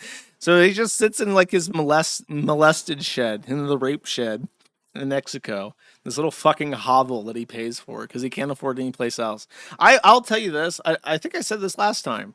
I think I showed his house and I said, you know what? I've lived in some poor fucking countries. I've never lived in a place that looks that bad. Every place I've lived in has been like nice, even by modern standards. Or nice by like third world standards. And it's just like, what a fucking existence. And he still talks tough. Like, how do you he has no accomplishments. He has nothing to talk tough about. What are you proud of? You fathered 2 children you don't even pay for. Your own son said he didn't want to see you. He hasn't seen Xander in a full year because Xander didn't want to see him. He doesn't know who this fucking old fat guy is who smells like alcohol. He doesn't want to see him anymore. And so he just gave up. He's like, well, fuck you, bitch. I don't want to see you either, you dumb motherfucker. Just gave up on his son. Never, ever even tried with Rosie, with Cozy Rosie, because she's a girl and therefore not a Ralpha heir. And he just never gave a fuck and never will. I remember how embarrassing it was when he was with May. He was living with May, and he had Rosie with him in his house, and all he talked about was the legal fight to try and get access to Alexander, or Zonda. And he never even mentioned the child that he was actively living with. It's so infuriating. It's so disgusting. Like, what a fucking wretch. What a wretched person. To prioritize the kid you don't even have in your life because you're more excited about having a son. Like, kids at that age are indistinguishable. What's the difference between like a 1-year-old boy and a 1-year-old girl? They're basically the fucking same. There's a reason why men, like back in the day, they didn't get involved in a child's life until they were trousered, which is when they became like effectively a little boy. There's no difference in like a little kid at that age. So it's just like, it's insane. It's really disgusting. He has nothing. He's been on this earth for almost 40 years. It's hard to believe he's not 40 yet, but I think he's like 38, 39. He's been on this earth for 40 years, and he has literally nothing to show for it except for a podcast. And what's really ultimately humiliating is that the best years of his podcast, he doesn't even have archives of. Nobody has a complete archive of all the old Ethan Ralph content besides Ethan Ralph's sworn enemy. Is he 40 now? He is 40. Okay. He's 41. Okay. Nobody has a full archive of Ethan Ralph's video content from when he was actually successful and people liked him, except Gator. Only Gator has this. And it's gone forever. Once he dies, Gator's probably going to like put all the archive content he has like on a DVD and sell it. And he's going to profit like a couple $100 off of Ralph being dead and not alive to DMCA him or whatever. It's Gator's ultimate revenge fantasy. After Ralph dies of alcohol poisoning, he's going to sell the archive of the Ralph retort to the highest bidder. And it'll be us. we'll give Gator $1,000 for the intellectual rights to all the recordings he has, and we'll put it on an archive thread somewhere. And then I'll own his entire repository of videos, and nobody will ever DMCA me over it because it'll be mine. That sucks. Suffer, bitch. So he tried to threaten Medicare, and Medicare said, "Eat shit, piggy." Surprise. I didn't know that. I should say that real quick. Mikey No More put out a video about Six Hexenhammer. I didn't even see that. Okay. I'll have to go watch that. You can look it up. Mikey No More. Six Hexenhammer. Six is like rotting in a fucking apartment right now. He's still on the run as far as I know, so he can't do anything. He's just stuck. His teeth are rotting out of his head. Suffer, bish. Okay, so Ethan Ralph not wanting to take humiliation lightly. So he's been scheming. He's been in Discords talking to my biggest enemies. He's in a cabal now of dedicated anti-null A-logs and Kiwifarm haters that are going to finally bring down my website, my empire. And you could have it all, my empire of dirt. He's going to take it away from me. He has launched Snark Vegas. He says, there's a new forum coming. It's dedicated to the destruction of Kiwifarms and their monetary supporters, contracts they have, basically ruining them by any legal means necessary. 2 days until launch. And we're just going to play the game how you set it up, buddy, at XJosh. Why wouldn't I want these goals achieved, LOL? I have every reason in the world to want Josh and his site ruined. Also, we're going to start with a big focus on Warski and some other characters too. Basically, all the people you losers sweep for are on board. Metacore, etc. Now the users of the site even. People should be afraid to use or even support Kiwifarms. And so he accidentally launched a couple days early. Snark Vegas. You ready? Here it is. Choose the form of your destructor.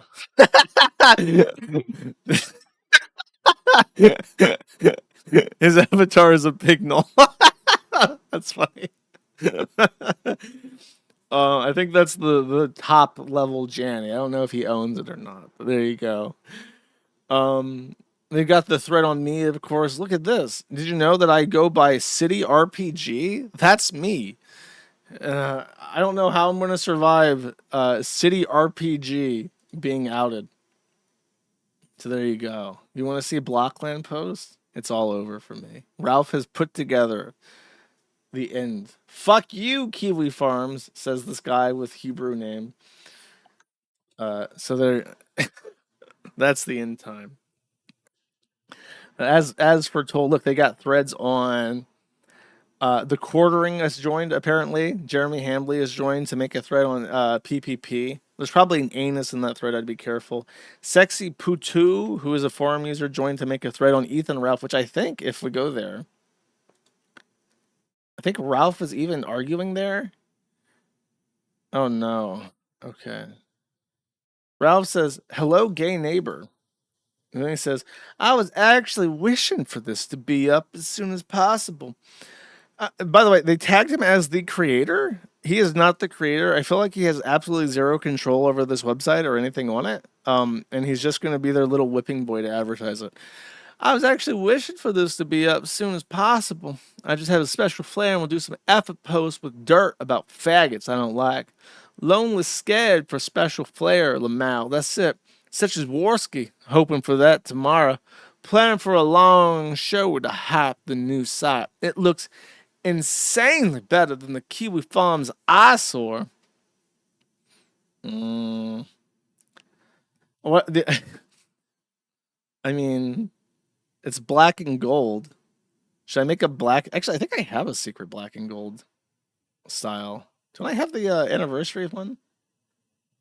I don't. I got rid of that one. That was a special anniversary thing. That was pure black and gold. Damn, bro. I regret, in response to Sexy Patu, asking him questions about if he regrets cheating on Nora or spending no time with his mother as she died. He says, I regret that your mother didn't kill you in the womb. And then replies to Sexy Patu again saying, why did you hide Scarlett's credit cards from her? Which she said that he did. Why do you try to isolate women from their finances? He says, that never happened, dumb bitch. Really, though, we should never taught women how to read in the first place. It's been downhill since then. I mean, if you only allowed Ethan Ralph to manage his own life, things would look so much better. Oh, brand new post by Ralph 10 minutes ago. I guess he knew that I'd be talking about this, so he decided to add some more content, keep it lively. Coleslaw Bomber says, so Ralph got cucked by Ricada. In response to, I think, Ricada fucking Scarlett at some point. Basically, he only gets drip-fed bitches by Ricada from Sloppy Seconds. So he says, no, that story I made up myself. You dumbass motherfucking Kiwi farmer. I never got cuckolded, idiot. I only made up a story about how I got cuckolded by a coal-burning black whore. If you want to know the truth about it, I could never. Anyways, says I made up myself when I was still pissed at Scarlett. It was to fuck with Ricada, though.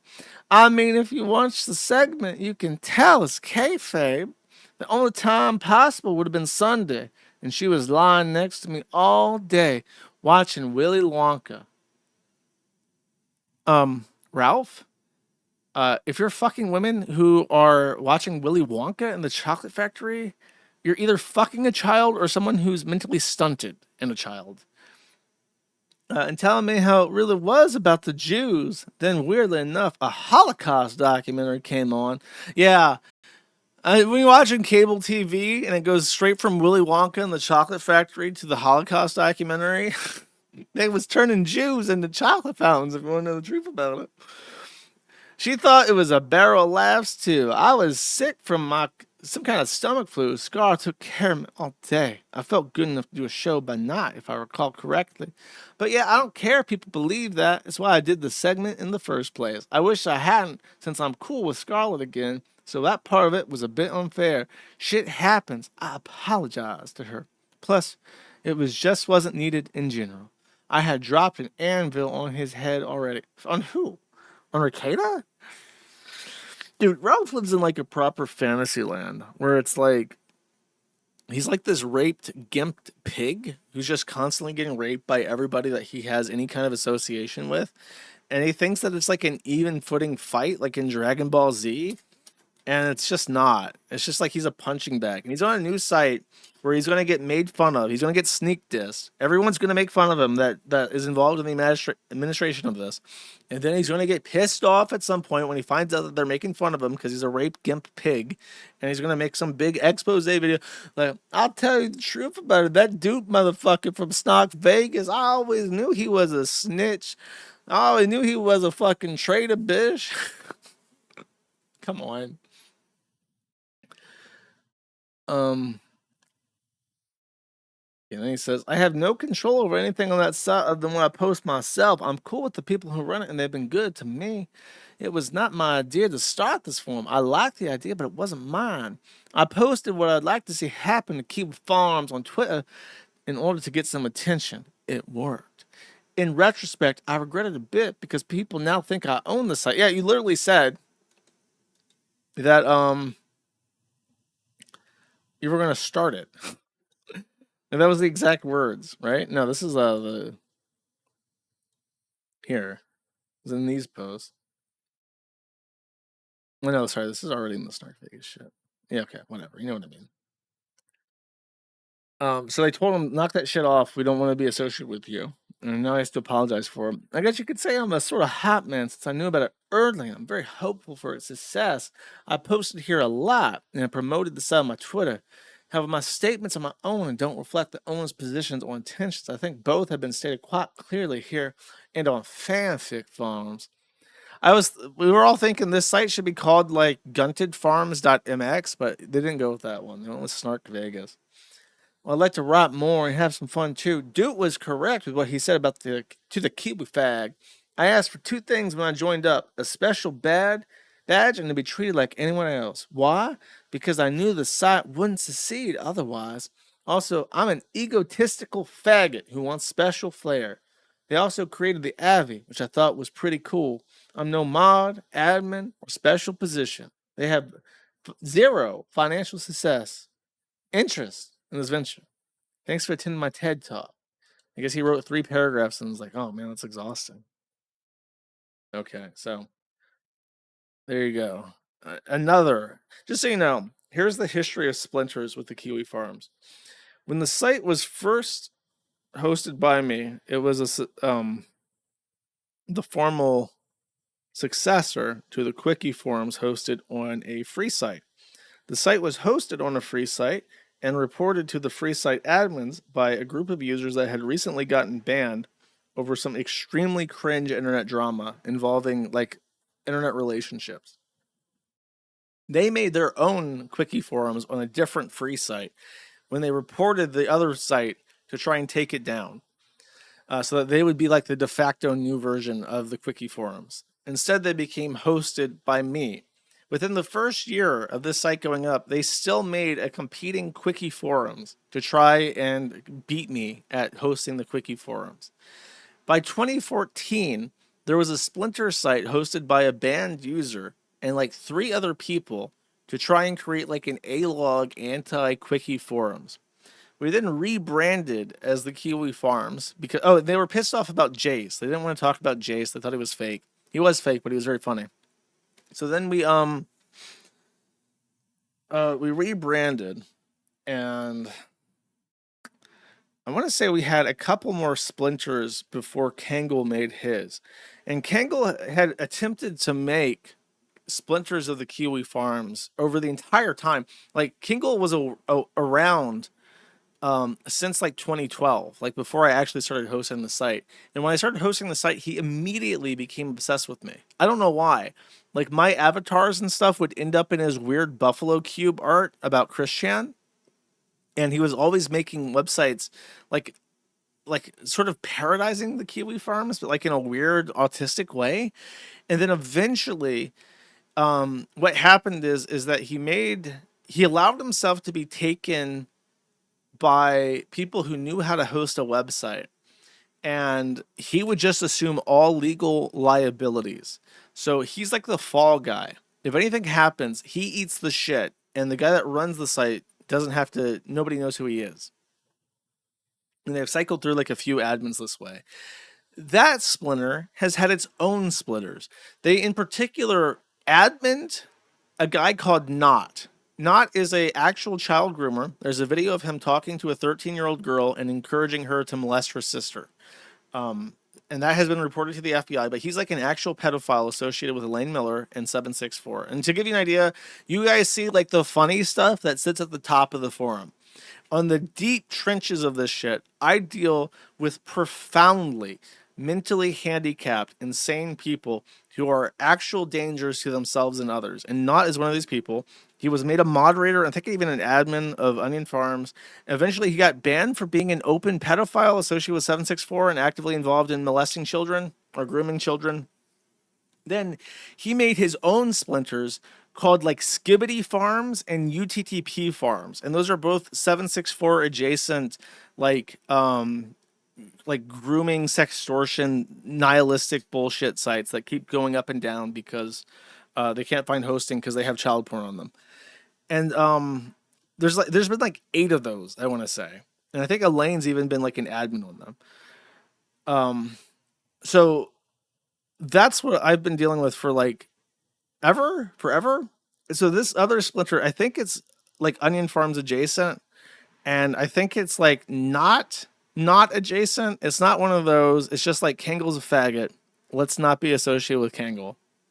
And they managed to rope Ralph in to advertise it for him, which is good for them, but it's going to bite Ralph in the ass. He doesn't realize he thinks that if he advertises faggots like Jesse from Pod Awful, that it's going to be the end of me. And it's like, I've been dealing with attention-starved, literal, insane, child molesting, swatting, attention whores for over a decade.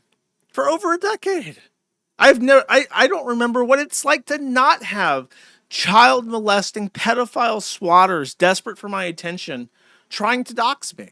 I don't remember what that's like. This is my everyday life. I swim in an ocean where I am constantly like the little feeder fish around a shark, where I constantly just have pedophile swatters trying to figure out where I live. And that's just it. I don't talk about it because there's no reason to.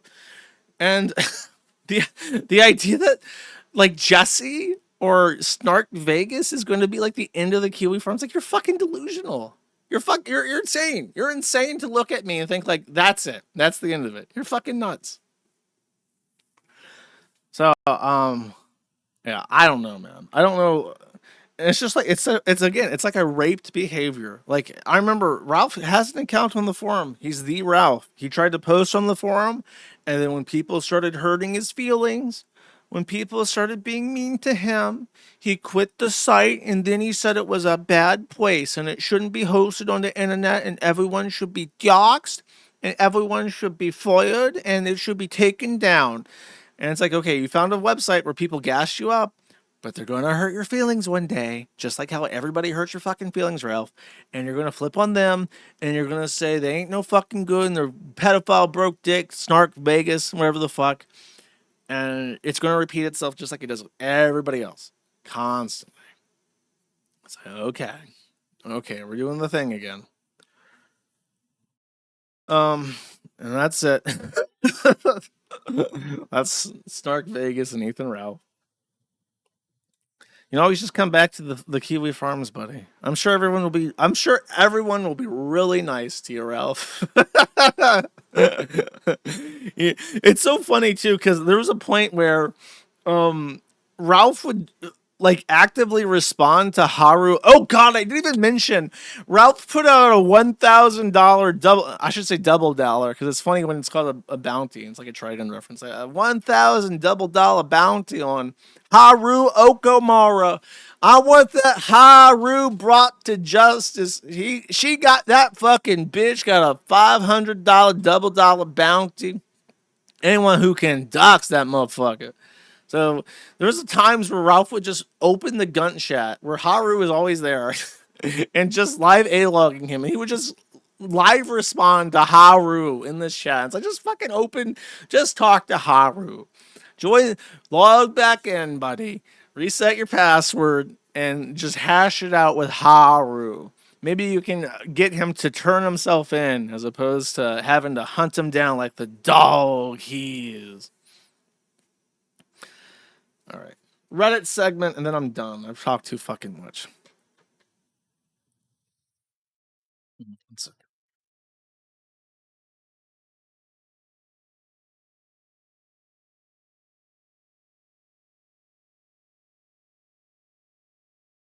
Okay. So, all right. Here is the Reddit segment. Okay. I have a couple posts submitted by users that I appreciate, of course. Ex-girlfriend waited until after her birthday to break up with me to ensure she got a gift. I have no legal grounds for taking it back, have I? I was with my girlfriend for 3 years, bought her a gaming PC for her birthday that cost just shy of £2,500 sterling. She broke up with me the day after, completely blindsided me. I've since heard from a friend of her friend, that she had been planning to break up with me for months, just waited because she knew I was getting her this. I've done some more digging, and I managed to get some screenshots from 2 mutuals where she admitted that she had been holding out until after her birthday so she'd get it. I've had a look, and it seems like the PC is hers under the UK law, but the thing is, I'd never have spent that money if she wasn't my girlfriend. Is the fact that she was planning to ditch the relationship and was just waiting on the present first have any bearing on whether I can take this PC back? So, that's pretty funny. Apparently, all the replies about what age they are, so maybe he was trying to sweeten up his little 16-year-old Discord kitten with some gifts, and she was taking him for a ride, because why not? And he got epically owned. Okay. This is in relationship advice. My 45M daughter, 19F, has become a far-right extremist, and I don't know how to deal with it. It all started about 2 years ago. My daughter suddenly became very religious. At first, I didn't think much about it. She had struggled with mental health issues for several years, and the change seemed to make her happier and more stable. As both a liberal and an atheist, I found it difficult to relate to her new beliefs, but I tried to be accepting because they appeared to have a positive effect on her. Since she started high school, I've been relatively absent from her life because of work and other responsibilities. So as a result, I wasn't closely involved in many of the changes as she went through over the years. Over time, her views became extreme. She regularly praised Augusto Pinochet, which was especially troubling given that my ex-wife is Chilean. Divorced parents. Last week, I opened an Instagram and was shocked to find that she had posted a video glorifying Benito Mussolini. When I confronted her about it, she told me that Mussolini was a great leader and that America needed someone like him. That is some entry-level fascism, bro. Benito Mussolini was a fucking foreign intelligence asset who ruined Italy and Germany somehow. That right there. Hold up. You had me till you were saying that Benito Mussolini was a great leader. Okay. When I confronted her about it, she told me that she even said that instead of Donald Trump, she wished the country had a real fascist. That was the point where I felt I had reached my limit. What confused me the most is how she participates in anti-racism and progressive Palestinian demonstrations at her school while making these kinds of comments. She also literally said immigrants are a disease and are poisoning America, despite the fact that her own mother is one. At this point, I don't even want to talk to her, and she doesn't seem interested in talking to me either. My biggest concern, however, is my younger children. I don't want them to be influenced by these ideas, and I'm worried that her comments could eventually create serious problems for herself and cause conflict within our family.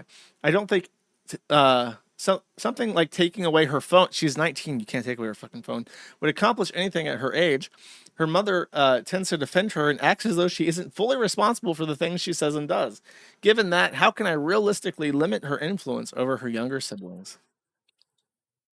Well, you did get divorced. Next. Mexican history in middle school, 7 to 9 grade. I've got a fascist student, and this is in teacher support. I'm a history teacher at a private school where kids are middle upper class at least, and out of all my classes, I have one 9th grade student who stands out. He's one of the smartest kids in the class, very respectful, and genuinely enjoyable to talk to. At the same time, however, he holds some very far-right, even fascist views. For instance, when discussing the French Revolution, he'll argue that it was not a good thing and point out that many people at the time did not want it to happen. While that is historically true, he uses that fact to support the broader argument that the monarchy was preferable. In our lessons on Mexican history, he constantly criticizes the Mexican Revolution, despite the fact that many of its goals involved helping indigenous communities and farmers recover land that had been taken from them. He also makes comments such as, quote, Muslims are ruining the UK, or that slavery was a good thing and abolishing it was a mistake. As a teacher, I try very hard not to tell him that he is wrong. I want to remain unbiased and encourage critical thinking rather than simply imposing my own views. Still, I would be lying if I said it wasn't frustrating to hear these kinds of remarks.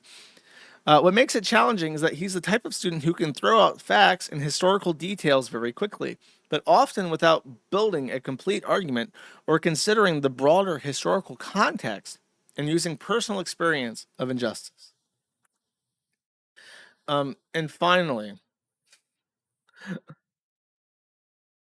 I don't know what the point of this one is, but it's just the progress flag added to Skyrim, which I think is a video that you can watch on YouTube about Skyrim if it was woke. It seems to be real now. They've done it.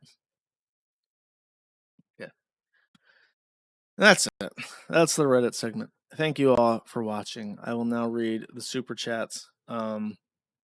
As I said, if you're interested in the PPP thing, subscribe to the Gumroad, matthewinternet.gumroad.com, matthewinternet.locals.com, or if you want the stickers, they're almost sold out, so go buy them before I lose my payment processor again.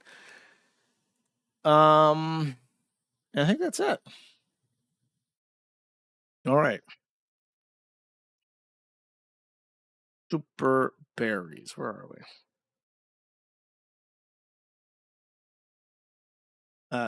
Genjada 1900 for 5 says, your weekly welfare, sir. I hope it finds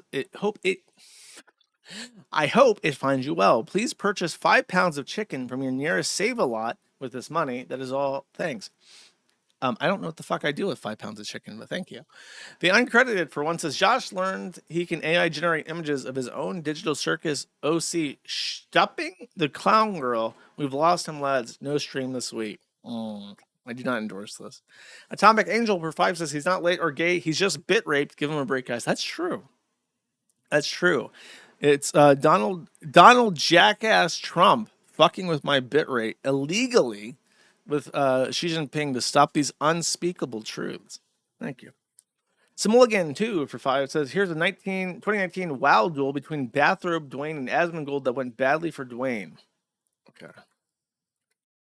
It's very short. Hi, this is Bathrobe Dwayne, leader of the Yoink Guild, with a message for Asmongold. I'm not watching a World of Warcraft duel. Are you fucking insane? Thank you. Asian tech support for 10 says, Fawn is pretty good. It is pretty good. Thank you. DBLX for 5 says, they finally did it, Josh. They bullied my sweet wings of the internets, lowercase I internets. Sure, he's been non-temp for years, but I still like checking in on him from time to time. Feels bad, man. Good time, good stream, whimper. Oh, Yeah, I never talked about this because I was going to wait a full month before acknowledging it. Wings did say he was leaving the internet 5 ever. It could be true. I actually tend to believe it might be true because after the Keemstar humiliation ritual, it's just fucking over. Like if you sell out to the gnome, your life is over. You have no more value as a content creator when you have to kneel before Keemstar. So he might be gone.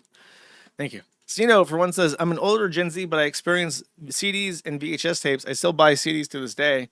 Also, my older siblings destroyed the family computer by downloading shit from LimeWire and burning CDs. A very relatable experience. Victor Daly, 7250 for 2, says, hey, Josh, take my barista money, sped. Thank you. I appreciate it. I wish I had some coffee right now. Big things coming, for one, says, I got the stickers. I'm curious about the patches. Can I buy one now? No. I think those are all sold out or committed to other orders. There's 2 in stock, bro. Get them while they got them. There's 2 in stock. Umpty Madu, for one, says, it says decline when I tried to buy the sticks with my card. It was doing this yesterday too. Are you sure you haven't been banned? Same card as the super chat. It might be blocked again because it stopped at a certain point. It was going fine and then it stopped. So I might be banned again already. Such is my fucking life. Our inspector, for one, says, with all this talk about merchandise, it seems appropriate to ask now, would you allow me to copy any or all of your previous Kiwi merch and sell it? No. I would prefer if you didn't try to sell things instead that they were from the forum. Why would I be okay with that? Gypsy Harlow, for 5, says, hope the lowercase L Linternet is treating you well, Mr. Kiwi Man. It show is. Thank you. Haramburger, for one, says, long-time listener, first-time caller, are the B-Jams brand honey sweetened mulberry jams still in stock? I tried ordering them from the site, but Jeets and Trainings blocked the transaction all out of B-Jams. I'm so sorry. This one guy, this one fucking asshole in Canada bought the entire crate. King of the Scots, for 5, says, I never bought, if I bought a sticker, would I ever get it? I never got my Christian silver coin and was too lazy to write you about it. I mean, you should. You should have gotten the fucking coin too, buddy. I pay a 3PL to handle my shipping, so you better fucking get it. Thank you. Awaken34 for 2 says, I remember those CD car stamps my dad used to play Phantom of the Opera and Mortal Kombat music from it. That's pretty funny. Dale Gribble 69 for 5 says, are you due on Viva Stark Vegas, and why isn't Kiwifarms fueled by alcohol and spite? Because alcohol is bad for you, okay? It is fueled by spite, though. Thank you. Norman 0_0 for 15 subscribed for 3 months. Thank you very much. Spinglecat for 2 says, tell your VTuber thread gooners if this is their Oshi. This appears to be Kina Magica saying, thankfully I transitioned to a girl at the Femboy convention in Stuttgart from last year. I don't know what the fuck a Kina Magica is. Hopefully there will be no boy ass if I open this. Magical Cat Girl VTuber. 14,000 followers for this shit. Happily engaged. Oh, American. I was hoping to make fun of a German. Z Sergeant Schultz for 5 says, I can't wait to watch you ruin PPP with more digital circus. Keep it up. The good work. Thank you. I appreciate it. Assmaster 33 for 1 says, I can't redeem blood in my circulatory system SAR. Well, that sounds like a serious, what is it? What's it called? Hemophilic problem? Okay, you go see a hematologist. Are you Medicare? Unkind Nate's here for 2 says, I hope Ethan Klein sodomizes Anese's husband via court order and takes Hassan as a eunuch. Well, he's working on the other one, but the machinery of Israel, sometimes it works slower, okay? Citrus Addict for 1 says, I used to think it was common knowledge, open secret, that organ donors are routinely let to die or even killed by hospital staff, similarly to the knowledge of the casting couch. Silly me. No, it is not common knowledge. That sounds very insane when you say that. By the way, just so you know, to normal people, that sounds insane. Junior Bacon Sneedburger subscribed or gifted 10 subscriptions. Thank you very much. I appreciate it. Citrus Act for 1 says, Karmelo is a recurring drug empire villain in the TV show Burn Notice. Good to know. Stedo for 1 says, the Mexican jury definitely voted guilty at Lamau. They all did. It was a unanimous decision. Cheddar Sultan for $10 says, no tornado is going to keep a neighbor from his lotto. And then there is a severe weather outbreak thread on the Kiwifarms. Help me, man. God. Girl, your truck finna get blown. God, thank you. You wanna move? I should have watched the news. Hey, who registered You this? wanna move? But you come over here. Nah, fuck all that. Sabrina, come on. I'm already here, so let me get 10 on pump. Sabrina, get in here. Yeah, 10 on pump 12. 2 of your quick picks. Hey, where y'all going?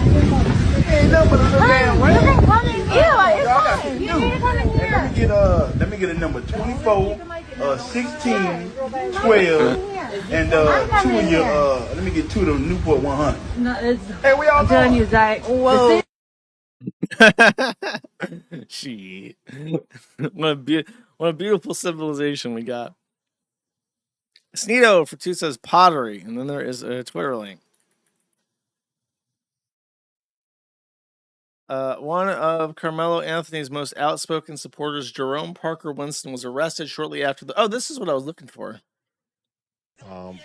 He had a gun, by the way. In this case, that it was not a case about She race, man, but you she cannot man, deny doing that that bouncy. Oh no! just the facts Here of comes the case and police. What we've seen play out since then. and Oh what shit! we're It's the white watch man. happening now. Is It's the white because man. The defendant is black. The victim is white, and that's the bottom line. But again, this is what I hate it when white people sneak up on me and arrest me for having a legal weapon. Barella Furman for one says nothing. Thank you. Sino for one says, Josh, what is the context of the give me $20 on Kino chat? I don't even know the time. I say that a lot to people. I say, give me $20. Logistical Nightmare for 5 says, Josh, have you covered the Kool-Aid pineapple on shirt? Why the fuck would I do that? Gotta get you some Old Bay Spice pineapple, my neighbor chirp. No, I don't. That's stupid. I don't know what the fuck is even. I don't even understand the meme, and I am deliberately trying not to understand it. Really good post about Carmelo and the black lottery. Okay. I'm not reading all this. Okay, look, there's a post on the Kiwifarms about the black lottery. If you want to read it, it's on the screen. I'm not reading all this. Sorry, it's on page 12 of the Carmelo Anthony thread. Sneedo, for one, says, I wonder what Patrick thinks about the Carmelo trial. And then there is a streamable link. I don't have an opinion. I don't have an opinion here. That's what Karmelo was doing. I'm glad you just said that. That's what Karmelo was doing. Protecting his motherfucking self. There's a really creepy glitch where his teeth were in his tongue. It was very scary, chat. Thank you. Logistical Nightmare for 5 says, Elon is doing so much for the world, all in an attempt to make up for creating PayPal. He's got a lot of fucking repenting. That's like that post by Drew DeVault. Like, you got a lot of repenting to do for that PayPal shit, brother. Thank you. Dwanko for 5 says, A up, lads. Cheers for featuring another British riot. It's probably all for nothing, but it gives me glimmers of hope. I'm growing some San Marzano tomatoes for pizza. Ooh, that sounds very good. I might have to show my garden at some point, yeah. Thank you. Porglac for one says, Venice is jeeted, but Florence might be more jeeted. The Venetian jeets own things, though. They aren't strong enough to paddle a gondola, though. I mean, you got to take back Venice, bro. You can't let Venice be jeeted. Come the fuck on. It's so disgusting that there's fucking jeets in Venice. It's like actually sacrilege. It's probably jeets. I bet you Naples is like the nastiest fucking city in the whole of Italy. And that's where my family is from. I'm a fucking Southern Italian swine. Black under Untermensch, okay? It just hits my stomach. Then there's jeets in fucking Italy. Octavia, sales rep for 20, says, spent some quality time with my mom today, being low-key racist and high-key judgmental of the local government. A morning well spent. That sounds like a lovely time. Thank you very much. Peen Wienerstein for 1 says, internet via shortwave radio must make dial-up look like Usain Bolt, except that it's 500 kilobits per second, which is a magnitude of times faster than dial-up was. Big things coming for 1 says, Josh, what would you say is the best source to learn about how Tor operates in depth? It's a one thing for me to use it. It's another to know what I'm actually doing. You'd have to look up like an actual document about it. You could talk to AI and ask questions to AI. It's pretty straightforward. It's just a series of relays bouncing information. You have to understand cryptography, though. That might be where you're having more issues. Big things coming for 1 says, I'm not British, but I still have this sinking feeling this bullshit is about to spread, and I like to prepare it. It will spread. It definitely will. Dark Western for 5 says, "Oh no, it's me who is late and gay. Enjoy prison, myself, child. This is the fate I have chosen. Happy Pizza Day." Don't bring up pizza. I'm almost done with the stream, okay? I'm very hungry. Thank you. Weenie's Smoothie for 5 says, "Outro song," and then there is a YouTube link. And my answer is probably going to be no. My Little Armalite? Okay. Okay, fine. I can do that. Single Cat for 2 says, "iDubbbz new bull," and then there is a Twitter link.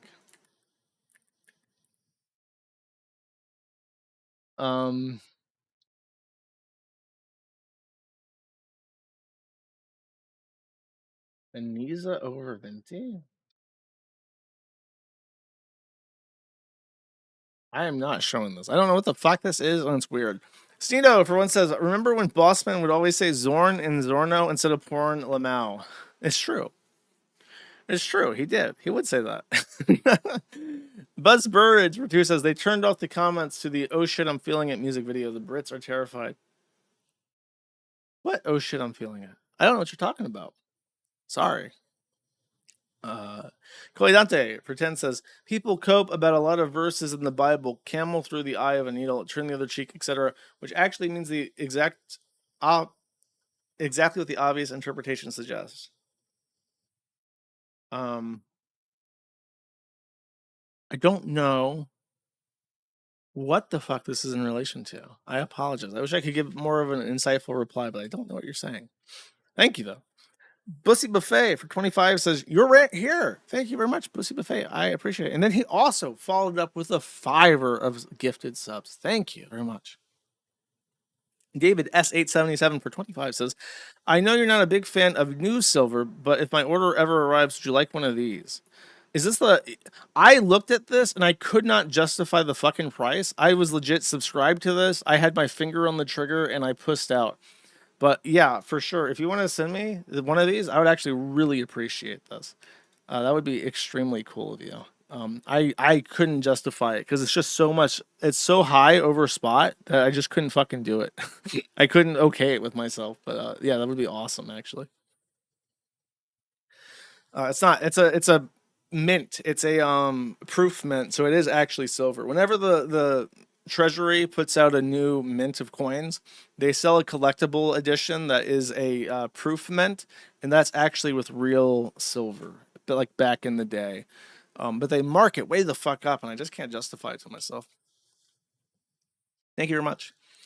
Citrus Act for 1 says, "Why is the pick me hoe wearing a micro mini in a church if she's supposed to be committing to the LARP?" I mean, if you ask any serious questions about Pearl Davis, you're already fucking up. She's just a dumb whore. Hawaiian Zen for 10 says, "Get Faith Mug Pearl, you dumb looking refrigerator." It's so true. It was the guy was very smart and very restrained, and I think he did a fantastic job dealing with her. Thank you. Logistical Nightmare for 5 says, "As a Protestant LCMS, that is confessional, right? I know what that is. It's the Missouri Synod. It's a confessional. They have this really old document that's like the laws of the church, which is very very conservative and based. It's like explicitly denounces gay marriage and shit. But Protestants hate this, like Southern Baptists hate it because it's not solo scriptura. So you can't have a document in your church that's like, this is like derived meaning from the Bible, because then it becomes a secondary source of truth. And the Baptists say you have to read the Bible yourself and come to your own conclusion. But then it's like people read the Bible and come to their own conclusion, and it says you can have gay anal sex and love is love. And it's obviously wrong because it's gross. So that's the faith spurging. Okay. But he says, "Oh, I feel for the priest. He handled that beautifully. I may not agree with all their theology, but as long as faith in Christ is centric, that seems to be the consensus." Thank you. Tis the Happy for 20 says, "Hey Josh, how are you doing? I'm painting Warhammer models right now. Elder Harlequins. You mind giving me 3 colors to paint my next clown?" Clown? Oh, well, you have to hit it with the Pomni. Go with gray, blue, and red. Like, and Pomni it up, bro. Come on now. Thank you. Logistical Nightmare for 5 says, it's a faith that one should be willing to tolerate better than worshiping a dead pedophile. It's true. That's the main thing with Christianity, is that Christianity seems very unsatisfying because it's like, yeah, life sucks and it's never going to get better, and you can pray to God all you want and he may not answer any of your prayers, and you have to be okay with chastity and poverty. But then you look at like everything else and it's like, okay, you can worship demons in India. You can LARP with the Europeans who don't even do it anymore, or you can worship a dead pedophile and bow to Mecca. And it's like, oh, well, all of these suck even worse. That's one of the best things about Christianity is that Jesus was never in a sexual relationship, so you can't judge his sexuality. You know what I mean? It really solves a lot of problems that way. Dr. Umar Johnson, 5150 for 10 says, thanks for selling me a sub-Saharan lampshade. Very nice texture and very decorative. I'm so glad you got it. I noticed that the light blocking qualities of the lampshade are very good, so it creates a deep contrast in lighting in your room. Thank you. Haramburger for 1 says, is Pearl Davis just the female Sam Hyde? Get back in the gorilla nest, bitch. You have homeless BBC to service. I would hope not. I would hope that is blasphemy. Sneedo for 2 says, YouTube link from Boozy Official. Sorry, no trainings allowed at the topless pool party. We will be checking Adam's apples and strong facial features and long hands. I tried to be respectful. I said MS. Hey, I need a ticket. And then they asked, trans are allowed, right? After 3 days of no reply on Wednesday, he says, oh no, just making sure you chill as fuck. I like your performance. I want to support. And then he says, sorry, no trannies MS are allowed. That's pretty funny. Logistical Night, black people can be funny. That's their saving grace. If they weren't so fucking funny, I don't think we would have ever tolerated them. They just would have been deported after the Civil War. Logistical Nightmare for 5 says, what you gonna do, tase me, is to cops. The what are you gonna do, stab me, is to blacks. I think it's the Mexicans. Gotta watch out for that one. Thank you. Sneedo for 1 says, in some of these public pred catches, if any black people hear that the guy's a pedophile, they immediately start yelling or beating the shit out of the pedophile. That's pretty based. Unkind Nazier for 2 says, you should make all these pedophile hunter videos into a mega video on your channel. We'll tell the editor that. Maybe he can. It is kind of just content theft at that point, but, you know, whatever. Apparently that's legal now. If, the state of California told me I can just steal your videos if you want to know the truth about it, bitch. Meow Meowing gifted 11 subs. Thank you very much. Bleep Bloop gifted 10 subs. Thank you very much. And he doubled it. He double chucked it and gifted 20 subs for $100. Extremely appreciated. Thank you. Ace of Sneeds for 2 says, since I already spent too much money today, I'll justify the Super Bear by making it educational. Okay. And then he says, for another 2, only monks can become bishops in Orthodoxy, but non-monks aren't celibate, while all Catholic priests are celibate, and being a monk doesn't have anything to do with being a bishop. I didn't know that. That explains it. I've always thought it was stupid that the what was the thing they did? The Council of Trent. The Council of Trent never allowed priest pastoral marriage. And it's just stupid. It's like, how's your faith going to propagate when you can't even get fucking married? It's just dumb. I understand like the liturgical aspect of why they do it, but it's just fucking dumb. You got to be reasonable at some point. Ace of Sneeds. Oh wait, I skipped it. Ace of Sneeds for 10 says, deacons are different in different denominations. Specifically, Catholic deacons are lay clergy who are not priests and can marry, while Orthodox deacons are priests who can marry but are not monks. Okay, that complicates things. Logistical Nightmare for 5 says, this super chat goes out to my schizo noise hunters. If you listen clearly, you can hear it clicking, almost like Josh is using a computer of some kind. I have no idea what you're talking about. Apartment Archive for 10 says, Josh, after watching copious amounts with both you and Kino Casino, in terms of Gumroad content, I think you and PPP doing another India episode and shit on Boomers episode would be stellar content. Boomers we could do. I think Indians might get him thrown in jail, but thank you. Russ Cole sent a full send. Thank you. So, Stina Stanley, for one, says, it's a good thing that iDubbbz has really good friends with money to spare for him and his legal funds like his son. It's such a great thing. Haram Burger, for one, says, and the Anisa picks will continue until morale improves. No, they will not, Soccer Child. Just the Famous Butt, for 5, says, Josh and Anisa's butt. Let's go, Smithers. Smithers? It's true. It's literally that. Ace of Sneeds, for 5, says, if you're a cartoon reviewer, now you have to do a person stream on Mr. Enter. No, I'm not doing a person stream on Mr. Enter. Fuck off. Apartment Archive, for 5, says, I went to the Digital Circus movie. It took every fiber in my body to not burst out laughing when it was revealed Kinger actually was a race mixer. I could only hear you and PPP yelling, whoa, buddy. Bro, of all the shit to nitpick in that fucking show, even when it comes to race, that is like bottom of the fucking barrel. That was the last thing on my mind. Thank you. Kill War 69 for 5 says, can you react to racist Kane? I suppose I can. God, this is like a minute long. It's better be good. It's better be like immediately fucking good. You ruined this. Enough! Who do they think that? Niggas. They only think about chicken. They're black. They won't get equal rights. They won't live like me. I won't let them. Good job, children. I'm so proud of you. They're black sounds like a PPP-ism. Videograms for 5 says, DSP looks like he's goofy, out of touch retiree in his 60s. Not exaggerating. It's demoralizing to see. Dude, he looks fucking haggard. He needs to just quit and get a job. He needs to give up.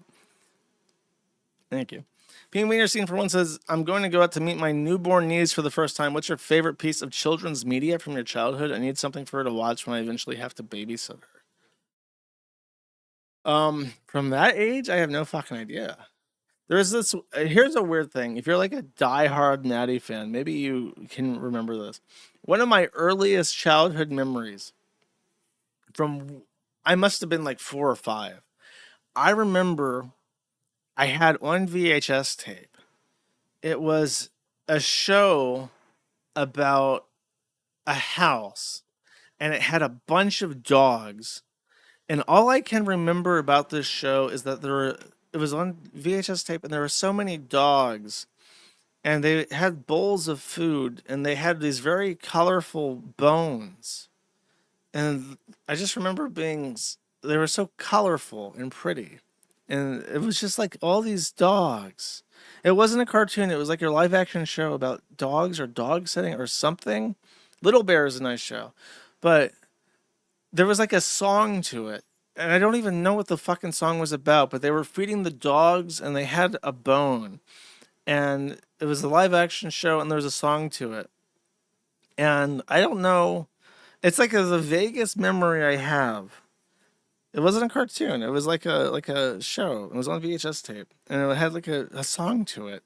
It was like there was the Big Couch show. There's like a show about a big couch with like a Jewish girl, and there was dust bunnies under the couch. I only vaguely remember that show as well. It was around the same time, but one of them was a show with dogs, and I don't remember what it was. I've never seen this fucking show before, but it had songs to it, so.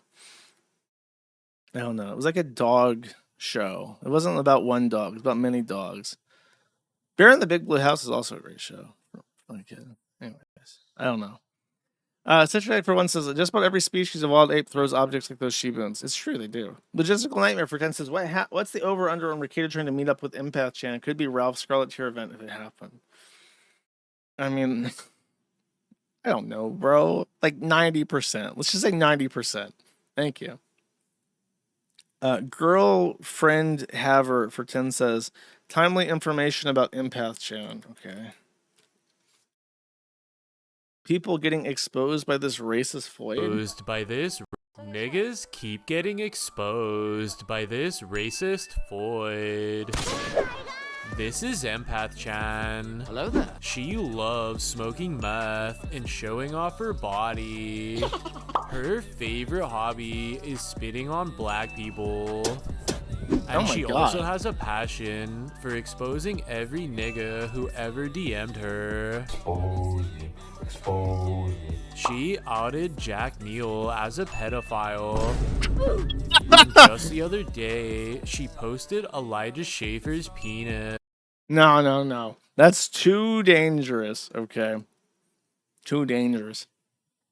CNN for 5 says, the op guy on Zitter in Snark Vegas is obsessed with you. Yeah, bro. I had like an entire entourage of like little dingleberries that are never going to fuck off because I somehow raped all these people. I don't know what I did. I don't know when I did it. But at some point, I personally deep dick raped this motherfucker against his will. And it's his job now to regain control of his masculinity by being angry forever. That's how he's going to that's how he's going to get his revenge. He's just going to let me control his entire life forever. Docs Found for 5 says, bring back the collaborative data services stealth theme, please. There is the stealth theme. 2025 stealth, collaborative data services. It still works. I don't know what you're doing. Cino for 1 says, can you haru like Ralph one more time? Haru. There you go. Cino for 1 says, PPP wants you and Worski to watch anime and stuff. Well, fuck the dude. Did he say that? He said that during the recording. He said that we should watch anime. Like my punishment should be I have to watch anime with Andy Worski. And it's like someone has to fucking drop like $10,000 for that to even be on the fucking table, as far as I'm concerned. The lowercase L Linternet for $20 says, always treat my boy Josh well. So true, King. Thank you. Barrett's Leggiest Privateer for $100 says, shout out to the Dominion Society of Canada fighting the good fight on Canadian nationalism. And before Josh whines about Canada, why do people always prefix shit by saying, wait until Josh whines about the British and calls the Northern Irish wait until Josh whines about Canada. Why the fuck would I do that? You sent me $100. I'm not thinking about how much I hate Canada. I'm thinking, ooh, that's groceries. Thank you very much. Citrus Addict for 1 says, on organ harvesting, it's common knowledge here, and in the med industry, if you aren't being iced out, victims are usually chosen based on how much money they generate, either dead or alive. Good to know. Broken Back Phil for 10 says, hey Josh, here's a song about the Irish making fun of the British and calling them gay. Is that the Kinky Boots? Kinky Boots. My front door down around at midnight, sing of the something's tell. Bro, come on. I'm telling you, I've had the Celtic Irish music CD. I've heard all these songs. You can't get Irish stuff past me. Thank you. Citrus Act for 1 says, it varies between facilities. The organ harvesting, you mean. Ska Pride Worldwide for 2 says, get you some Kool-Aid pineapples with this Kang. No, but thank you. Debugs for 10 says, Smash and Slam are fighting back. And there's a stream link. And this stream's going to be 6 hours fucking long. Oh, God. Cardi, come on. Come on, Offset. Come on. It's like an aggressive shit. Why would you send me this? It's like an aggressive mutinous fucking dog. Fuck this dog. Fuck shit bulls. Thank you. Fatty Caddy for 1 says, knives are covered under 2A and I hate laws that go after them because it's a precursor to guns. Carmelo should have been lynched. Thank you, Fatty Caddy. Did you know that he's an incel Jew? Not even numerals for 5 says, nice show. Thank you very much. Big things coming for 1 says, good stream. I did have pizza today. Have a nice weekend. Thank you. I'm glad you had pizza. Indomitable for 2 says, I want to bake a pizza, but it's too hot to cook. So fucking true. Like I said, I've been doing AI stuff for the forum. My computer needs a 1500 watt PSU. So definitely during peak load, it's spiking like over 1.2 kilowatts of energy. And like a couple of days ago, a transformer blew and the entire park went out except for me because I had a backup battery. And I could keep on that Sigma grind set uninterrupted, and everybody else had to wait for the truck to roll up and fix it. So, sup, bitch. Yeah, AC went out if you wanted the truth about it. Chocolate Rain for 1 sent a full send. Thank you. Snito for 1 says, if I buy the Kiwi stickers, what are the chances my rear window gets smashed? A 10, basically. And Lintrian Red for 15 says, didn't get charged for shipping. Order 13918. Here's my makeup payment. Well, you'd have to give me your order number then. But thank you very much. I appreciate it. Yes, some people from very expensive places to ship to did not get charged for shipping, which is just my fucking luck because I'm a fucking idiot. All right. As I said, I have a someone sent a song that I agreed to play. So thank you all for watching. If you're in Northern Ireland, stay safe. If you're in England, God rest your soul. And I'll see you guys next Friday. And there's a Gumroad thing coming up today. And take it easy and bye-bye.